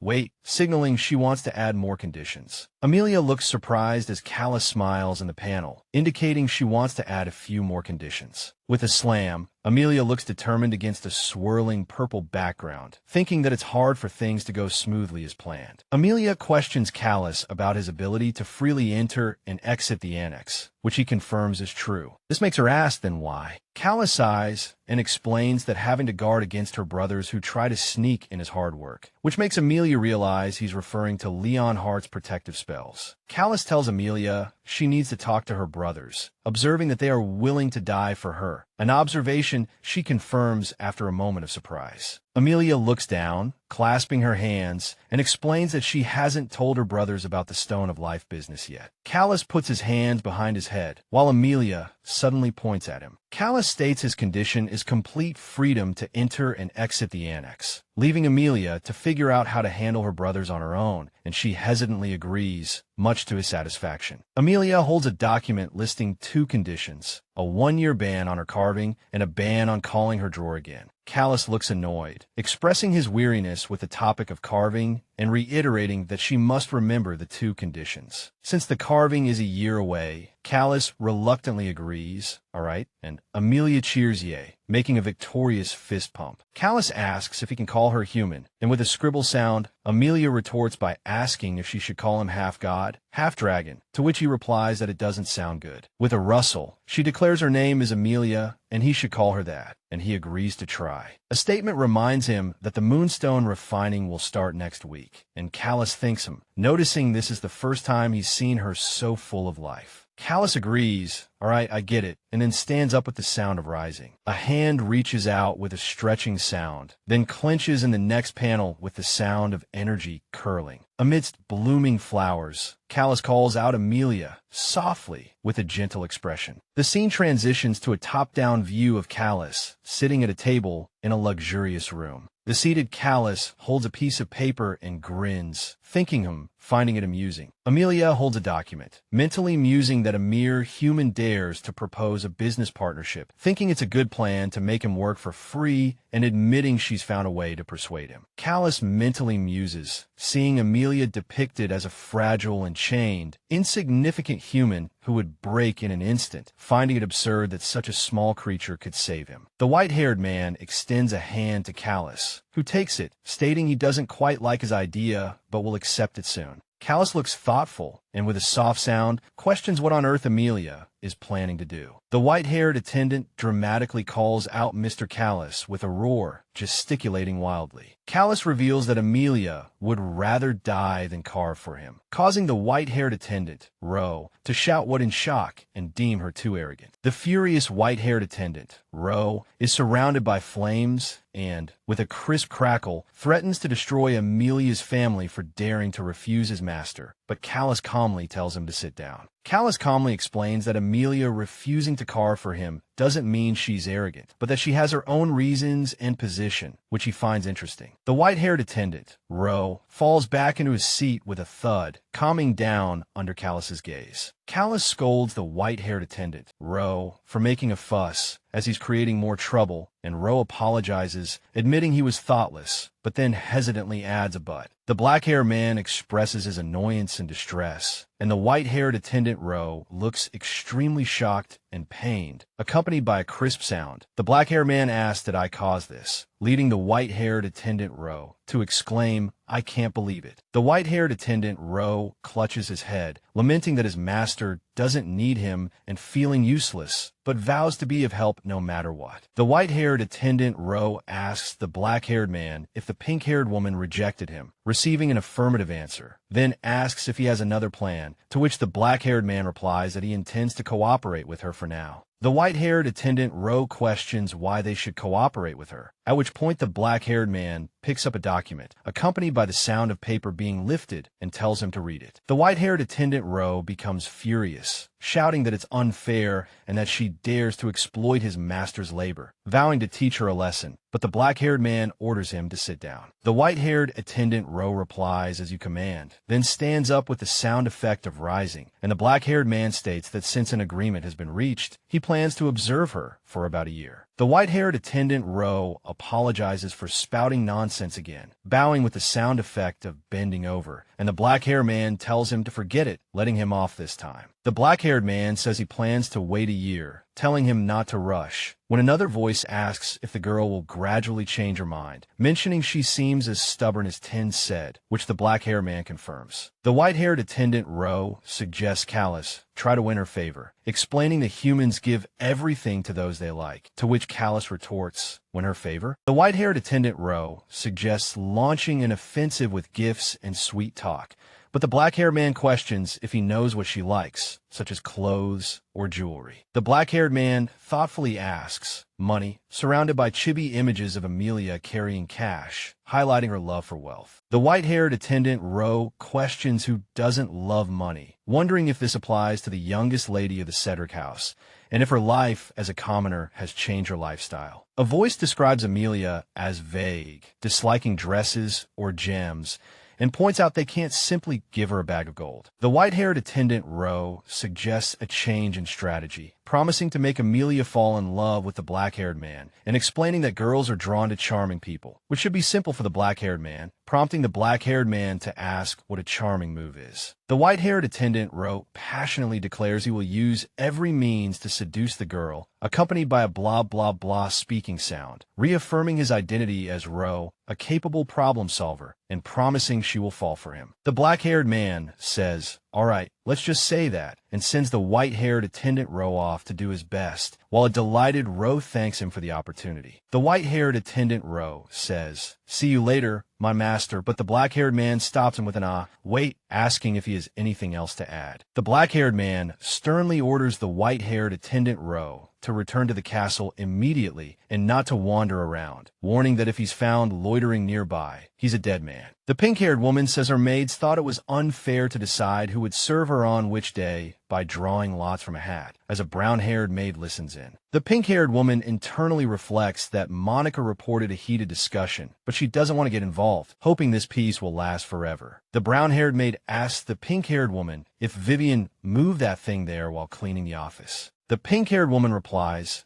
I think so, and notes that it didn't seem lively yesterday. The brown-haired maid asks the pink-haired woman if she needs her to ask the other servants, but the pink-haired woman declines, saying she needs to get ready. The brown-haired maid internally thinks it would be best to tell the pink-haired woman about her brother's recent strange behavior, noting that they are still anxious even after 10 days, to which the pink-haired woman laughs and says, haha, I know, right? The brown-haired maid tells the pink-haired woman she should rest more, calling her a workaholic, but the pink-haired woman replies that she can't stop, laughing that she just loves money. The brown-haired maid internally reflects that the pink-haired woman's beauty is a good thing, like she has brought hope in her life, as Amelia looks out the window. The pink-haired woman speaks to a plant, hoping it will continue to grow and stay healthy so her life can be filled with sunshine. The pink-haired woman cheerfully greets, "Good morning, Base." Then her eyes widen in shock as she lets out a huh. The pink-haired woman questions Callus, wondering why he is there, while the black-haired man smirks as he sips his tea. Callus sips his coffee, mentioning he hasn't had breakfast in a long time and that the coffee smells nice, while Amelia suspects he deliberately chose this place to enjoy his breakfast. Amelia admits Callus's voice is gentle, and as she prepares to sit, she observes that his words are somewhat unsettling, with Leon Hart also seated at the lavish dining table. Leon Hart, accompanied by the clatter of cutlery, asks Callus when he plans to start restoring Amelia's memory, to which Callus replies soon, intending to practice during the day. Leon Hart reminds Callus he is only allowed to visit once every 3 to 4 days, but Callus, surrounded by a subtle electrical effect, claims he has no choice as his body is still tired after waking from a long slumber. Leon Hart, with a grim face, internally muses that he once thought Callus was confident and always acted superior, but now he's not so sure. Callus observes that Leon Hart is in a bad mood, prompting Leon Hart to lament that their wonderful breakfast has been completely ruined, while Callus feigns ignorance. Callus calls it unfortunate. Leon Hart looks startled and asks about Amelia, while Amelia, with a jumping sound effect, appears surprised with a forkful of food at her mouth. Leon Hart, shrouded in flames and intense anger, incredulously questions if Callus just called his sister Amelia. Callus explains that Amelia herself told him to call her by her first name because she dislikes other nicknames. Amelia, pointing at Callus with a hand-raising gesture, explains that since he'll be staying here for a year, it felt unnatural for him to call her Miss Cedric, so she told him to use her first name. An overhead view shows the three sitting at a silent breakfast table, emphasizing the awkward atmosphere. Leon Hart curtly tells Amelia to do as she pleases, while Amelia cries out in frustration, finding the situation extremely awkward and wishing her other brother, Leon Hart, would intervene. Amelia tries to change the subject, asking Leon Hart if he's going to the Circans, realizing she needs to switch the topic of conversation immediately. Leon Hart offers to buy Amelia something on his way through town, but she politely declines, saying she doesn't need anything at the moment. Leon Hart looks melancholic, observing that Amelia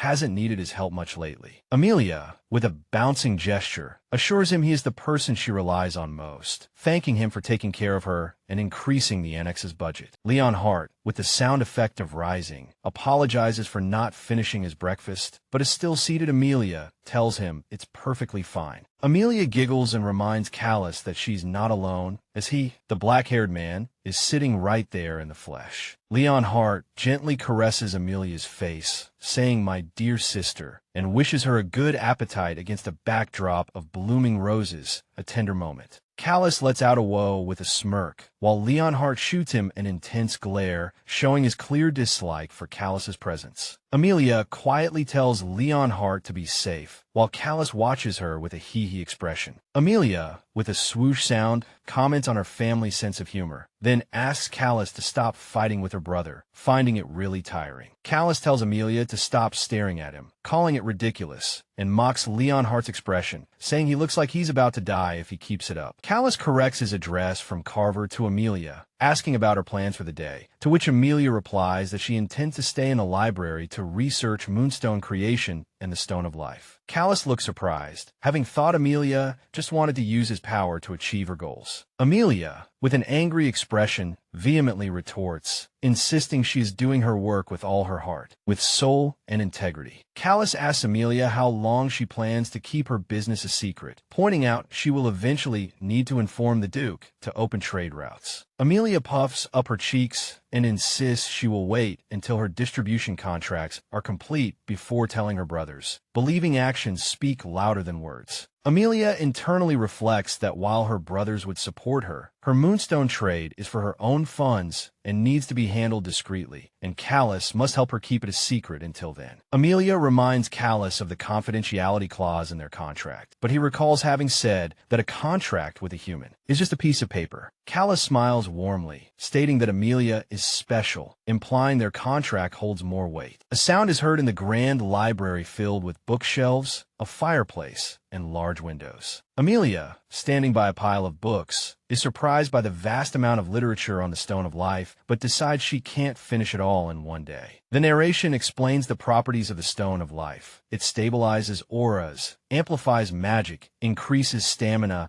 and enhances mental clarity, akin to a cheat code in this world. The narration continues, describing that the Stone of Life can restore vitality to animals and plants, such as a deer in a sun-drenched sunflower field. An illustration panel shows a man discovering a Stone of Life on a mountaintop and a child finding one in a flower field, with the narration concluding that the supply of the rare Stone of Life is not large. The narration reveals that the king of the Eastern continent once used over half the national treasury to acquire the largest Stone of Life in history, which Amelia, who is reading, thinks is just a figure of speech. Further narration explains that, unlike other minerals, the Stone of Life is not eternal and loses its value if over-refined, a unique characteristic that gives it immense value. Amelia concludes that it's a convenient item if used properly. Amelia considers making the Stone of Life public, but thinks it requires more consideration, then stretches with the sound of stretching, saying she'll take a break. Amelia cheerfully announces she is now going to read an interesting book. To relieve stress, Amelia walks through the library, noticing many unread books and praising the librarian's diligence in her absence. She stops in front of a book titled The Lovely Duke and giggles at another title. Why did the Duchess only give that knight bread? Thinking it a masterpiece she must read immediately. Amelia cringes, realizing a history book seems out of place among her favorite pile of books, and feels a strange urge to take it out and read it. Amelia finds it a worrying coincidence that this misplaced book stands out so much among the romance novels. Amelia's eyes widen with curiosity, and with a gulping sound, she declares she's really curious about this book. Amelia exclaims, "Oh my gosh, here it comes," excitedly opening the book with the sound of pages turning, feeling she has no choice but to take a look. Amelia notices the book is written in a modern language rather than an ancient one, and due to the similar word order, she can understand its meaning. The text explains that a dragon can only mate once in its lifetime, and with only one person, and through a matchmaker, the two dragons will become each other's sole lifelong partners, accompanied by an illustration of a majestic dragon statue.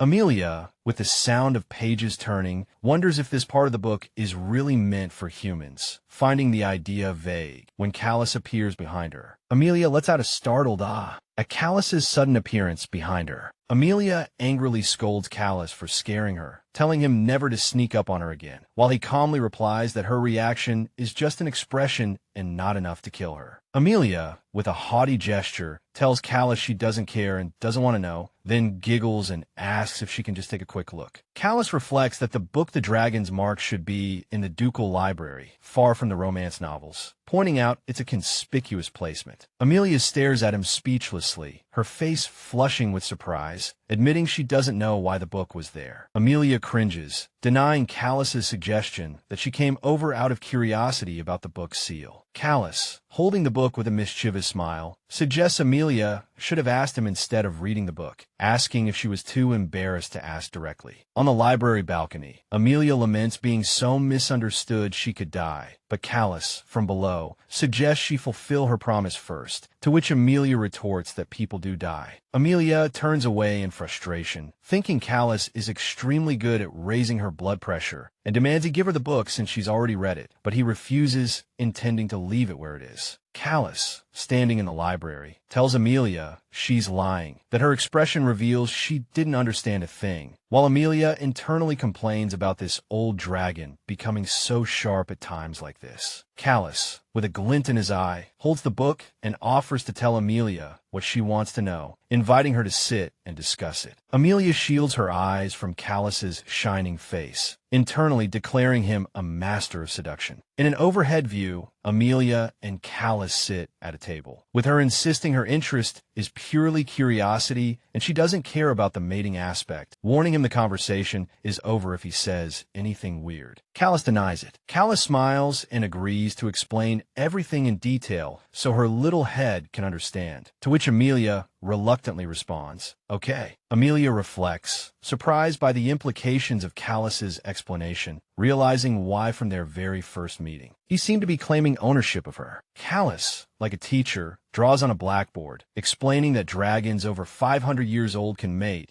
that there's a difference in mana consumption between mated and unmated dragons, and also mentions some dragons never mate. Amelia, with a fit of laughter, exclaims that Callus Urkadon is so behind the times. Amelia asks about the specific role of the matchmaker, and Callus writes down an explanation by hand, stating that although dragons naturally possess immense magic, the matchmaker is for maintaining mana stability, which is impulsive. Callus continues drawing on the blackboard, confirming the book says two souls collide and a partner causes a surge in power, prompting Amelia to declare he can help her achieve that. An overhead view shows Callus and Amelia at the table, with Amelia thinking Callus is quite sharp and realizing that power isn't necessary for her, while Callus retorts that he lost his memories, not his ability to think. Callus explains there's another reason for their partnership, saying he has a short temper. Amelia shrugs, thinking Callus is making up something weird again, but Callus denies it,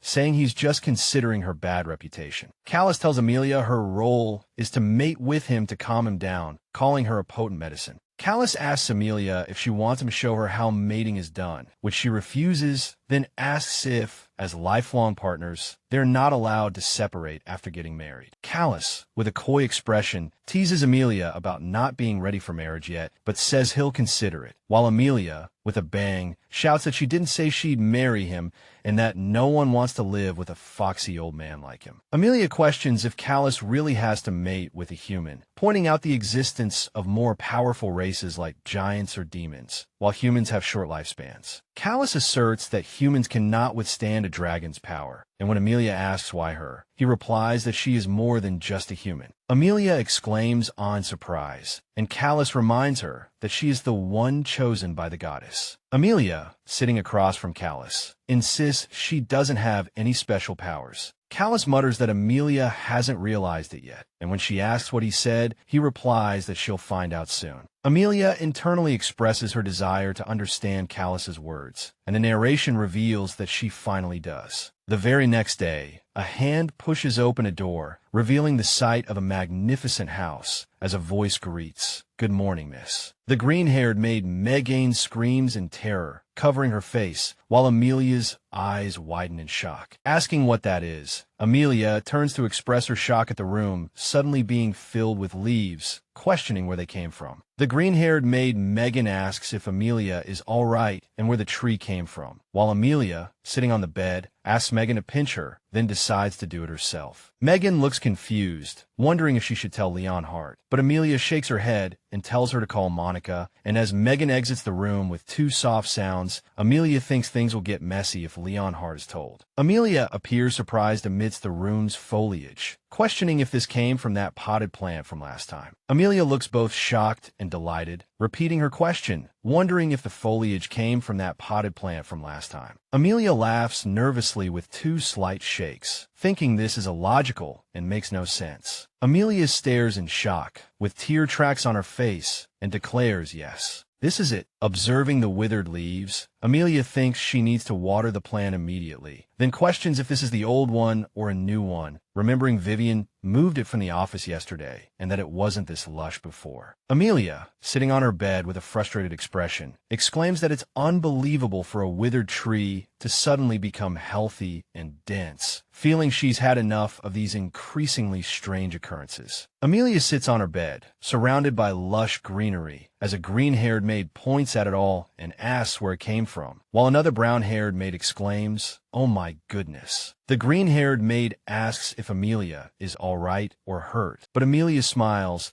and says she feels refreshed because the morning scent from the plants and trees carries the fragrance of earth and citrus. Amelia smiles and tells Monica that, although it sounds illogical, all the greenery originated from a single flower pot. The brown-haired maid Monica mulls over Amelia's words, realizing that what someone said was true, and a surprised Amelia asks what she means. Amelia explains that Priest Enoch told her a prophecy, which surprises Monica, who asks about Mr. Enoch, recalling he had visited when Amelia was in a coma. Monica looks at the plants, recalling Priest Enoch's words that she would understand when she saw it with her own eyes. Monica concludes that if this is what Priest Enoch was implying, then it's more than just a coincidence. Amelia looks distressed, questioning if this plant growth, which she had hoped would be filled with sunshine, happened because of her. Monica asks Amelia if she's okay, noticing she looks dizzy, and Amelia replies that she's not okay at all. Amelia tells Monica to get Leonhardt immediately, stressing that they need to deal with the tree first, to which Monica replies that she understands. Amelia rests in bed amid scattered leaves, with Monica tending to her and Megan observing the strange plant overflow in the room. Monica informs Amelia that Priest Enoch will provide a more detailed explanation regarding her recent changes, and Amelia listens attentively. Amelia greets Priest Enoch with a warm smile, thanking him for his blessing, as his portrait appears in her dialogue box. Amelia clutches her head and tries to explain her great evolution to Priest Enoch, revealing that a large tree has now grown in her bedroom. Priest Enoch, appearing as a floating portrait, expresses surprise at the plant's growth, but implies he knew about it, while Amelia insists he knows something about her power. Amelia looks annoyed, thinking that if she told Bastian the full details of her conversation with Callus, it would be considered blasphemy, as two ghostly images of Miss Chloe giggle in the background, surrounded by dense foliage. Amelia questions how a small potted plant could miraculously grow into a large tree in a single day just from her touch. An unseen voice explains to a surprised Amelia that the plant's power is her own power, prompting her to question the nature of this mysterious force. Priest Enoch smiles and clarifies that the goddess had promised Amelia a gift, making Amelia realize this is the goddess's power. Monica conveys Priest Enoch's wish for a face-to-face meeting for a clearer explanation, asking if Amelia is willing to visit him. Amelia excitedly shouts that she's going to the temple today because Leonhardt is home, and a chibi Leonhardt holds her, promising to take her there quickly. Amelia agrees to see Priest Enoch that afternoon and thanks him. Priest Enoch expresses his anticipation and wishes her more of the goddess's blessings as the scene darkens with a poof sound. Monica holds Amelia's hand, mentioning it's their good fortune that Priest Enoch knows the answer. Amelia agrees. A chibi Amelia imagines being showered with affection for being so cool, expressing a desire for care. Bastian dramatically appears, shouting "sister," startling Amelia and Monica, who react with a flash sound effect. Bastian asks what Amelia found out, and she replies that she spoke with the high priest, confirming it's the old man from the temple and the only high priest on the continent. Bastian remembers the priest had said Amelia wouldn't wake up soon and eccentrically asks if he said anything strange again. Amelia laughs and assures Bastian the priest didn't say anything strange, then warns him not to be disrespectful to the high priest, or he'll become a rebel. Amelia asks Bastian for 2 favors: to restore her bedroom and to accompany her to the temple that afternoon, to which Bastian readily agrees. Bastian stands confidently in Amelia's bedroom, shimmering with a magical effect, and restores the room to its original state. Amelia is amazed that Bastian restored her room in seconds, acknowledging his well-deserved reputation, while Bastian suggests having lunch before they leave. Bastian tells Amelia she can go to the temple anytime, and Amelia confirms it will be just the 2 of them, to which Bastian enthusiastically agrees. Bastian clenches his fist and happily declares that the day has finally come when he can go out alone with his sister, and Amelia laughs. Bastian is surrounded by various outfit options, asking Amelia which style he should change into, from alluring to glamorous, because he feels he can't go dressed like this. Amelia observes Bastian striking different poses, humorously wondering if he thinks he's in a fashion show. Amelia looks exhausted, lamenting that the morning's breakdown has made it impossible for her to fall back asleep. As Amelia considers having brunch, Callus suddenly appears outside her window, accompanied by a knock-knock sound. Callus comments through the window that something interesting has clearly happened, while Amelia glares at him, accusing him of knowing all along. Callus reminds Amelia he told her before that she would find out soon, spreading a hand in a presentation gesture. Amelia suggests Callus share what he knows, but he questions if she would believe him after seeing his methods. Amelia admits her understanding is vague and that the priest promised to explain at the temple. Amelia stares at Callus and asks if there's still time to go to the temple in the afternoon. Callus tells Amelia to lie down and be quick about it, causing her to gasp in surprise and question his sudden command. Callus urges Amelia to lie down, leaving her completely bewildered and internally questioning why he wants her to get in bed. In broad daylight, a blushing and heart-pounding Amelia asks Callus what he's talking about, while he playfully asks back what she's thinking. Amelia is surprised at first, then remembers and admits that Callus did mention this earlier. Callus mischievously asks if Amelia was thinking something impure, and she angrily raises a fist at him. Callus laughs and asks if Amelia finds it amusing, while she looks embarrassed, thinking he's just shamelessly teasing her. Amelia clarifies that the recovery process happens during sleep, and Callus agrees, asking when she plans to sleep, to which she indicates she knows. Callus tells Amelia to take a nap, offering to lull her to sleep until her body adjusts, and she agrees with an okay, as he calls her a good girl with a hee-hee sound. Callus explains that his job is to unlock her hidden memories, starting with short ones, which must be written down after waking, as they are easily forgotten. Amelia agrees, comparing it to dreaming. Amelia, with a rustling sound, finds the memory retrieval process annoying because she dislikes keeping a diary. While Callus chuckles, an annoyed Amelia asks if he's treating her like a god because he finds her annoying, but he corrects her, saying he's actually a spirit. Callus explains that memories will be retrieved in reverse chronological order, from recent to distant, as they are easier to locate. Amelia asks why, then understands. Callus warns Amelia that her special circumstances might cause memories to get jumbled during retrieval, and she'll have to sort them out herself, as he has no solution. Amelia looks thoughtful and,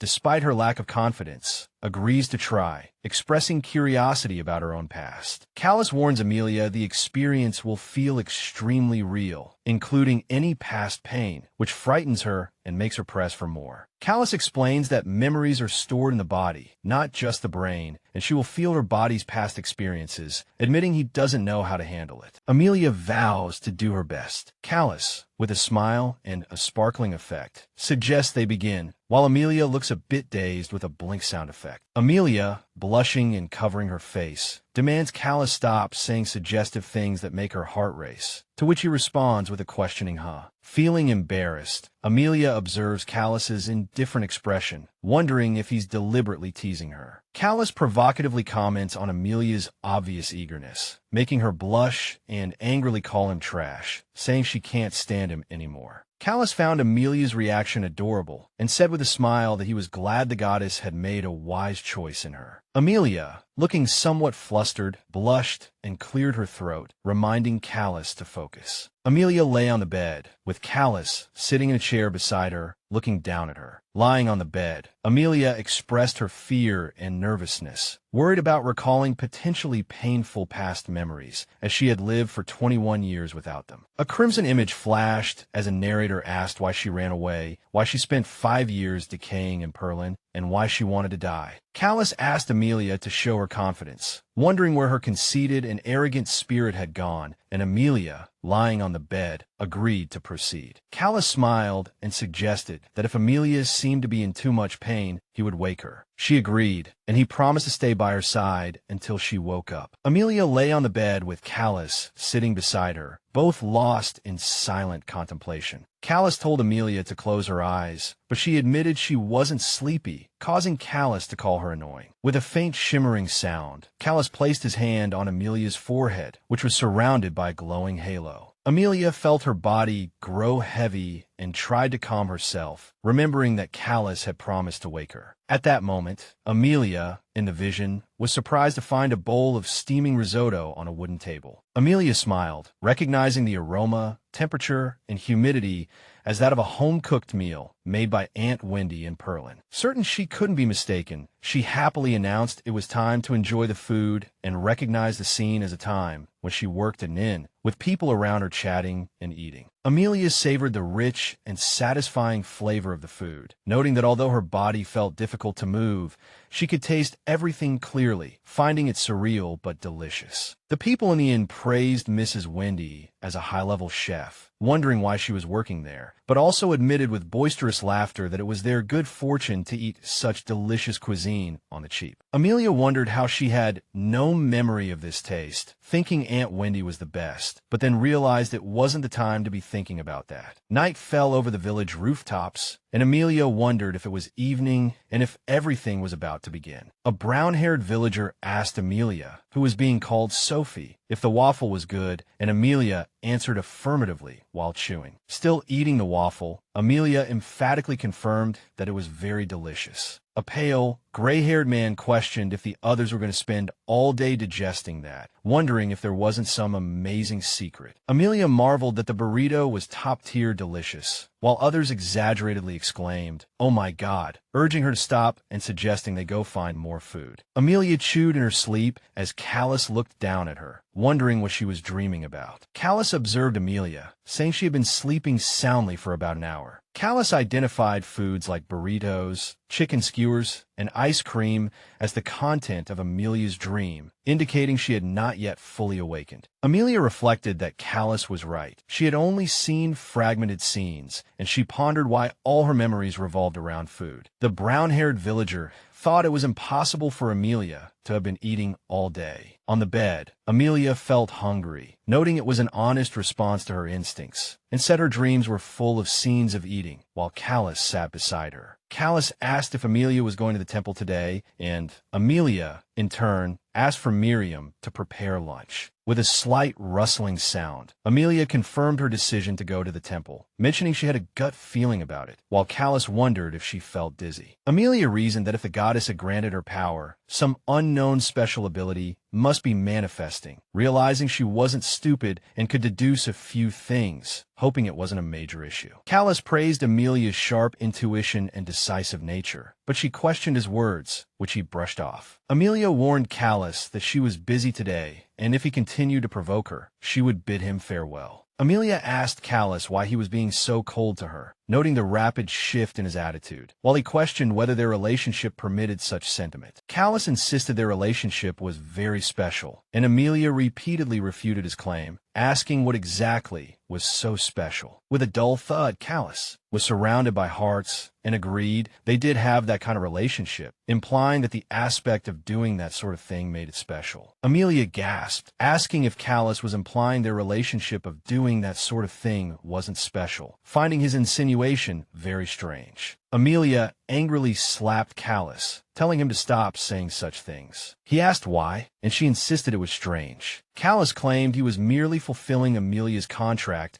and questioned why she had told him not to be so direct, while Amelia felt a pain in her back and wondered about the cause. Amelia expressed her disgust, and with a crash, food fell as Callus stood by the window watching her. Monica, looking visibly distressed, asked with a loud thud if Amelia could hear her, noticing that her expression had changed. Monica, with a worried expression, carried food toward Amelia, who was pulling on Callus. Amelia told Monica to wait. Monica was worried Amelia was hungry, but also questioned what on earth was happening. A flustered Amelia told Monica she had misunderstood, while Callus smiled and asked if she intended to violate their contract, telling her to do as she saw fit. Monica covered her face in anguish, thinking their young lady shouldn't be getting entangled with an outside man. Amelia frantically yelled, "No, it's not like that, Monica." A black-haired attendant bowed apologetically and retreated with a slight rustle, as Amelia desperately told him not to leave, explaining that it was a misunderstanding. Callus smiled, pondering how to resolve the situation, while a blushing Amelia blamed him for all the trouble. Amelia screamed while holding her head, questioning if she had been the one to bring up the topic first, and declaring that things had been taken too far. Callus asked if Amelia was all right and suggested she go see the maid, expressing sadness at being dismissed after his work was done. Amelia warned him not to make another mistake, and with a quick touch, Callus encouraged Amelia to clear up the misunderstanding and cheer up, while Amelia cursed him for being a damn cunning fellow. The manager of the opera company, the woman with long brown hair, asked if there was a secret deal between Amelia and a guest that required a stand-in, which the red-brown-haired man with an earring confirmed. Monica showed surprise and hurt. She had trusted Amelia completely, but she questioned why Amelia was so intimate with an outside man, which made Amelia question her words. Amelia floated in the air in anguish as Monica looked up at her, asking what she meant by an intimate relationship, accompanied by a gentle sound. Amelia raised her hands in exasperation. exasperation, telling Monica not to cry and refuting her idea. Monica touched her eyes, as if wiping away tears, and Amelia reassured Monica not to worry, declaring she had no intention of dating anyone. Monica acknowledged this, but Amelia insisted it was the truth. Amelia, looking flustered, covered her face and patted herself, thinking she needed to calm down and resolving to tell him not to say strange things next time. The white-haired man, Bastian, asked Amelia if she was ready since it was already noon. Amelia agreed to set off, and Bastian complimented her outfit. A magnificent temple stood under a clear sky, surrounded by flowers, as a voice announced they had arrived and that everyone was waiting. Amelia and Bastian arrived at the temple entrance, where a priest in a white robe bowed, expressing his delight at Amelia's arrival. Amelia smiled and explained that as the daughter of a nobleman, she had to greet the high priest, then chuckled softly. Amelia greeted the white-robed priest, but the white-haired man, Bastian, rudely asked if the old geezer was still alive, causing Amelia to chide him for being disrespectful to the high priest. The white-haired man, Bastian, confidently stated he was always like this, leading Amelia to appear angry and question why his tone had become so harsh. With the sound of clanking metal, Amelia and Bastian sat on a sofa, looking displeased, while the white-robed priest reassured them not to worry, with tea and snacks placed on the table. The white-robed priest suggested they get straight to resolving Amelia's curiosity, and she agreed, eager to learn about the goddess's blessing and the situation with her suddenly grown plant. The white-robed priest asked if Amelia knew about the first prophecy of Aldipa, the place where the goddess first manifested, and Amelia recalled having read about it. Amelia remembered the 10,000-year-old prophecy and asked if it meant the land would become fertile and full of life, which the white-robed priest confirmed with a smile. The white-robed priest explained that the harsh Aldipa mountains, once covered in ice and snow, now enjoy a spring-like climate because of the temple built on the summit, and that this was the first prophecy. The white-robed priest clarified that although the goddess had manifested in other places, no other prophecy was as direct as the first, calling it more of a blessing, which new souls refer to as life force, the power to grant life to all things. Amelia asked if her receiving the goddess's blessing was related to a specific job or purpose. The white-robed priest revealed that all of the goddess's prophecies had been made public, except for one, which surprised Amelia, who asked what the undisclosed prophecy meant. Amelia considered this new information, and the white-robed priest, with a slight rustle, explained that the current state of the world was something the goddess had not foreseen,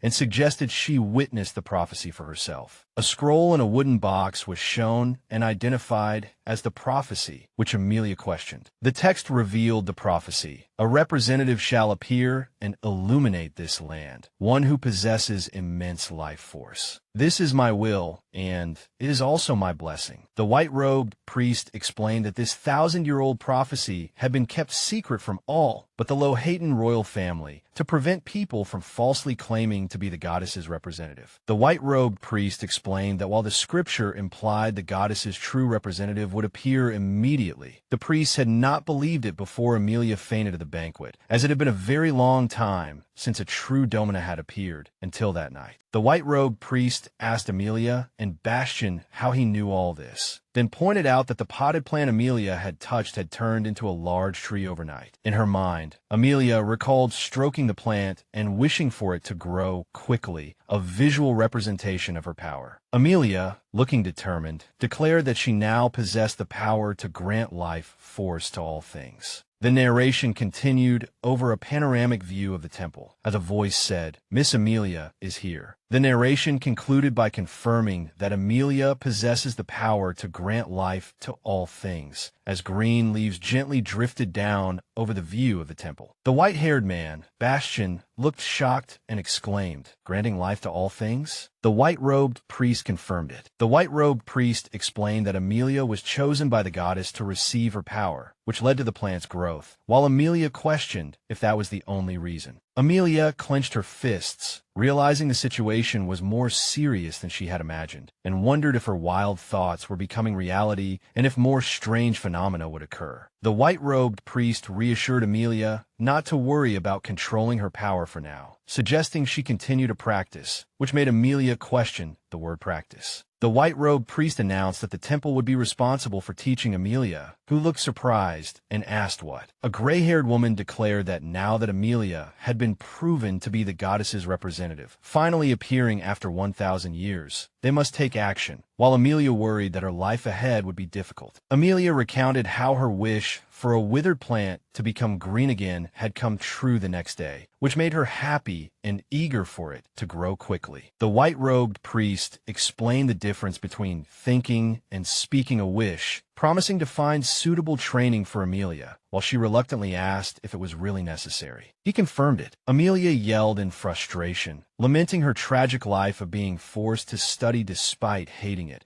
and angrily questioned whether this heavy power was a gift from the goddess, declaring it ran contrary to her desire for a peaceful life. With a loud noise, Amelia wept bitterly, convinced her new power was a punishment in disguise. The white-haired man, Bastian, angrily declared he would not let the temple take his sister away, stressing that he hadn't seen her in 10 years. The white-haired man, Bastian, asserted that Amelia would stay with him forever and told the priest to stay away from them, while flustered Amelia told them to stop talking nonsense. The white-robed priest explained that while they possessed the prophecy, they could not force Amelia to go to the temple, so they would cooperate with professional trainers, and lessons for special cases would be conducted via communication stones. Amelia, looking annoyed, asked if this meant remote learning, then sighed, thinking that studying at home or at the temple was equally miserable. The white-haired man, Bastian, looked surprised and snorted, asking if they really wouldn't take her away, while Amelia looked shocked and exclaimed. The white-robed priest confirmed they wouldn't dare take her, acknowledging that Amelia was both the goddess's representative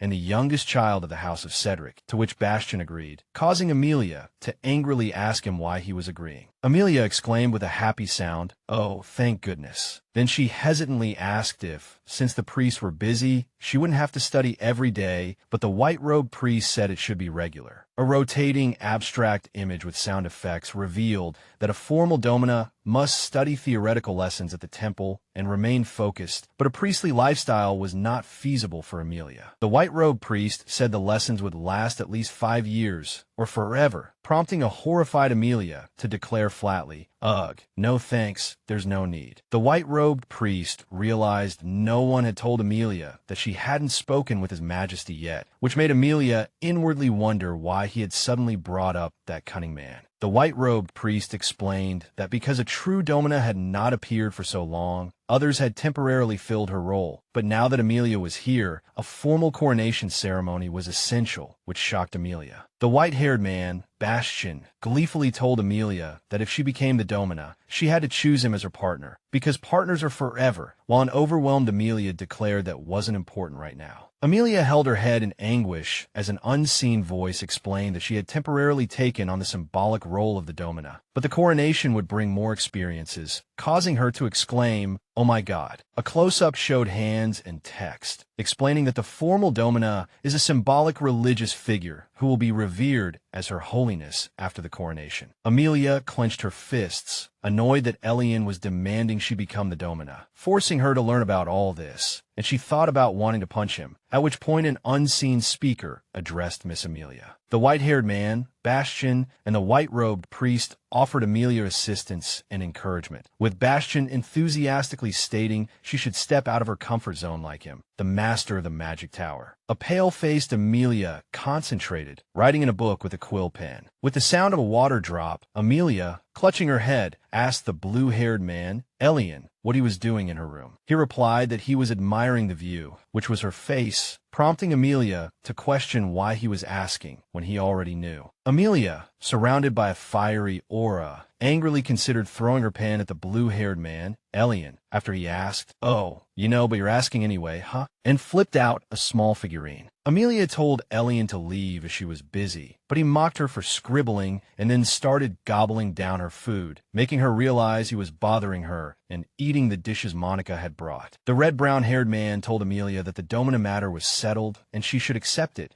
But a dejected Amelia declared she wasn't interested in the title, while he said that if it were up to him, he wouldn't be there either, reminding her to remember what he'd said. The blue-haired man, Elian, smiled and told an unseen person that they were special. Then, after they asked if he was joking, questioned whether it sounded like a warning or a blessing. Amelia reacted strongly, asking, "Who on earth is that?" While the blue-haired man, Elian, sitting on the sofa, thought she was fiery as hell. With a soft sound, Amelia suggested they pretend she hadn't said that, while the blue-haired man, Elian, chuckled and noted her warning was fiery, to which Amelia pouted and said, "No, forget it." The blue-haired man, Elian, claimed that Amelia had been absent-minded ever since she returned from the temple and suggested he stay to protect her from any bad things that might happen. Amelia refused the offer of help, preferring to accomplish things on her own even if she failed, prompting an unseen speaker to call it pity. Amelia felt ashamed for fainting in front of all the nobles, only to wake up to a ticking time bomb. The blue-haired man, Elian, in her building, and now she had to take on the role of domina, which made Elian question if she was calling him a ticking time bomb. The blue-haired man, Elian, mused that perhaps Amelia had been like this before, which led to her living like a commoner, but then dismissed the thought as a stupid assumption. Amelia snorted and angrily told the blue-haired man, Elian, to leave if he disagreed, but he smiled and said he'd gotten her brother's permission to stay here, and it would be a waste to go back now, causing Amelia to let out a quadruple scream. Seen from behind, Amelia was undergoing her second dream therapy session since the start, as a narrator pondered the events in her dream. Amelia happily devoured a piece of fried chicken, confirming the narrator's observation that she was a big eater. Amelia's eyes widened in surprise at the detailed menu in her dream journal, noticing that it started with chicken soup and ended with mille-feuille, and realizing she could practically create a menu from it. With the sound of a glance, the blue-haired man, Elian, informed an unseen speaker that people from the temple would arrive the week after next to May preparations, then revealed he needed to meet with His Majesty regarding the coronation. Amelia thought of him, noting there had been no movement on his end, and thinking he should have contacted her after she woke from her coma. She thought maybe Amelia covered her mouth, wondering if he was too guilty to contact her, just as a brown-haired maid informed her that she had received a letter from the imperial palace. With a ha-ha and a relaxed sound, the brown-haired maid told Amelia she had a letter from the royal family, and Amelia, sitting at a table with Elian on the sofa, thought it was perfect timing, realizing that Elian had not become a nobleman. Amelia smiled, holding the letter, and thought that while he was always smiling and looked scary, objectively speaking, he was also handsome. Amelia's hand held a letter addressed to cute little rabbit Amelia, and she thought he must be trying to dispel her assumption that he hadn't contacted her because he felt guilty. The red-brown-haired man smiled gently and said no. Amelia informed the red-brown-haired man that His Majesty had written for her to come over, but he immediately told her to burn it, Amel. When she questioned if it was a royal command, he retorted, "Is that so special?" The red-brown-haired man thought that meeting the emperor alone was worrisome, wondering if the emperor still held a grudge against Elian or if his actions were a reaction to Amelia becoming the domina. Amelia, holding the scroll, declared that this was very important, then explained that if she officially became the domina, there would be a lot of work, and he told her to talk about it in the capital tomorrow. Amelia told the red-brown-haired man she would go with him, and when he asked if she wasn't busy tomorrow, she reminded him that she needed to check on the new business location. Amelia smiled, thinking that she didn't want to go through 2 bloody meetings again like last time. The black-haired man, Callus, suddenly appeared in a grayscale image, declaring, "I'll go with you," which startled Amelia, who questioned Callus. The blue-haired man, Elian, questioned the red-brown-haired man's sudden appearance, and the latter replied with a frown that he had heard something interesting while passing by. The red-brown-haired man noted that the ducal residence wasn't that soundproof, prompting the blue-haired man, Elian, to say his ears were sensitive. Elian then commented that the people in other houses weren't under control, which the red-brown-haired man took as a compliment. With the sound of someone getting up, Amelia looked shocked against a background of binary code, her eyes wide, thinking prank mode expression activated. Amelia told the blue-haired man, Elian, and the red-brown-haired man that she was fine and not a child, declaring that she would discuss private matters with His Majesty in return after finishing her business, but the red-brown-haired man still called her Amel, implying his concern. Amelia smiled and reassured them that the Emperor liked to joke and wouldn't harm her, while unseen text narrated that even though Elian knew Amelia would collapse there, the Emperor was still surprised on the day of the founding anniversary. The red-brown-haired man told the blue-haired man, Elian, that the Duke was being overprotective of Amelia. But Elian told him he was being too loud, and text noted that expressions can change in an instant. With an asa and EU sound, a chibi Amelia assured a chibi Elian that she was healthy and would return from the Imperial Palace, not the dungeon, telling him not to worry, while the chibi Elian questioned if it would really be okay. The blue-haired man, Elian, blinked, while the red-brown-haired man frowned. Amelia smiled brightly, thinking that Elian had agreed more easily than she expected, while in a thought bubble, he requested,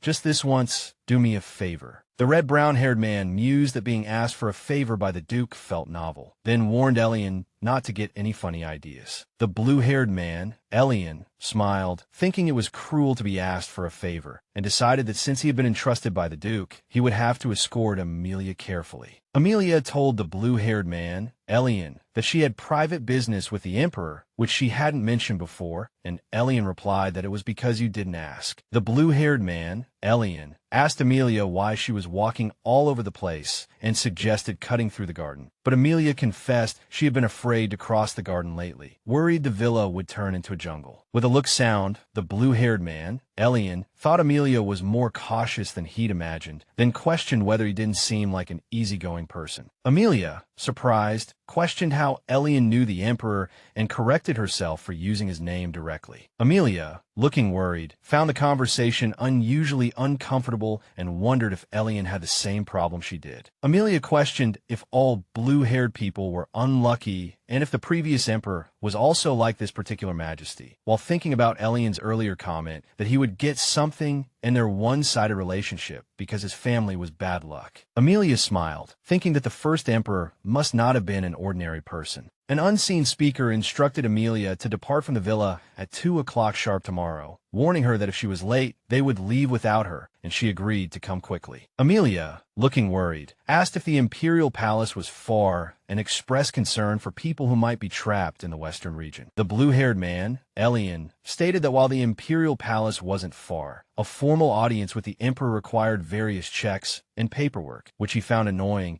and pointed out that these were the rules for meeting the Emperor, even for someone from the ducal house of Cedric. Amelia laughed and dismissed the idea of seeing the Emperor later, even though the blue-haired man, Elian, suggested their meeting could be reasonably postponed, and then she announced they had arrived. The blue-haired man, Elian, asked if Amelia wasn't going in with him, but she questioned the necessity of his escort, reminding him that he used to come and go as if it were his own home. Amelia told the blue-haired man, Elian, that she couldn't go in now because she was tired from arguing with her brother, though Elian implied she was actually looking forward to it. The blue-haired man, Elian, declared that he would feel lonely if he went back alone, causing Amelia to stop in her tracks. Amelia, surprised, blushed, and inwardly wondered if the blue-haired man, Elian, wanted to take her home now. The blue-haired man, Elian, complimented Amelia's rich expressions for making their time together interesting, then told her he had to go, "See you tomorrow," and suggested she take her time preparing, but she rejected his suggestion. The blue-haired man, Elian, waved and left with a whoosh sound, while an annoyed Amelia also let out a huff. Amelia stood alone on the grand steps, contemplating that she had to accomplish everything on her own. The blue-haired man, Elian, chided a visibly dejected Amelia, who was wearing a green dress, for being late, reminding her with a yawn that he had suggested she take her time and get ready. A white-haired woman clapped her hands and exclaimed they were too late, that even if they left now,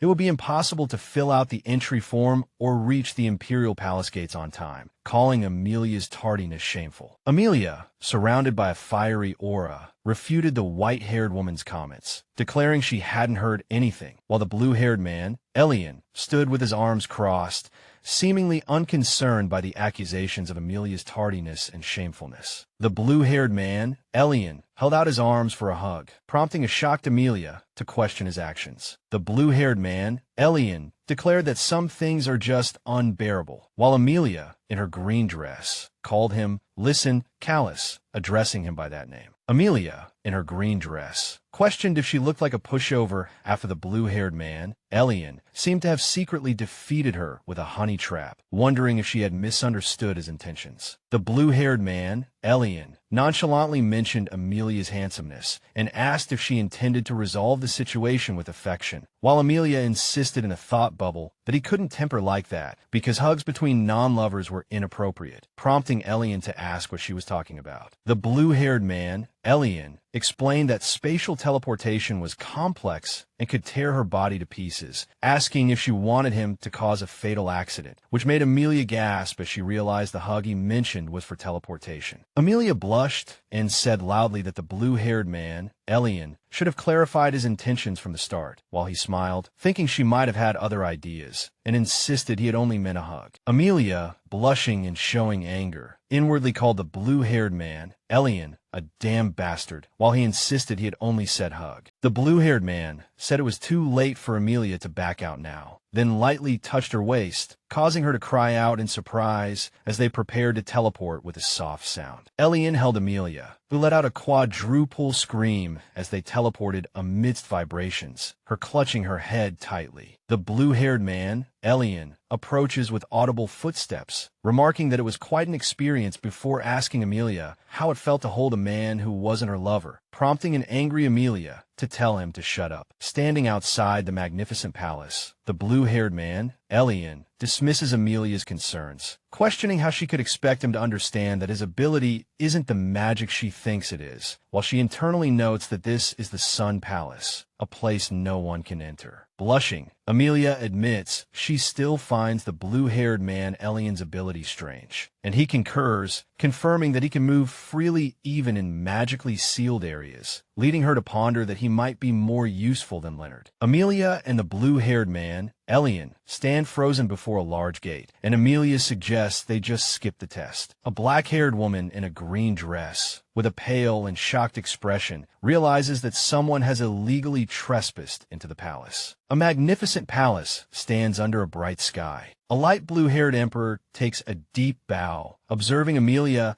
and remarking that he didn't expect her to be the one to trigger the intruder alarm, which has never gone off since he was born, adding that he can no longer face her. Amelia looks dejected and tells the light blue-haired emperor that he can scold her, but he says that at first he thought a war had broken out, and although the royal army was assembling and an emergency evacuation was initiated, he finds it both surprising and amusing. The light blue-haired emperor declares that this incident occurred because he had summoned Amelia, then asks the blue-haired man, Elian, if he is a warlock from the West. Elian confirms that most people call him that sarcastically and adds that it's a pleasure to meet him, while in a thought bubble, Amelia deems this assessment incorrect. The light blue-haired emperor thanks the blue-haired man, Elian, for his frankness, noting that his dearest friend would have been uneasy if Amelia had come alone, while Amelia thinks to herself that he is well aware of this. The blue-haired man, Elian, glares, telling Amelia to stop talking, while she thinks to herself that the royal family is completely shameless and thick-skinned. The blue-haired man, Elian, asks the light blue-haired emperor if they have met before, as he speaks as if he knows him well, to which the emperor replies that he has met Elian's ancestor, not him, causing a Q-version Amelia to react to his curtness. The light blue-haired emperor states that he has ties to the royal family and asks if the blue-haired man, Elian, does as well, to which Elian replies, sort of, while a Q-version Amelia questions his tone. The light blue-haired emperor finds this eye-opening and expresses interest in Elian's story, but decides to save it for later, revealing that he summoned Amelia today to tell her something, which Amelia, looking annoyed, dismisses as nonsense.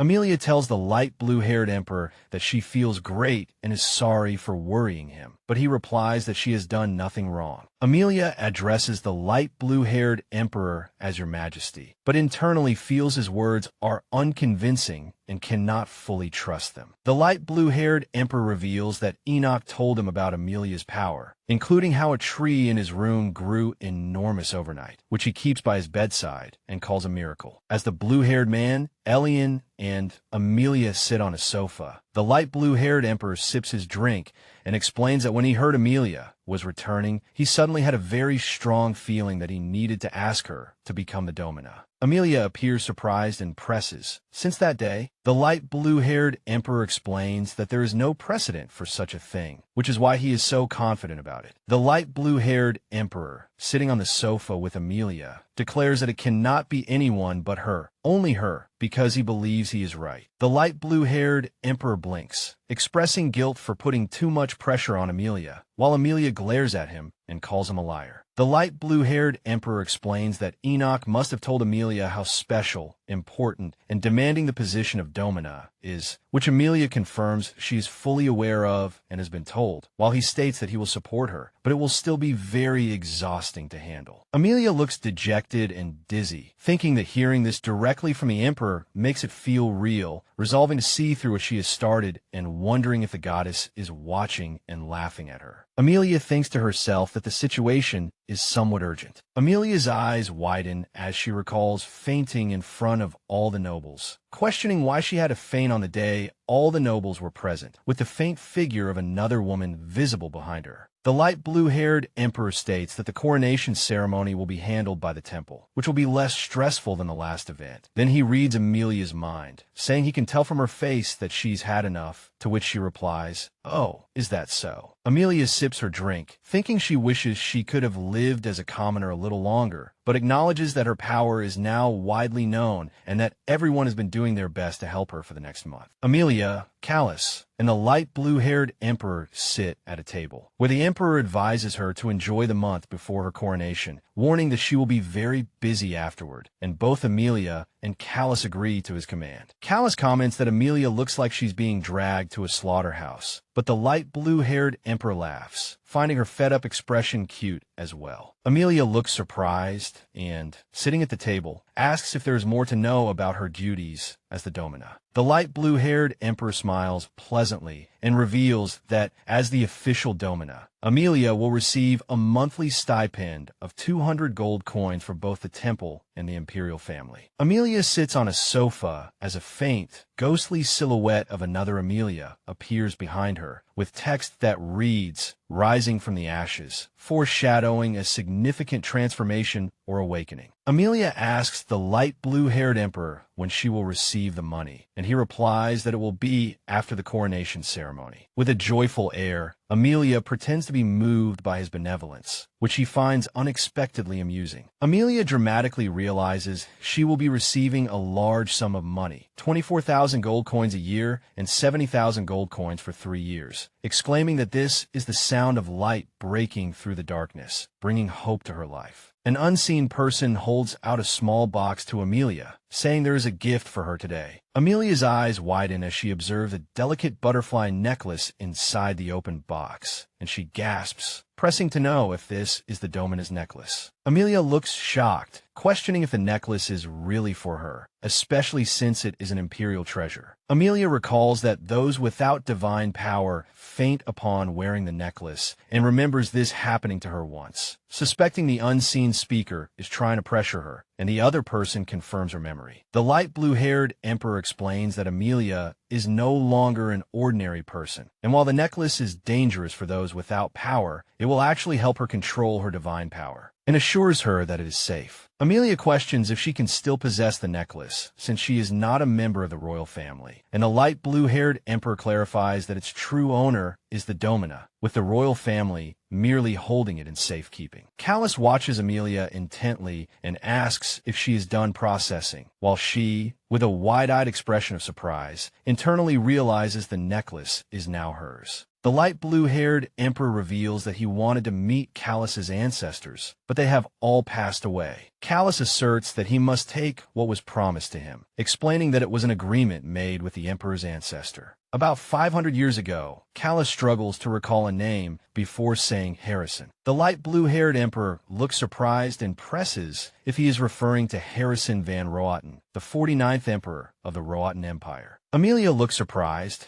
remembering Emperor Harrison as a great king who eradicated demons and created a peaceful nation, and finds his name long and plain. The light blue-haired emperor vaguely remembers Harrison and notes that Callus has the same blue hair, then angrily tells Callus to drop his attitude. Callus finds it amusing and comments that priests claim warlocks have lived for 1,000 years. Callus casually says he has lived for twice that age, but is happy to let the 1,000-year rumor persist, and the light blue-haired emperor laughs, appreciating his frankness. Amelia and the light blue-haired emperor stare at Callus, both expressing curiosity and asking for more details about his relationship with the 49th emperor, with Amelia admitting she knows almost nothing. The scene depicts Emperor Harrison as a wise, skilled, and magically powerful leader whose success was blessed at birth, and whenever he was in danger, a helper with strange powers would appear, rumored to be a demon, a deity, a great magician, or simply a person of extraordinary ability. Callus reveals, with a contemplative expression, that he had a contract with Harrison. Callus explains that Harrison was an illegitimate child who summoned him for help, and Callus had considered erasing him until Harrison made a tempting offer that would allow him to carry out a bloody massacre as he pleased, which Callus found amusing. Amelia, observing through a monocle, gasps as she realizes the massacre Callus mentioned was actually killing all the monsters on the central continent, exclaiming, "I knew it." Callus, with a calm and subtle smile, states that he agreed because he was too bored, and the Roatan Empire would have disappeared otherwise, finding Harrison's scheme eccentric yet charming. The light blue-haired emperor asks if Callus is the helper from history, while Amelia looks completely overwhelmed, wondering what is happening. Callus replies that Harrison was always one step ahead and that it was merely a game. Fortunately, Harrison died before Callus decided to abandon him. Callus casually says he was planning to cut off Harrison's head, which makes Amelia look distressed, and the light blue-haired emperor tells her stop. Callus announces with a smile that he has come today to claim what Harrison promised him. The light blue-haired emperor looks at Callus with a serious expression, acknowledging his request. Amelia looks completely confused, questioning what is happening and if she is the only one who knows nothing. The light blue-haired emperor explains that the previous emperor instructed them to unconditionally grant any request from Harrison's helper or their descendants, to which Callus comments on this unexpected display of conscience, while Amelia expresses disbelief. The light blue-haired emperor, sitting majestically, suddenly announces that he will grant Callus the honorary title of Marquis, as promised, shocking Amelia. Amelia turns to Callus in surprise, asking what the emperor is talking about and whether Callus knows what a Marquis is. Callus retorts with a smirk that he is not like her, implying her ignorance, which leads an angry Amelia to insist she was just testing him. Amelia clutches her head and explains that Marquis is the highest military title, although Callus's title will be honorary. Callus observes Amelia's surprise with a sneer, as Amelia doubts whether the emperor really intends to give him such an important title. The light blue-haired emperor smiles, noticing Amelia's surprise, and explains that this promise to Callus has existed for a long time. The light blue-haired emperor explains that the title is a gesture of gratitude for defending the border, while Callus, in a thought bubble, questions taking a useless title and finds the historical record a bit embarrassing. A flashback image shows a hooded figure, presumably Callus, and a young Emperor Harrison, indicating that the helper refused everything and disappeared. Amelia asks Callus why he has changed his mind now, if he thought the title was useless before. As Amelia asks for the reason, Callus replies with a gentle smile, "Because of you." Callus tells Amelia he's going to stick to her forever and needs a decent title to follow her closely for the next year. Amelia looks shocked as Callus explains that the title will also help him show off in front of her two unusually eccentric older brothers and improve his public image. Callus smiles and radiates a glow, hinting at exciting future plans. A woman in a dark dress looks completely shocked, questioning if Callus needs that title to stick to Amelia, while a Q-version Callus asks about Amelia's relationship. Amelia walks away angrily, telling Callus to stop talking, while he cheerfully claims to be in a state of extreme happiness and can't understand her displeasure. A decorative panel highlights the impending bestowal of Callus's title. Amelia looks worried as text explains that the imperial family will introduce Callus to the public as a descendant of Emperor Harrison's helper to avoid questions about his sudden appearance. Callus smiles and holds Amelia's hand, calling it a double joy, but an annoyed Amelia corrects him, saying it's a double disaster. Amelia looks dejected and complains to Callus that things are getting more difficult thanks to someone, but Callus, with his arms crossed, dismisses her complaints, finding the weather refreshing. Amelia looks up in surprise at a sparkling golden angel statue, wondering if it's made of gold and worth a lot of money. Amelia and Callus stand in a lush garden near a sparkling golden angel statue, with Amelia marveling at its potential value, while Callus playfully asks if this is stimulating her bottomless greed, and she openly admits her love for money. Callus smiles and offers to get the golden statue for Amelia, and Amelia, with a subtle expression, wonders if he is in a particularly good mood. Callus asks if Amelia really wants the statue, prompting her to clarify that she was just joking about stealing it, explaining that even as the domina, stealing from the imperial family would land her in prison. Callus dramatically vows to turn anyone who imprisons Amelia to ash, while an embarrassed Amelia tells him to stop. Callus internally revels in being the sole protagonist of his own dramatic scene. A small, light gray bird with traces of blood lies trembling on the grass, having apparently fallen from its nest, as a thought bubble asks what that is. Amelia kneels beside the small, light gray bird, identifying it as a fallen fledgling and expressing sympathy, while Callus stands by and asks what they should do. Amelia gently holds the bird, while an unseen thought cruelly suggests it's going to die anyway.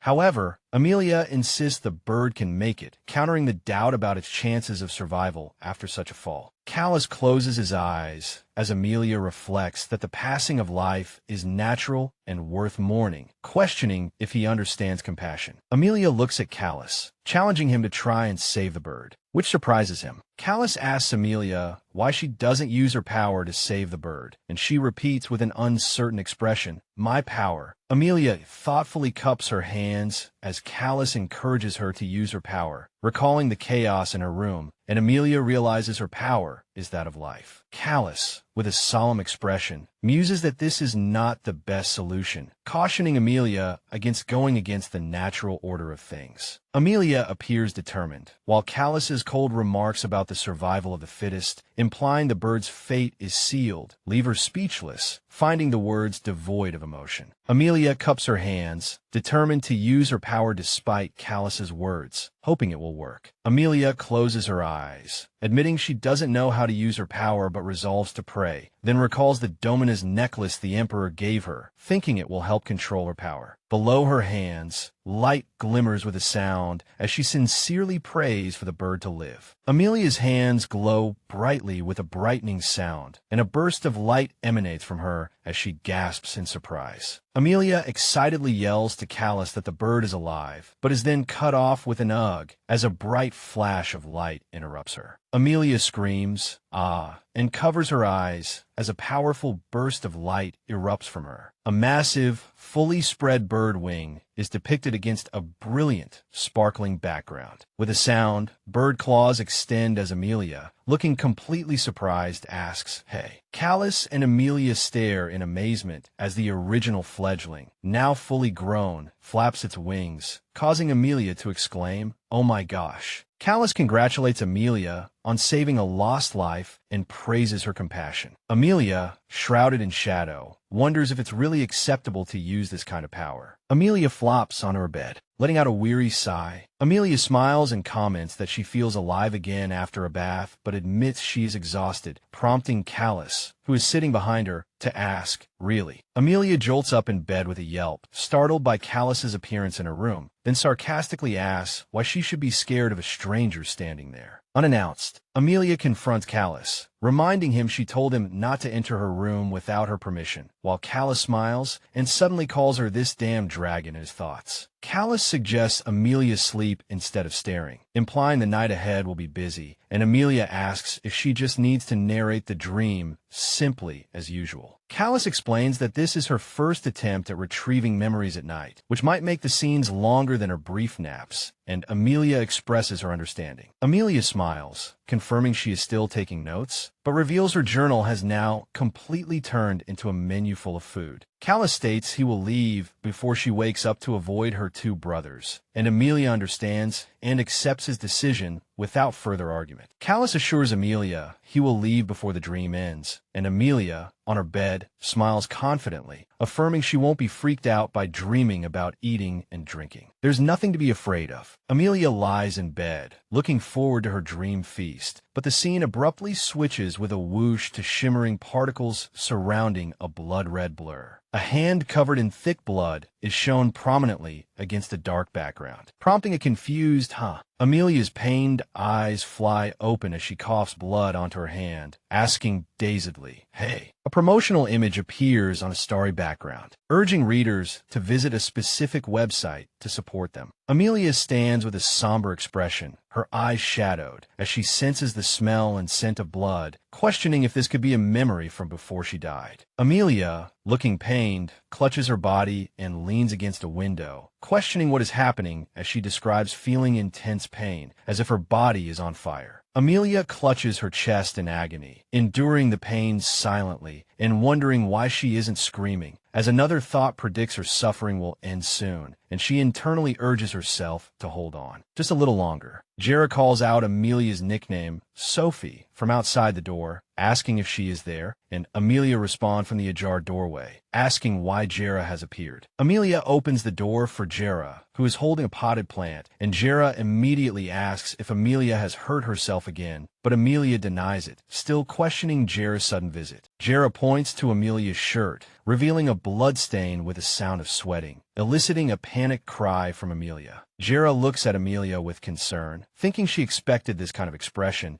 then insists that Amelia is not okay and asks why she keeps hurting herself. Amelia gently places a hand on Jera's shoulder, reassuring her that she'll be fine if Jera stops worrying, but Jera remains skeptical. Amelia stands alone under a brilliant starry sky, reflecting on a profound sense of sadness and regret, questioning why this feeling has suddenly emerged. Amelia, with her back to the viewer under a crescent moon, sadly thinks to herself that her time is running out and apologizes to her deceased parents for not being able to find their graves. Amelia's inner thoughts reveal this is a message for her deceased parents. The narration explains that Amelia, the youngest child of the former Duke, still misses her parents despite having run away from home. Amelia kneels and prays for her older brother's happiness, hoping they will forget her, but then looks surprised, questioning, older brothers, as her hands emit a shimmering glow. Amelia suddenly sits up in bed with a hum sound, now awake. Amelia looks out the window at the night sky, and then an unseen voice asks if she is awake. Amelia sits in bed, contemplating a strange and unfamiliar feeling in her body. The maid, Vivian, in a dark dress, looks surprised to see the awakened Amelia, as Amelia, in a red dress, calmly greets Vivian with a good morning. Amelia, in a red dress, sits on a sofa, writing in a book, explaining to an unseen inquirer that she is writing in her dream journal, letting out a slight ah. A Q-version Amelia sits on the sofa as a Q-version purple-haired maid comments on her unusual diligence, while Amelia internally notes that this is the first time she hasn't written a food menu in her notebook. The purple-haired maid offers to prepare a simple, one-handed meal like a sandwich, which an unseen speaker, presumably Amelia, accepts. Amelia, in a red dress, writes diligently while a thought bubble mentions her coughing up blood and questions if she had an incurable disease. Amelia, looking pained and covered in blood, clutches her chest as she reflects that she can feel the physical pain of the original Amelia's body, which is still trying to endure intense agony. Amelia writes in her journal that this pain suggests she had been suffering for a long time, indicating she ran away from the ducal house to escape Bastion and then for other undisclosed reasons. Amelia reflects on her longing for her deceased parents and older brothers, questioning why she never returned home or hid in Phelan despite knowing someone was looking for her. her. A close-up of Amelia's journal shows heavily circled text, with thoughts debating whether her illness, though tricky, could have been treated faster at the ducal house. Amelia stands by her bed, reflecting that the original Amelia was already dead when the current Amelia entered her body. Callus, in a dark, ethereal scene, reveals he has unraveled a clue as to why Bastian couldn't find his sister, because Amelia had passed away from her illness by the time he reached Phelan. Amelia is seen writing as she muses that because she entered Amelia's body, the original plot was ruined. Amelia sits and writes, speculating that in the original timeline, Amelia was supposed to die while she continued to live after possessing the body, questioning if this is the true story. The reddish-brown-haired man calls out Amelia's nickname, Amel, from across the table, and a startled Amelia responds, asking if he was waking her up. Amelia and the reddish-brown-haired man sit at a table in a bright conservatory, and he notes her lack of energy, to which she apologizes, admitting she was preoccupied with other thoughts, which he probes further. The reddish-brown-haired man, seen from behind Amelia, comments that the scene looks boring, implying her current demeanor is dull. Amelia looks shocked as the reddish-brown-haired man, still with his back to her, announces that he will instruct the servants to build a new garden within a week, prompting Amelia to internally question his motives. Amelia gestures emphatically, stating there are already plenty of gardens and that new areas were just added last week. She insists she is not bored, just deep in thought. The reddish-brown-haired man sips from his cup, expressing curiosity about what is troubling his sister. The reddish-brown-haired man offers to buy Amelia a quiet island and build a villa so she can think freely, but she firmly rejects the idea of such a luxurious retreat. The reddish-brown-haired man gazes thoughtfully at Amelia, seen from behind with a sound of hesitation in the air. The reddish-brown-haired man looks intently at Amelia and asks why she loves him so much. Amelia looks away, questioning her own inquiry and reflecting that her long separation from her family has made her forget who her real brother and family are. Amelia bows her head sadly, admitting she feels guilty for asking such a question after seeing everyone's real sister in her dream. The reddish-brown-haired man gently asserts that he loves Amelia simply because she is his lovely sister, and when she questions if that's the only reason, he reiterates that this one reason is enough. Amelia bows her head thoughtfully against the backdrop of a bright, airy window, seemingly contemplating his declaration. Amelia's thought bubble expresses worry, wondering what would happen if he found out she wasn't his real sister. A small, blonde girl with green eyes and a simple dress reaches out, asking an unseen person to read the next chapter. An abstract, industrial-style scene with a thought bubble asks if anyone feels conflicted after having a dream. Amelia and the dark blue-haired man sit at a rustic table in an industrial-style interior with snow falling outside the window, and she admits to feeling strange and conflicted after her dream. The dark blue-haired man holds a glowing blue object in his hand as a thought bubble ponders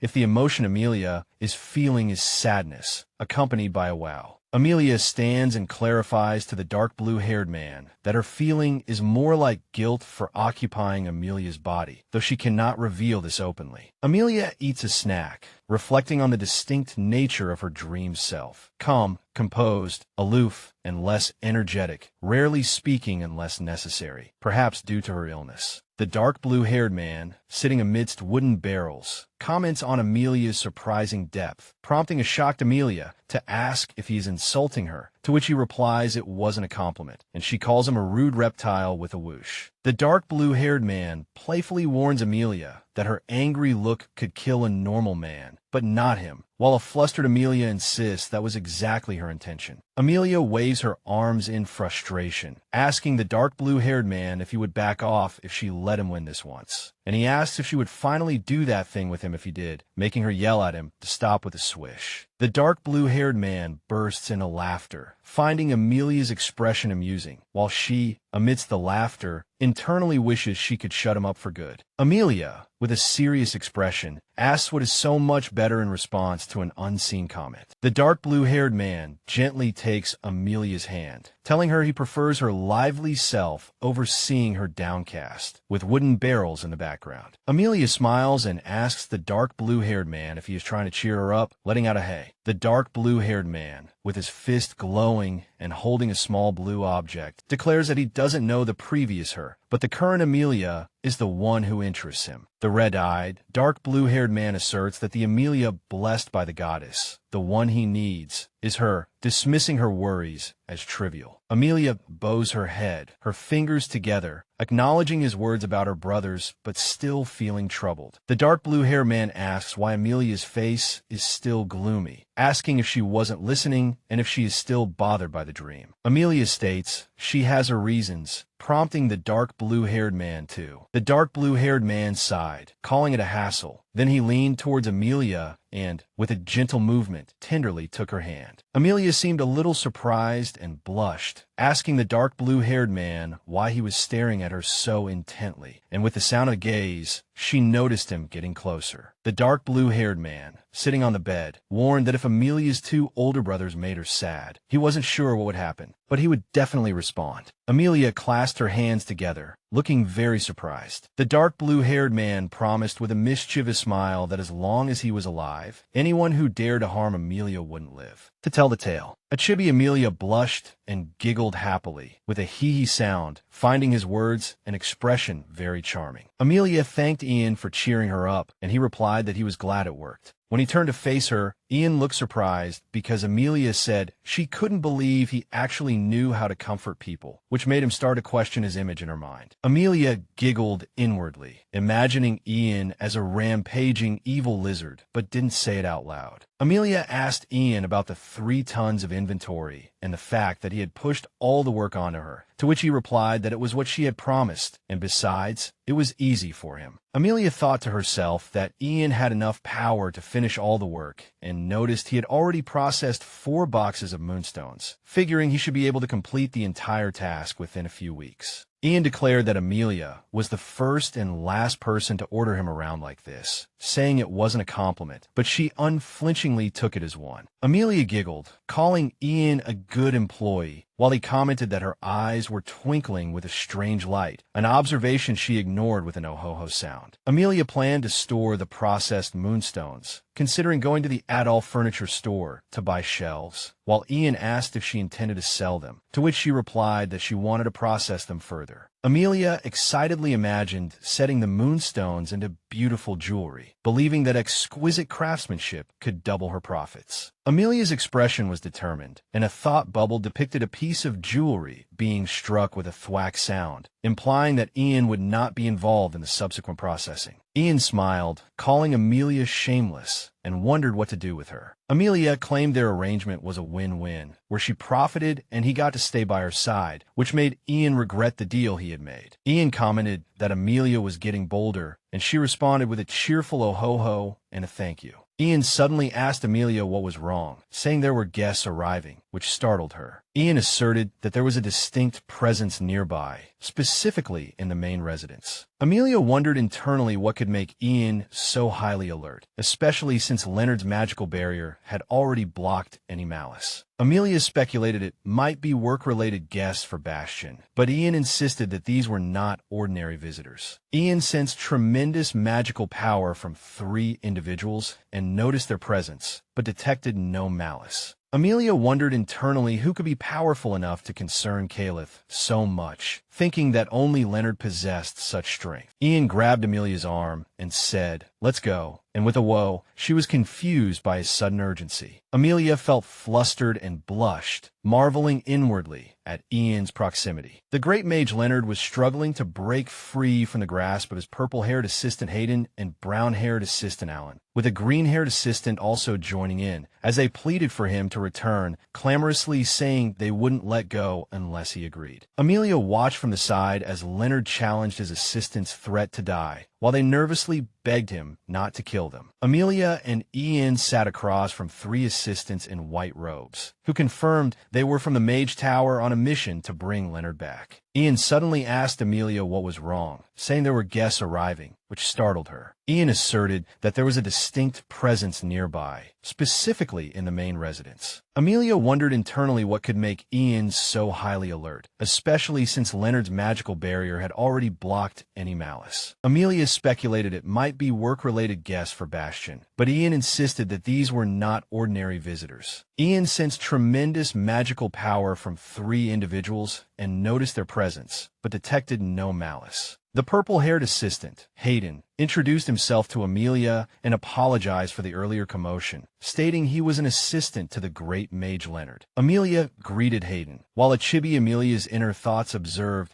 that Hayden seemed to be the strongest among them. The brown-haired assistant tearfully introduced himself as Leonard's 3rd assistant, Alan, while the green-haired assistant, Phil, cheerfully introduced himself, expressing his pleasure at meeting Miss Amelia. Amelia smiled as Phil expressed his surprise at meeting the great Amelia, then mentioned that a great mage had built a shrine in the tower, which surprised Amelia and made her question it. Phil clarified that the shrine was a very famous exhibition, which made Amelia feel a wave of melancholy, inwardly wondering if the idea of being put on display was a violation. Hayden scolded someone for staring at Amelia, while Leonard was referred to as the tower's princess. Ian dismissed the comment, and Leonard tried to send Lampkin away, but was stopped. Hayden informed Leonard that the elders had given them permission to use force if necessary to bring him back, but Leonard vehemently rejected their claim. An unseen person desperately pleaded for Leonard to return, saying the situation was serious, and Amelia noted the noisy clamor, thinking it sounded like a zoo. Hayden questioned Leonard for running away without training a successor, but Leonard dismissed it as Hayden's own problem, leading to an angry response from Hayden. With a dull thud, Amelia desperately thought of happy things, urging Hayden not to get involved in the situation. A red-eyed, blonde-haired child looked up eagerly at a red-haired man in a military uniform, asking to read the next chapter. A stately white house was shaken by a roar, as an unseen voice questioned if anyone thought this was a joke. A stressed-looking Hayden yelled at the great mage Leonard, accusing him of running away and creating chaos, forcing Hayden to work all night. Leonard nonchalantly asked why he should care, claiming his assistants were competent, but Hayden insisted he had to care because he was the great mage. Hayden pointed to his dark circles, complaining of exhaustion, but Leonard dismissively thought it was nothing new, prompting a wail from Hayden. Amelia munched on popcorn with a crunch sound, observing the intense confrontation between Leonard and his assistants. Phil enthusiastically shared a fun fact that the tower hadn't had a great mage in residence for 5,000 years, but Leonard cut him off, saying nobody asked him. The assistants asserted they were there to help Leonard, not to clean up his messes, and Amelia observed their imposing presence, acknowledging their tenacity. Leonard questioned why he was needed now, claiming he didn't train them to be so demanding, but Alan tearfully corrected him, saying it was Paris Luckhot who trained them, prompting Leonard to tell him to shut up, while Amelia inwardly noted Alan's surprising strength. Hayden revealed that the magical beasts on the border were multiplying, and without a great mage, the situation would be beyond their control. As Leonard's other assistants questioned this, Amelia quietly asked about the border, and Ian explained that it was where magical energy fluctuations were most intense. Amelia asked what magical energy fluctuations meant, and Ian explained that the continent was formed by plates with different attributes, and where they met, magical interference occurred. Ian likened these disturbed areas to rifts, and Amelia, looking at a stylized globe, understood, comparing it to Earth's tectonic plates. Hayden sighed, reporting that in the past 4 months, sightings of magical beasts had doubled, an ominous sign. Leonard was surprised that the sightings had doubled, which Hayden confirmed, adding that merchants were recently ambushed at a rift in eastern Rotten. Amelia looked startled, thinking this was a major crisis, and Hayden confirmed that this kind of explosive increase in magical beasts had never happened before. The great mage Leonard crossed his arms, dismissing the ambushed merchants as people who brought it on themselves by not avoiding dangerous areas, while shocked Amelia thought he must be joking. The great mage Leonard explained that warnings about the dangers of the rifts and surrounding areas had been issued long ago, and asked Amelia if she knew about it, which surprised her. The great mage Leonard casually dismissed the ambushed merchants as people who chose to take shortcuts, questioning if they were a cleanup crew and finding the situation annoying, while Alan thought it was a bit much, and a chibi Amelia thought, wow. The great mage Leonard, looking genuinely irritated, reflected that this was a real hassle, unlike his usual petty squabbles with Bastion. The green-haired assistant, Phil, asked Amelia if this was why most mages were being sent to guard the border, and Amelia asked if he was aware of it. Phil, surrounded by floating coins, cheerfully explained that many mages agreed to guard the border after being promised a hefty bonus. Amelia realized that the bonus incentives for mages being sent to the border explained why she couldn't find people for her moonstone business, and asked about the identity of the gentleman nearby.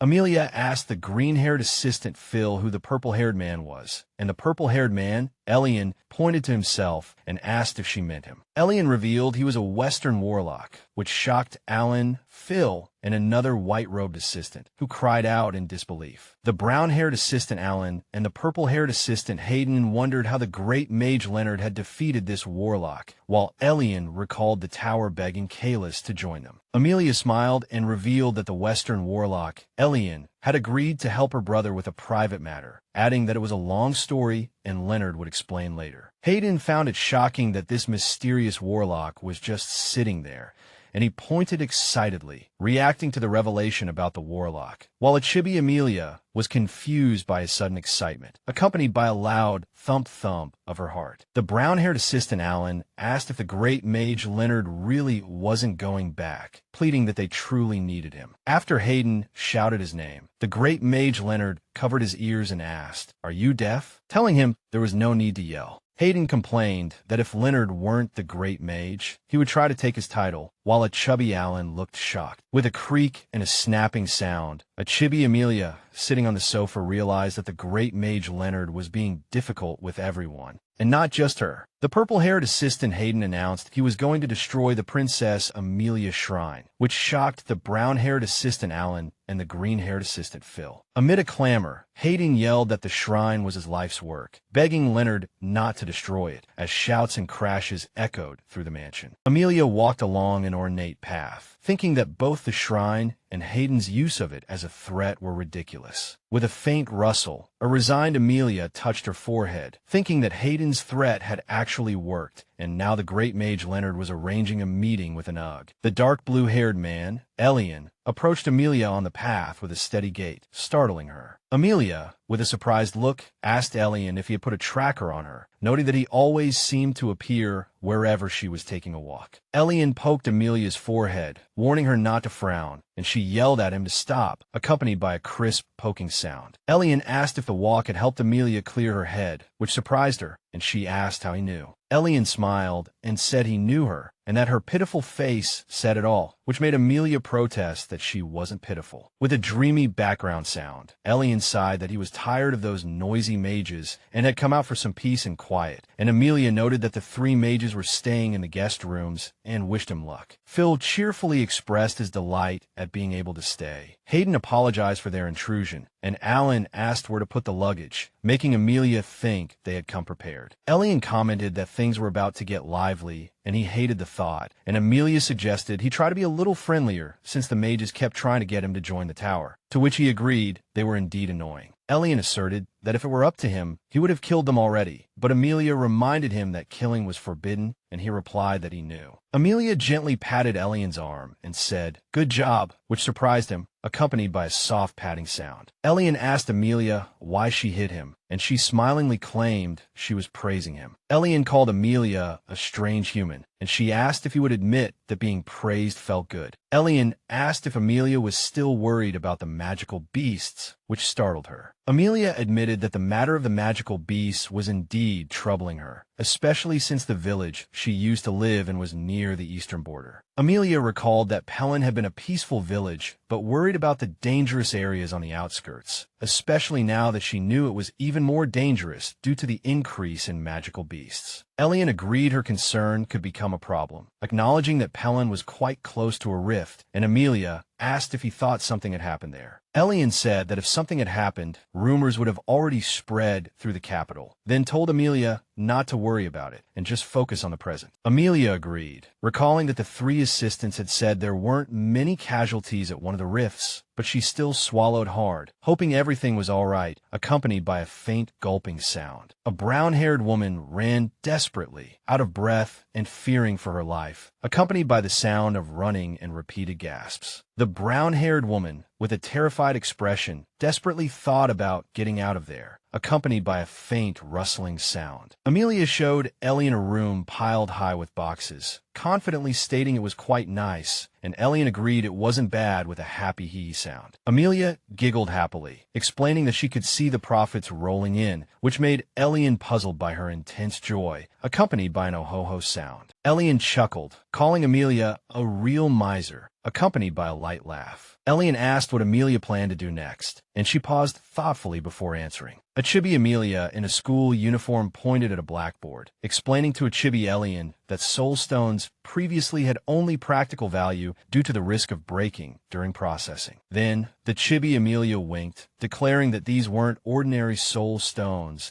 and could be reassembled even if broken, clarifying that we meant Elian, which made him sigh and think, just as I thought. Elian stated that only kings or powerful figures could obtain soul stones, accompanied by a crisp snapping sound. A chibi Amelia excitedly pointed at the blackboard, explaining her plan to turn the soul stones into everyday jewelry, making them accessible to everyone, but sold at a premium. With a crisp sound, Amelia, surrounded by sparkling jewels, announced they would market the soul stones as high-end luxury items, thinking that even after their energy was depleted, they could still serve as beautiful decorations. Elian commented that Amelia had clearly thought it all through, and she agreed, adding that she was looking for a distributor because opening her own shop was too much trouble. This impressed him. A pink-haired Amelia happily contemplated her business acumen, while an unseen voice expressed doubt about processing and selling the entire batch. A purple-haired Amelia looked dejected, admitting they lacked the manpower and customer base, while an unseen voice kept commenting on her stunning beauty. The pink-haired Amelia stood with the dark blue-haired man, explaining her long-term plan to find a jewelry store, which he approved of and wished her luck. Feeling excited and motivated, the pink-haired Amelia asked the dark blue-haired man if they should get back to work, but he refused, saying that was enough for today. The pink-haired Amelia questioned why the dark blue-haired man was skipping out on work, and he replied that he had business to attend to, which made a chibi Amelia melancholically ask about his business. The dark blue-haired man informed the pink-haired Amelia that a pest was planning to visit,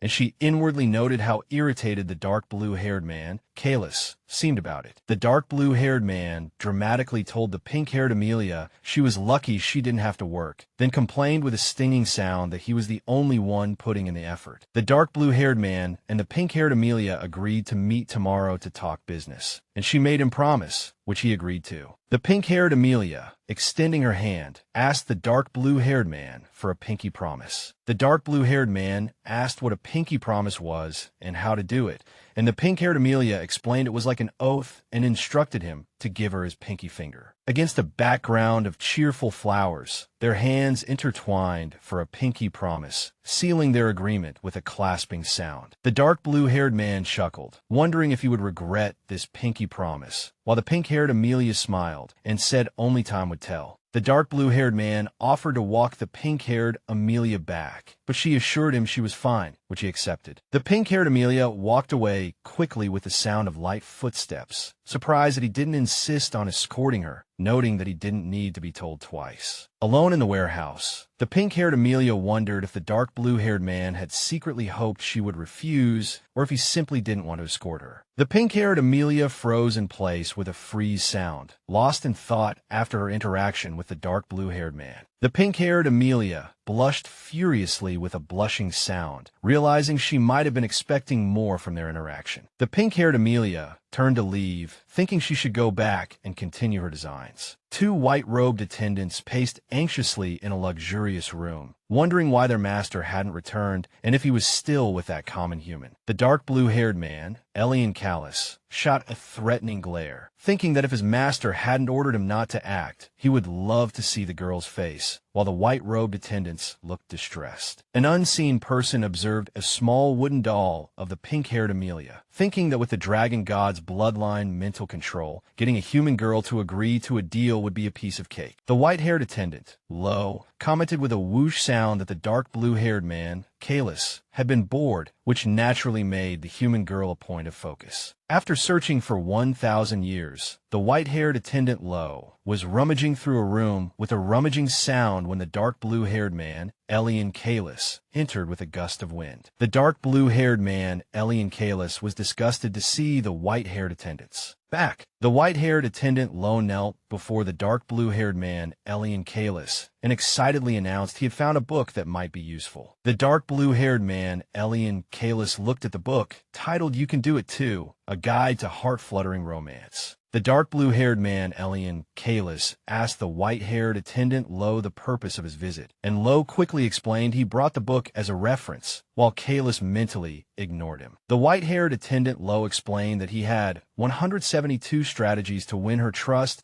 but strongly recommended this book, and with a rummaging sound, indicated he had more. Various romance novel titles were shown, including Forever Alone, How to Get the Man of Your Dreams, and A Fool's Guide to a Maiden's Heart, implying Lo's research materials. The dark blue-haired man, Elian Kalis, looked confused and asked the white-haired attendant Lo if he was suggesting he learn how to woo her. The white-haired attendant Lo grinned, confirming it was the perfect plan, as his research showed these books were very effective at capturing a girl's attention. As the dark blue-haired man, Elian Kalis, shot a threatening glare with a burst of energy, the white-haired attendant Lo flinched with an eek. The dark blue-haired man, Elian Kalis, abruptly dismissed the white-haired attendant Lo, saying he didn't want to discuss the topic any further. The white-haired attendant Lo, sweating, explained that humans would do anything for love, then corrected himself, recalling they had previously decided to seduce her instead. The dark blue-haired man, Elian Kalis, demanded the white-haired attendant Lo get to the point, which made Lo look terrified and start to stammer. The white-haired attendant Lo rambled, explaining his reasons for recommending the books, then collapsed to the floor with a thud, apologizing and offering to put the books away. The astral duke Lo sobbed on the floor with a whimper, mourning his terrible idea and wondering if he had lost his touch by suggesting Kalis put effort into a human. The dark blue-haired man, Elian Kalis, demanded to hear Lo's plan, while the kneeling Lo looked confused. The dark blue-haired man, Elian Kalis, insisted on hearing Lo's grand plan, making Lo sweat while clutching the book, wondering if Kalis was actually interested in her. The white-haired attendant Lo sat down and read from a pink book, announcing that the first step was eye contact. The white-haired attendant Lo explained that humans develop interest through at least 3 seconds of affectionate eye contact, and the dark blue-haired man, Elian Kalis, listened thoughtfully. The white-haired attendant Lo excitedly shouted start, and gestured for them to practice their eye contact skills. The dark blue-haired man, Elian Kalis, shot an intense glare with a crackling sound, causing the white-haired attendant Lo to cringe and shout that it should be affectionate, not threatening. The white-haired attendant Lo moved on to step 2, whispering, which he defined as sweet nothings to help a partner relax, while the dark blue-haired man, Elian Kalis, contemplated its meaning. In a grayscale scene, Lo clenched his fist with a gripping sound, blaming himself for suggesting bribery instead of having the almighty Kalis do these things. The white-haired attendant Lo continued to the next step, asking the dark blue-haired man, Elian Kalis, for his thoughts. The white-haired attendant Lo suggested small, thoughtful gestures like giving flowers or compliments, but he nervously trailed off when the dark blue-haired man, Elian Kalis, told him to continue. The white-haired attendant Lo cried, admitting his plan was terrible and that he must have been crazy to suggest such a rotten idea, while the dark blue-haired man, Elian Kalis, asked if this wasn't Lo's perfect plan. The white-haired attendant Lo threw up his hands and cried, saying his suggestions didn't fit Lord Kalis's personality and berated himself for being an idiot. The dark blue-haired man, Elian Kalis, sighed and told Lo to do as he pleased, and a relieved Lo thanked his master, exclaiming that he was saved. The white-haired man Lo, holding a stack of books, confusedly asked if the dark blue-haired man, Kalis Lion, was referring to the books. The white-haired man, Lo, frantically yelled at the dark blue-haired man, Kalis Lion, to forget everything he had said and bid farewell, while a chibi Kalis looked unfazed. A bright light flared, implying the white-haired man, Lo's abrupt departure, while the dark blue-haired man, Kalis Elian, sat calmly. The dark blue-haired man, Kalis Elian, held a pink romance novel with a serious expression, accompanied by the faint sound of a page turning. Amelia was surprised to see the brown-haired man Alan, the green-haired man Phil, and the purple-haired man Hayden sitting at a table, where one of them greeted her, while the brown-haired man Alan was scolded for talking with his mouth full. The red-brown-haired man Bastian greeted Amelia, making her gasp, inwardly doubting if he truly approved of this arrangement. With the sound of someone sitting down, the red-brown-haired man Bastian expressed regret for the initial welcome, noting Amelia's busy schedule, while the purple-haired man Hayden mentioned his research needs and thanked Bastian for the breakfast. Amelia was inwardly startled, thinking in disbelief that Bastian had become so friendly for no reason. Amelia thought that the three mages were technically outsiders from the Mage Tower, wondering if this bizarre situation was just a dream. The red-brown-haired man Bastian asked sparklingly when Amelia planned to take our dear Lanehart away, which made Amelia realize the underlying reason for his friendliness. The red-brown-haired man Bastian explained that the elders were waiting for Lanehart and expected him to give in within a month, while the purple-haired man Hayden praised his nobility, and Amelia observed the scene. The red-brown-haired man Bastian and the purple-haired man Hayden exchanged blessings due to their shared goal, with Hayden expressing his gratitude. Amelia shivered, lamenting that it felt like there were two Bastians when the green-haired man, Phil, whispered her name. Amelia responded, and the green-haired man, Phil, quietly asked if they could speak privately later. Amelia wondered why the green-haired man, Phil, wanted to talk privately, and he replied that he had something to ask her, which made her start to doubt his intentions. The green-haired man, Phil, nervously promised his request was not malicious and asked Amelia not to look so hurt, and with a sobbing sound, he interjected with a but before she could try to apologize. The green-haired man, Phil, declared he quite liked the idea of having Amelia all to himself, which visibly horrified her and made her shiver. The green-haired man, Phil, laughed, claiming it was just a joke, but Amelia nervously asked if he was being serious. The green-haired man, Phil, whispered that he just wanted to ask about the annex, making Amelia wonder why he couldn't have asked earlier. In front of everyone, Amelia whispered that she planned to take a walk in the central garden after breakfast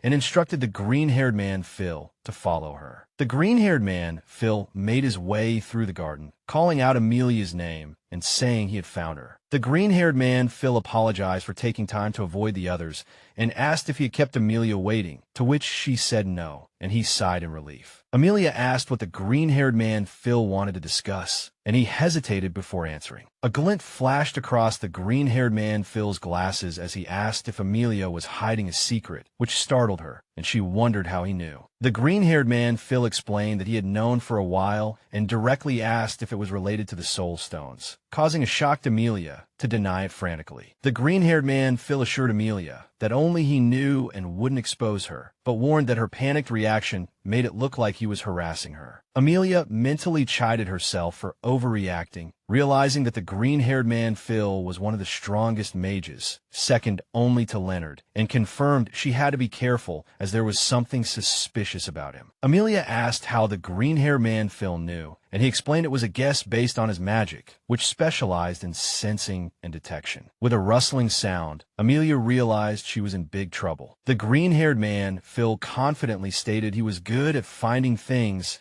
and could sense special entities within a certain range, including soul stones, accompanied by a flipping sound. Amelia thought there was no point in denying it now, but if her brothers discovered her secret, her reputation and fortune would be ruined. Just as she was wondering if her business was doomed, the green-haired man, Phil, offered to keep her secret, but with a condition, making the shocked Amelia instantly realize this was all inevitable. The green-haired man, Phil, demanded that Amelia show him her soul stone production device, a faint light flickering on his face with a soft pop, which left Amelia utterly stunned. The green-haired man, Phil, deduced that Amelia's soul stones were manually produced by a few workers in the initial stage, causing her to cry out in surprise and ask how he could tell. Phil explained that her reaction and facial expression had clearly given her secret away. When the green-haired man, Phil, asked to see the production process, A flustered Amelia declared it was top secret, so he requested a tour of the facility instead. This surprised Amelia. She hesitated, realizing the green-haired man Phil was curious about both the Soulstone production and her warehouse layout. The green-haired man, Phil Orlando, solemnly swore on his name that he would absolutely keep her secret. The green-haired man, Phil, looked worried, reasoning that if he saw both the Soulstones and the Moonstones, he could figure out the production process, and Amelia realized she couldn't risk it. Amelia saw a sinister image of the dark blue-haired man Caliph Elian, became upset, and thought he was a very unpleasant fellow, so she apologized to Phil, saying she really couldn't show him. The green-haired man Phil sighed, saying it was a shame, and Amelia explained that someone in the facility was very shy, an explanation he accepted. Amelia looked thoughtfully at the green-haired man Phil, feeling a little sorry for him. The green-haired man Phil declared he would report everything he knew, then considered that he should tell the great mage first, which drew a shocked reaction from Amelia. With a trace of distress on her face, Amelia forced herself to invite Phil to follow her on a tour, while internally cursing the mages. Amelia thought to herself that she had bought some time by claiming she needed to tidy up, but she still had to give him the tour within a week, as a chirp was heard in the background. Amelia weighed her terrible options. Either let her brothers discover her plan and ruin everything, or let that research-obsessed mage know all her secrets. Amelia wondered why Caliph was staring at her so intently, and if she had done something wrong, while a comfortably seated Caliph seemed to be contemplating things about her as well. Caliph asked Amelia if she had noticed his gaze, which she confirmed, sending him into deep thought. Caliph inquired if his gaze lacked allure, prompting Amelia to stare at him in disbelief, internally wondering if he was insane. Caliph stated that it wasn't working, and when Amelia asked for details, he casually dismissed it as nothing, leaving her bewildered. Amelia asked Caliph to come up with a plan for the green-haired mage's visit, and Caliph confirmed that the mage intended to see things before the weekend, meaning he would analyze everything, which made Amelia feel that doom was imminent. The dark blue-haired man, Caliph, asked if the Moonstones were the core problem, then confirmed that they were, as Phil would surely discover the truth. The pink-haired woman, Amelia, bit her finger and explained that Moonstones were not normally detected by Phil's radar, but it would be all over once they were seen, and she wished she had power like Leonard's, as the sound of a bite was heard in the background. The dark blue-haired man, Caliph, told Amelia she was underestimating the mages, and asked if she truly believed that getting rid of the Moonstones would solve everything. The pink-haired woman, Amelia, demanded an explanation, but the dark blue-haired man, Caliph, ignored her, making her feel frustrated internally and tell him to forget it. The dark blue-haired man, Caliph, asked Amelia if she had forgotten who he was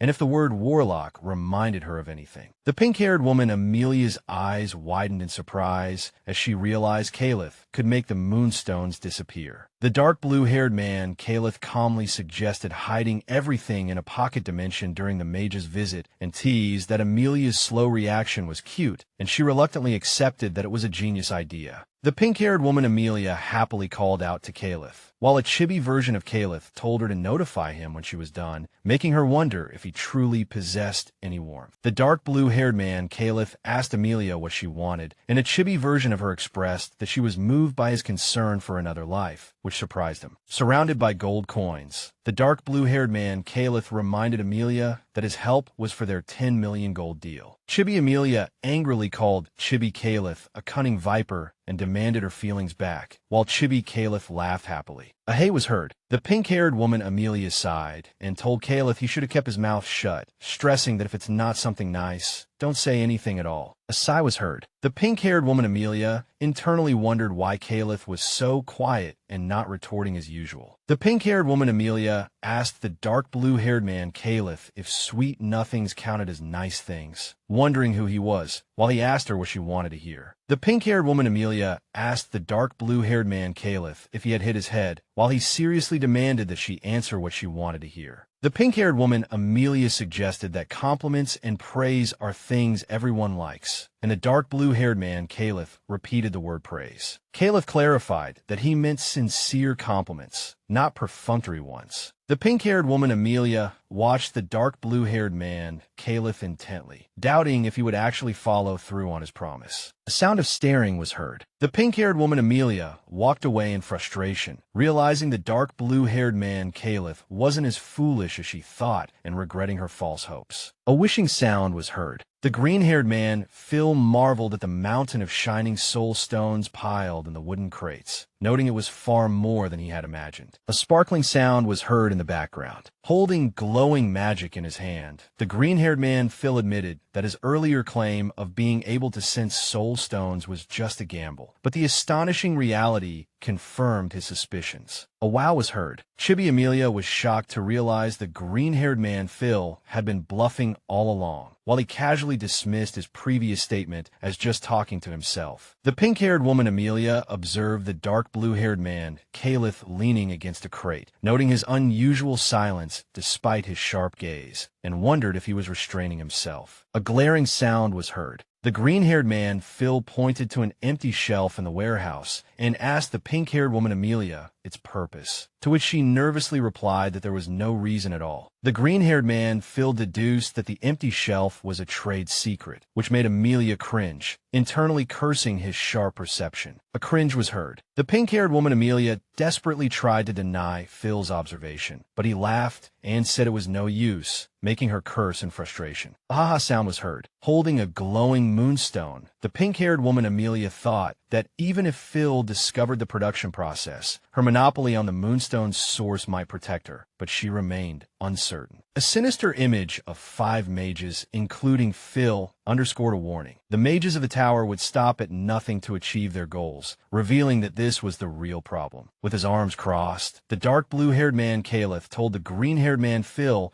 and the pink-haired woman Amelia to leave if they were done, and Amelia wore a worried expression. The green-haired man, Phil, commented on the dark blue-haired man, Caliph's cold attitude, asking if the rumors were true or if Caliph simply disliked him. Amelia observed the green-haired man, Phil, happily telling the dark blue-haired man, Caliph, that he was very interested in him in many ways, while Caliph remained expressionless. The green-haired man, Phil, asked the pink-haired woman Amelia what grand plans she had for the soul stones, causing her to twitch involuntarily. A twitch was heard. The pink-haired woman Amelia smiled and considered making the soul stones into jewelry, noting that selling or auctioning the raw stones seemed unprofitable, while Phil contemplated her business model. A throat-clearing sound was heard. The dark blue-haired man, Caliph, smugly told the pink-haired woman Amelia that this was what he meant by underestimating, which made her furious and demand that he be clearer next time. An aha sound was heard. The green-haired man, Phil, asked the pink-haired woman Amelia if she was feeling anxious, then assured her he had no ulterior motives and that she could relax, making her doubt his sincerity. Surrounded by a pattern of shining flowers, the green-haired man, Phil, assured Miss Amelia that he was her fan, merely satisfying his curiosity, and emphasized that his intentions were pure. The green-haired man, Phil, patted Chibi Amelia, explaining that he was good at deduction while other mages wouldn't understand, calling them muscleheads with no brains, as Amelia contemplated their physical abilities. A patting sound was heard. The pink-haired woman Amelia revealed her plan to turn soul stones into jewelry, and the green-haired man, Phil, praised it as a brilliant idea. A peaking sound was heard. The green-haired man, Phil, complimented Miss Amelia's talent, making her wonder if he could read her mind and if his deductions were really that good, as a grayscale image of Amelia looked distressed. A ding-dong sound and a chattering sound were heard. The green-haired man, Phil, asked the pink-haired woman Amelia what her plans were for the surplus soul stones, pointing out the risks of selling such a large quantity through a single channel or processing all of them. The pink-haired woman Amelia, followed by a chibi version of herself, explained that due to manpower limitations, she was looking for different distribution options, specifically buyers for raw soul stones, as Phil listened intently. The green-haired man, Phil, smiled insidiously and asked the pink-haired woman Amelia if she had considered the tower as a potential buyer, which took her by surprise. A sinister laugh was heard. The green-haired man, Phil, explained that the tower could use soul stones and would buy the raw stones in bulk, promising to bring it up at the next meeting, which made Amelia realize his so-called pure intentions were actually a form of manipulation. A flash was heard. The green-haired man, Phil, erupted in a fiery aura, dramatically announcing they would buy all of Amelia's soul stones. A mooing sound was heard.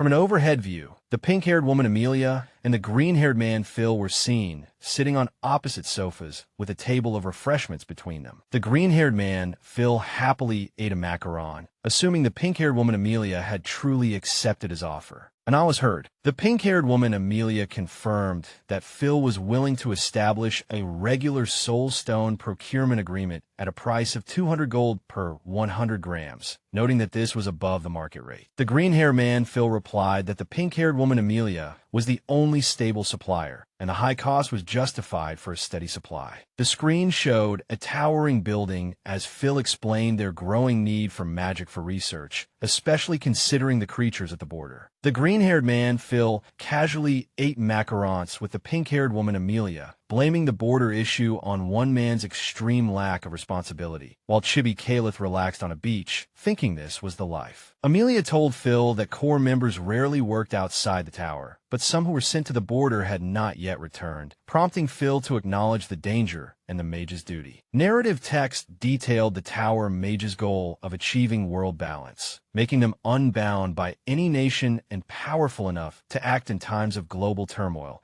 while Chibi Phil cynically dismissed their importance to the new great mage's global affairs. Phil asked Amelia how many soul stones she needed, showing her sympathy, while Amelia explained her initial plan was to sell what her jewelry business couldn't use, noting that even half would be enough, which made Phil internally wonder if the deal was too easy. Amelia diligently calculated on a tablet, totaling 200,000 gold for 100 kilograms of soul stones at 200 gold per 100 grams, adding in her unpaid labor and considering startup costs. With a crisp tap, Amelia cheered, announcing a net profit of 100,000 gold, calling it the jackpot of all jackpots, and clenching her fist with a loud fist pump sound, while Chibi Phil observed her terrifying expression. Amelia proposed a monthly supply of 100 kilograms of soul stones, prioritizing security, and suggested proceeding with signing the contract tomorrow after she notified the tower, to which Phil agreed, writing with a rustle and expressing his thanks, which Amelia enthusiastically returned with a hiss. Amelia inquired Phil about the situation on the Roatan eastern border, asking about the severity and requesting more details. Phil rested his chin on his hand and explained that Hayden was supervising the eastern border, so he wasn't entirely sure, but the losses seemed minimal, noting that a medium-sized caravan was attacked with few deaths. Amelia appeared shocked and horrified when Phil revealed that 7 people had lost their lives, and 1 person was missing. Phil laughed, saying there were actually 6 level, 5 monsters, so he was thankful only 7 people died. Amelia internally reflected on Phil's casual only 7 people, realizing he was more accustomed to death than she was and that it affected him less. Phil assured Amelia that Pelin Village was most likely safe and that they would end the threat before it reached there, then announced he had to leave to report to the tower, to which Amelia expressed her thanks and replied okay. Phil cast a spell without an incantation, impressing Amelia, who thought that while he was an oddball, his power was undeniable as she blinked and bid him farewell with a dazed sound. Amelia recalled a past dream of Pelin, remembering working at the inn, eating, and chatting with Jera, feeling bittersweet because while everyone was kind, it wasn't her they were close to. Lying in bed, Amelia wondered if the dream had made her more worried about Pelin, even though Caliph had assured her everything was probably fine. Amelia decided Caliph was right, pulling up her blanket with a swoosh and telling herself not to worry too much before closing her eyes to sleep. A hand gently touched Amelia's face, waking her as someone called Miss Amelia, and she let out a groan with an ugh sound. Amelia sat up in bed and asked what time it was, and the brown-haired maid Monica Miller told her she had a guest, prompting Amelia to let out a bewildered huh. Monica Miller appeared surprised, while Amelia looked groggy and half asleep. Still in her pajamas and wrapped in a plaid shawl, Amelia walked disorientedly to the door. 2 men observed a disheveled and shocked-looking young brown-haired woman. Amelia embraced the disheveled, brown-haired young woman, shouting Sophie, letting out a squeezing sound. The brown-haired young woman gulped down her tea, letting out a satisfied sigh. Monica Miller asked the brown-haired young woman Jera if she was feeling better, and Jera replied, "Thank you," while Amelia watched from the sofa. Jera let out a clink with her teacup, said her experience was terrifying, and realized that was why she couldn't contact Amelia. After receiving Amelia's letter 3 months ago, Chibi Jera decided to pay a surprise visit, catching a ride on a merchant's caravan. But the merchant took a dangerous shortcut. With a hee-hee laugh and a horse's neigh, the merchant rode off. Jera told Amelia they said it would take a week to reach the capital, and Amelia expressed her disbelief, but Jera explained it was her first time, so she thought it would be safe, prompting Amelia to sigh. Jera recounted that she thought the journey would be safe, but they were suddenly attacked by monsters. She even saw someone die. Jera explained that she was scared and ran, eventually finding a nearby village, which made Amelia realize Jera was the missing person mentioned earlier, a fact Jera confirmed with a nod, adding that she then took another carriage to the capital. Jera wiped a tear from the corner of her eye with a wiping sound and continued that the second carriage only went part of the way, so she walked the rest. Amelia looked shocked, internally expressing disbelief that Jera had walked so far, as even by carriage, the nearest village was a 4-day journey, and it was through rugged terrain. Amelia hugged and comforted Jera, calling her a poor thing and regretting that if Jera had written back, she would have gone to pick her up. Jera explained with a sniffle that she wanted to surprise Amelia, to which Amelia then smiled and admitted, "You certainly did." Amelia looked distressed, realizing Jera was part of the group attacked by monsters, and felt a sense of foreboding that now deepened into something else. Monica Miller announced to Amelia and Jera that the bath was ready, and Amelia thanked her. Amelia told Monica Miller she was leaving Jera in her care, and Monica Miller respectfully replied, "Of course, my lady." Monica Miller internally reflected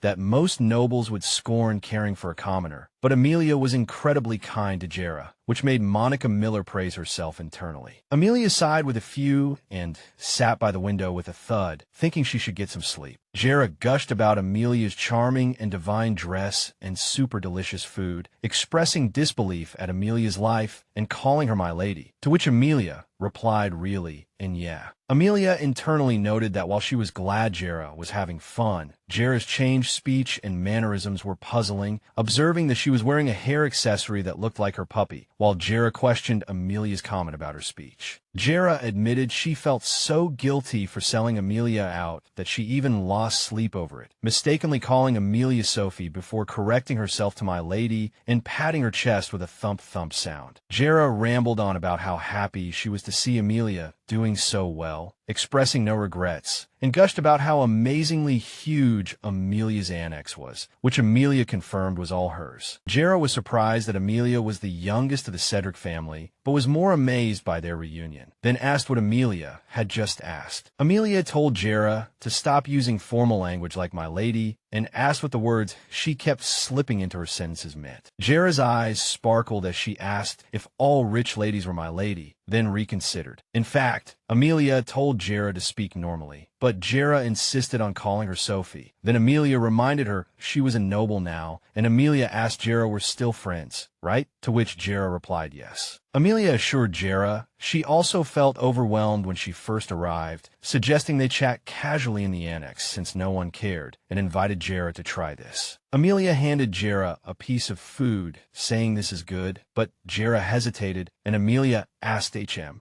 Jera, 100% serious, suggested calling Amelia Miss to maintain a bit of class, prompting Amelia to sigh, "Oh, for goodness sake." Jera excitedly shouted about Amelia having such an amazing estate, calling her soft, Amelia, while Amelia was internally relieved that Jera was back to her usual self. The red-eyed, dark blue-haired man, Elian, smiled gently under a bright sky. Amelia confirmed that Jera was her best friend in Palin, and Elian described Jera as being as energetic as Amelia, then casually added like a dog, making Jera internally question his comment. Chibi Elian was surprised by Amelia's accurate intuition, while Amelia expressed disbelief with her eyes closed. Elian asked Amelia if she was also blessed with the power of prestige by the goddess, to which she evasively replied, "Who knows?" Elian asked Amelia what she planned to do now that Jera was safe, pointing out she wasn't the type to sit back and do nothing, to which Amelia let out a surprised huh. Amelia told Elian she planned to talk to her loudmouthed brother, and Elian confirmed she meant the loudmouthed one. Amelia reflected that it wasn't uncommon for commoners to ride with merchants, but the next person might not be as lucky as Jera, and she clenched her fist, determined to do something. Elian suggested Amelia's words would carry more weight in persuading their great mage, and Amelia admitted that Leonard would listen to her. Elian commented with a smirk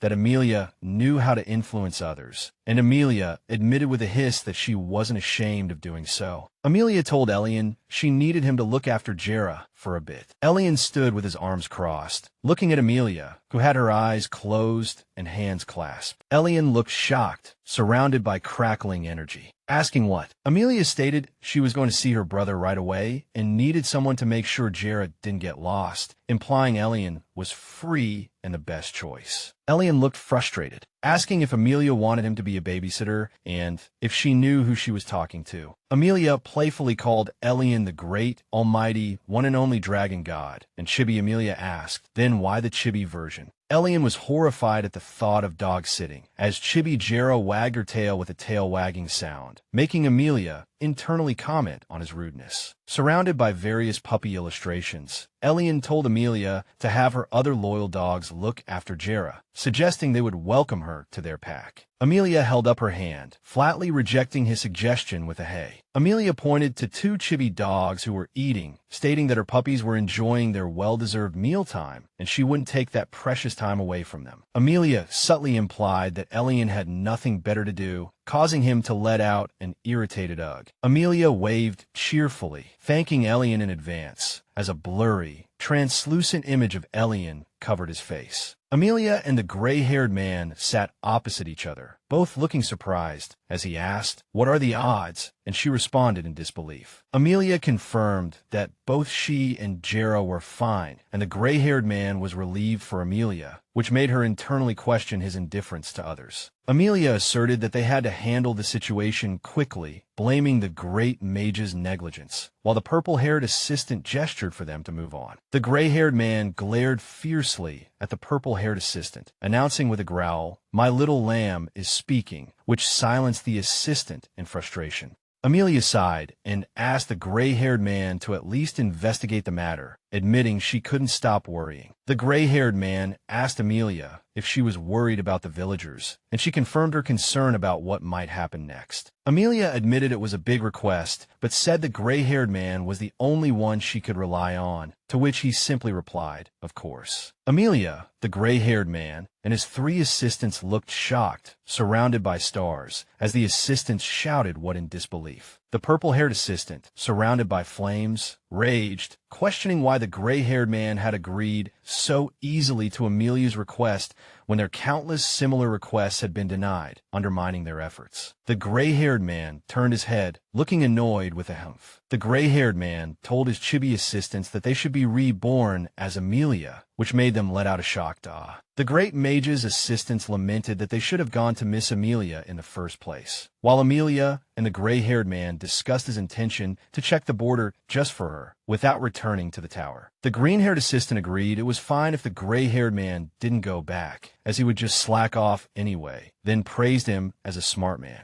This surprised the chibi, gray-haired man. Amelia suggested that with the great mage on the case, they could solve the problem, and the brown-haired and purple-haired assistants nodded in agreement. The gray-haired man, with dog ears and a tail, assured Amelia he would eliminate all the monsters and asked for praise upon his return, accompanied by a tail-wagging sound. Amelia blushed and enthusiastically promised, "Oh, of course." The gray-haired man pointed forward, urging his three assistants to pack their bag for departure tomorrow night. This took them by surprise. Amelia reassured Jera that she wouldn't have to worry about the village when she returned, and Jera asked, "Really?" Jera watched in awe, calling her Sophie, and realized that Amelia called the shots here. With Anaya, Amelia hesitated, while a sparkling Jera expressed disbelief at Amelia's power, noting she was holding a platinum spoon, not a silver one. Amelia blushed and laughed, crediting her sister-complex brother, and felt relieved that everything would be resolved soon. Jera told Amelia she was going to show her off to the others who missed her, and Amelia recalled not being able to say a proper goodbye when she was dragged away. Amelia looked displeased, wondering whose fault it was that she was dragged away, while Jera scratched scratched her head and comforted her that it was all in the past. Jera asked with a haha how everyone was doing, mentioning that Anna and Tom got married, which surprised Amelia, who decided to send a gift. Amelia was surprised that Tom's family business was thriving, and Jera laughed, adding that his mother's sausages were second to none. Amelia clenched her fist and asked about the old boss, threatening to teach him a lesson if he was still causing trouble and warning him to behave while she was away. Jera looked surprised, covering her mouth and asking Amelia what. Jera blinked and happily announced that she now owned the inn completely, which left Amelia utterly shocked, shouting what. Amelia asked why, and Jera explained that the boss had suddenly disappeared after Amelia was taken away, leaving everything behind, speculating that he had a crisis of conscience, to which Amelia added that they had a history. Amelia reflected that she was still processing Jera's news, while Jera happily stretched and explained that the whole village was relieved when the old boss disappeared, as no one liked him enough to report him missing. Jera further explained that after sending Amelia home, she learned the building was available for takeover, so she bought it with her own money, prompting Amelia to internally marvel at her guts. Jera gleefully declared herself the new owner of the inn, while a surprised-looking Amelia finally understood how Jera had handled the cash she had received. Jera suddenly remembered and asked Amelia if the mages were leaving tomorrow, which Amelia confirmed with a puzzled yeah.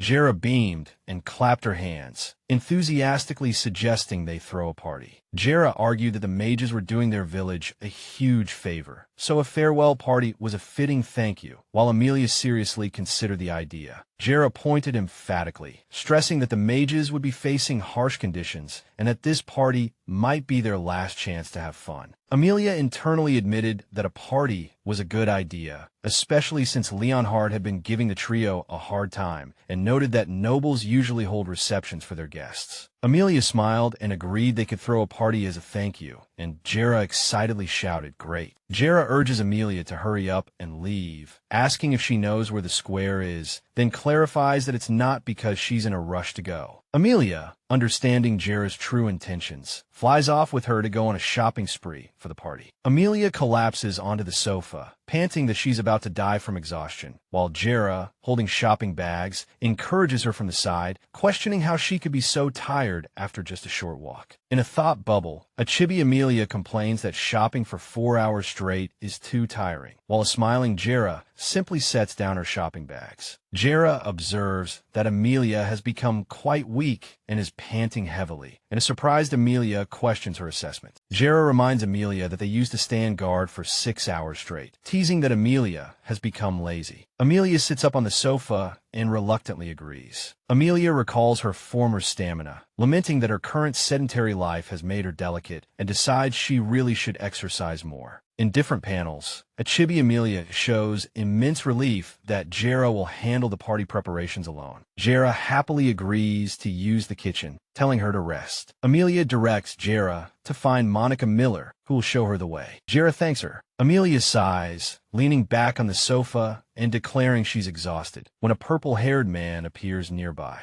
The purple-haired man asks if Amelia has worn herself out, and she looks up in surprise, recognizing him as Kalis. Kalis scolds Amelia for leaving Jera alone, calling it irresponsible and claiming he never agreed to the deal. Amelia retorts that he also just dumped Jera on someone else. Amelia explains that her brother has already agreed to investigate the situation, and Kalis, with a soft sound, comments that her brother always does her bidding. Amelia asks Kalis if he finds it strange that monsters have multiplied so quickly and widely in just a few months. He coolly asks what she's trying to say. Amelia internally observes that Kalis is as selfish as ever and would probably just watch the world burn. Amelia asserts that everything was fine before she left, but Kalis implies that things escalated right when she left, with monsters having grown exponentially for 3 to 4 months. Amelia wonders if that's why she never noticed, but Kalis dismisses her concerns as none of her business, prompting Amelia to exclaim that it's a continent-wide crisis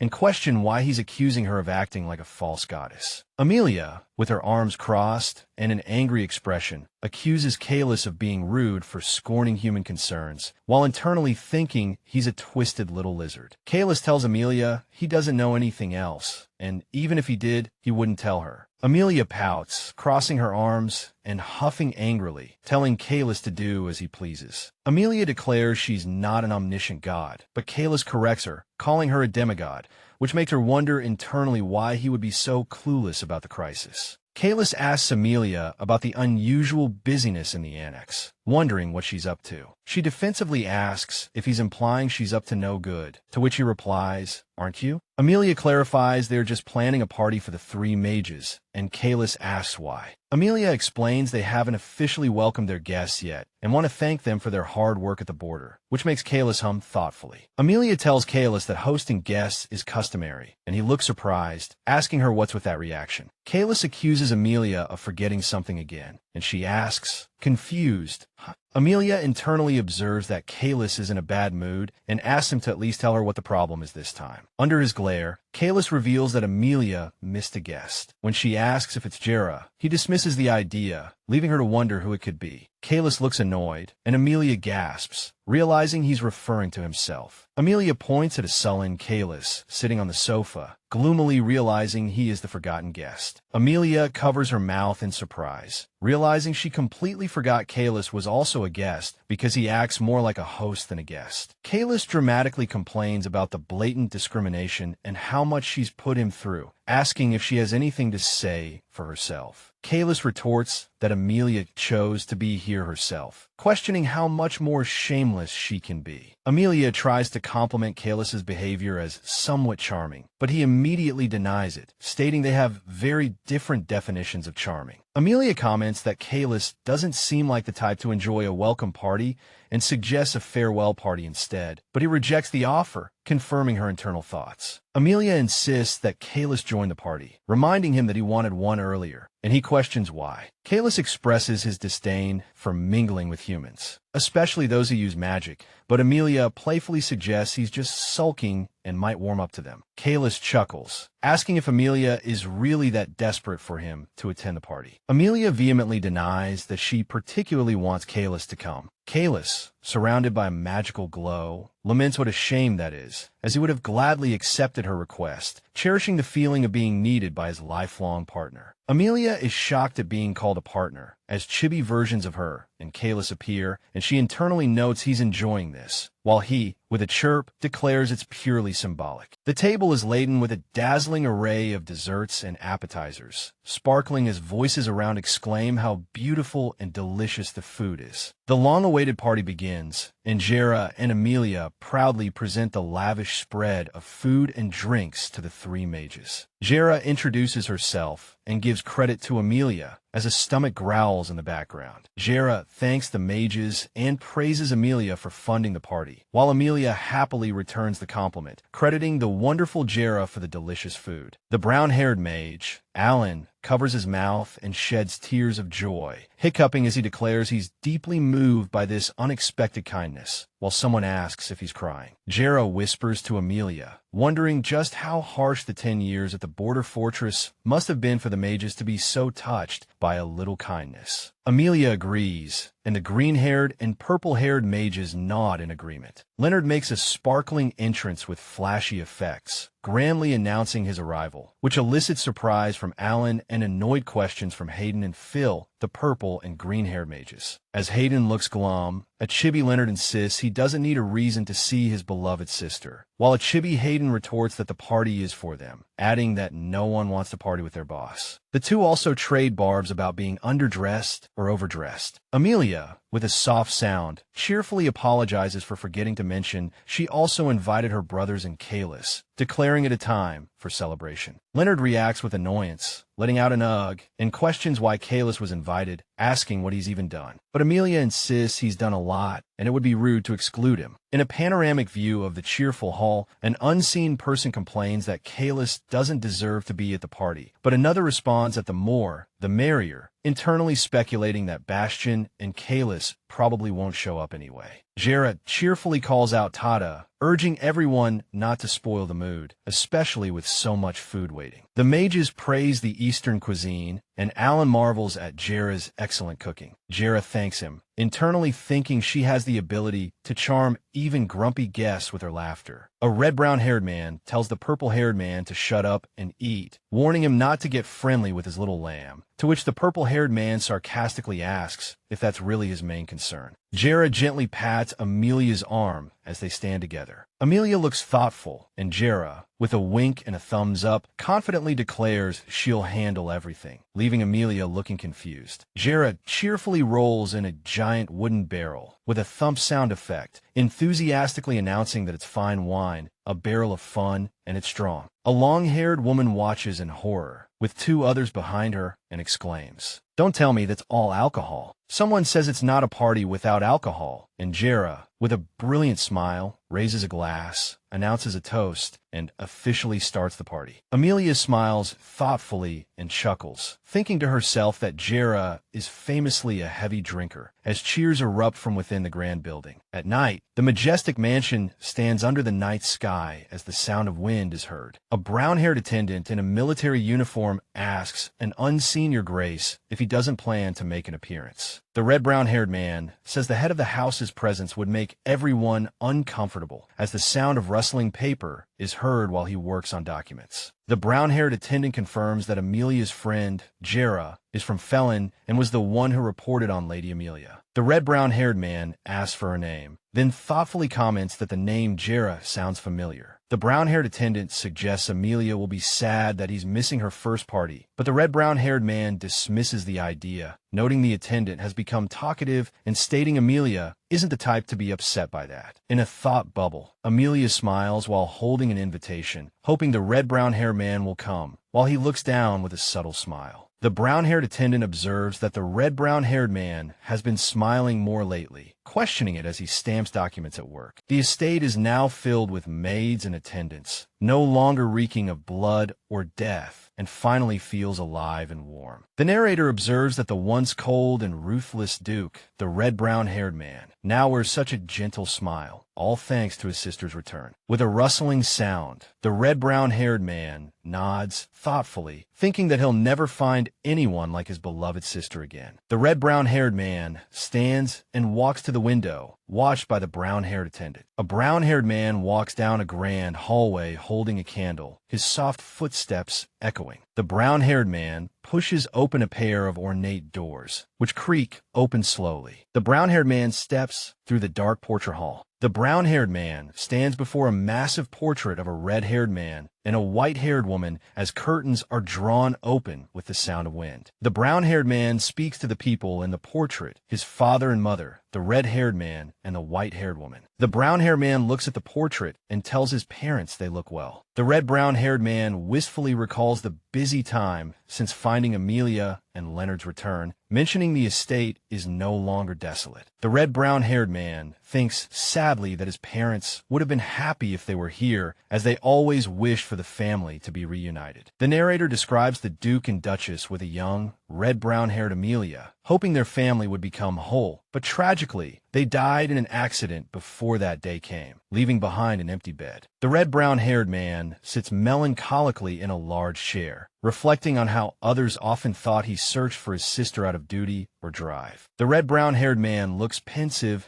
as the narrator asserts they were wrong, and he, thinking of Amelia, declares that he had to find her. The red-brown-haired man, holding a candle, thinks to himself that he needs Amelia, even recalling a day she asked him why he cared for her. The scene shows a sad-looking Amelia in a blue dress asking Bastian, "Why do you dote on me so much?" A brown-haired man and a young red-haired girl walk down a bright hallway, their crisp footsteps echoing. The brown-haired man stops, freezing in place, and asks the red-haired girl why she's following him, reminding her he told her not to bother him. The red-haired girl asks the brown-haired man why he doesn't want her to bother him, and he replies, "Because you're my sister." The brown-haired man looks down, and the red-haired girl giggles, simply saying, "Is that all?" The brown-haired man, annoyed, tells the red-haired girl to stop tailing him, and she agrees excitedly. The red-brown-haired man stands thoughtfully, feeling he must atone for his past sins when the amnesiac Amelia asked why he cared for her. The red-brown hair man states his reason is because you are my precious sister, contrasting with Amelia's past question of whether being your sister was the only reason. Amelia covers her face, sitting melancholically and drinking tea, wondering what other reason there could be and struggling to recall someone's face. As Amelia runs by, smiling sweetly, a thought questions whether she could still smile like that once her childhood memories return, expressing doubt. Amelia's red-brown-haired brother stands before the portrait, his arm around the white-haired woman in the painting, asking his parents if he did the right thing. The glass greenhouse is lively at night, filled with bursts of laughter. The white-haired great mage clutches his chest dramatically, while a brown-haired man cries, wondering why something isn't working. A green-haired man cheerfully pours a drink he calls water of life, surrounded by noisy chatter. The party in the greenhouse is in full swing, with the white-haired man insisting on downing his drink in one go. The green-haired man sarcastically calls him Mr. Brother, and the white-haired man, Leonard, with a sound effect, invites him to just call him Liam. The pink-haired woman, Amelia, covers her face in exasperation, letting out an ah in response to an unseen comment. The brown-haired woman, Jera, watches with wide eyes, letting out a gasp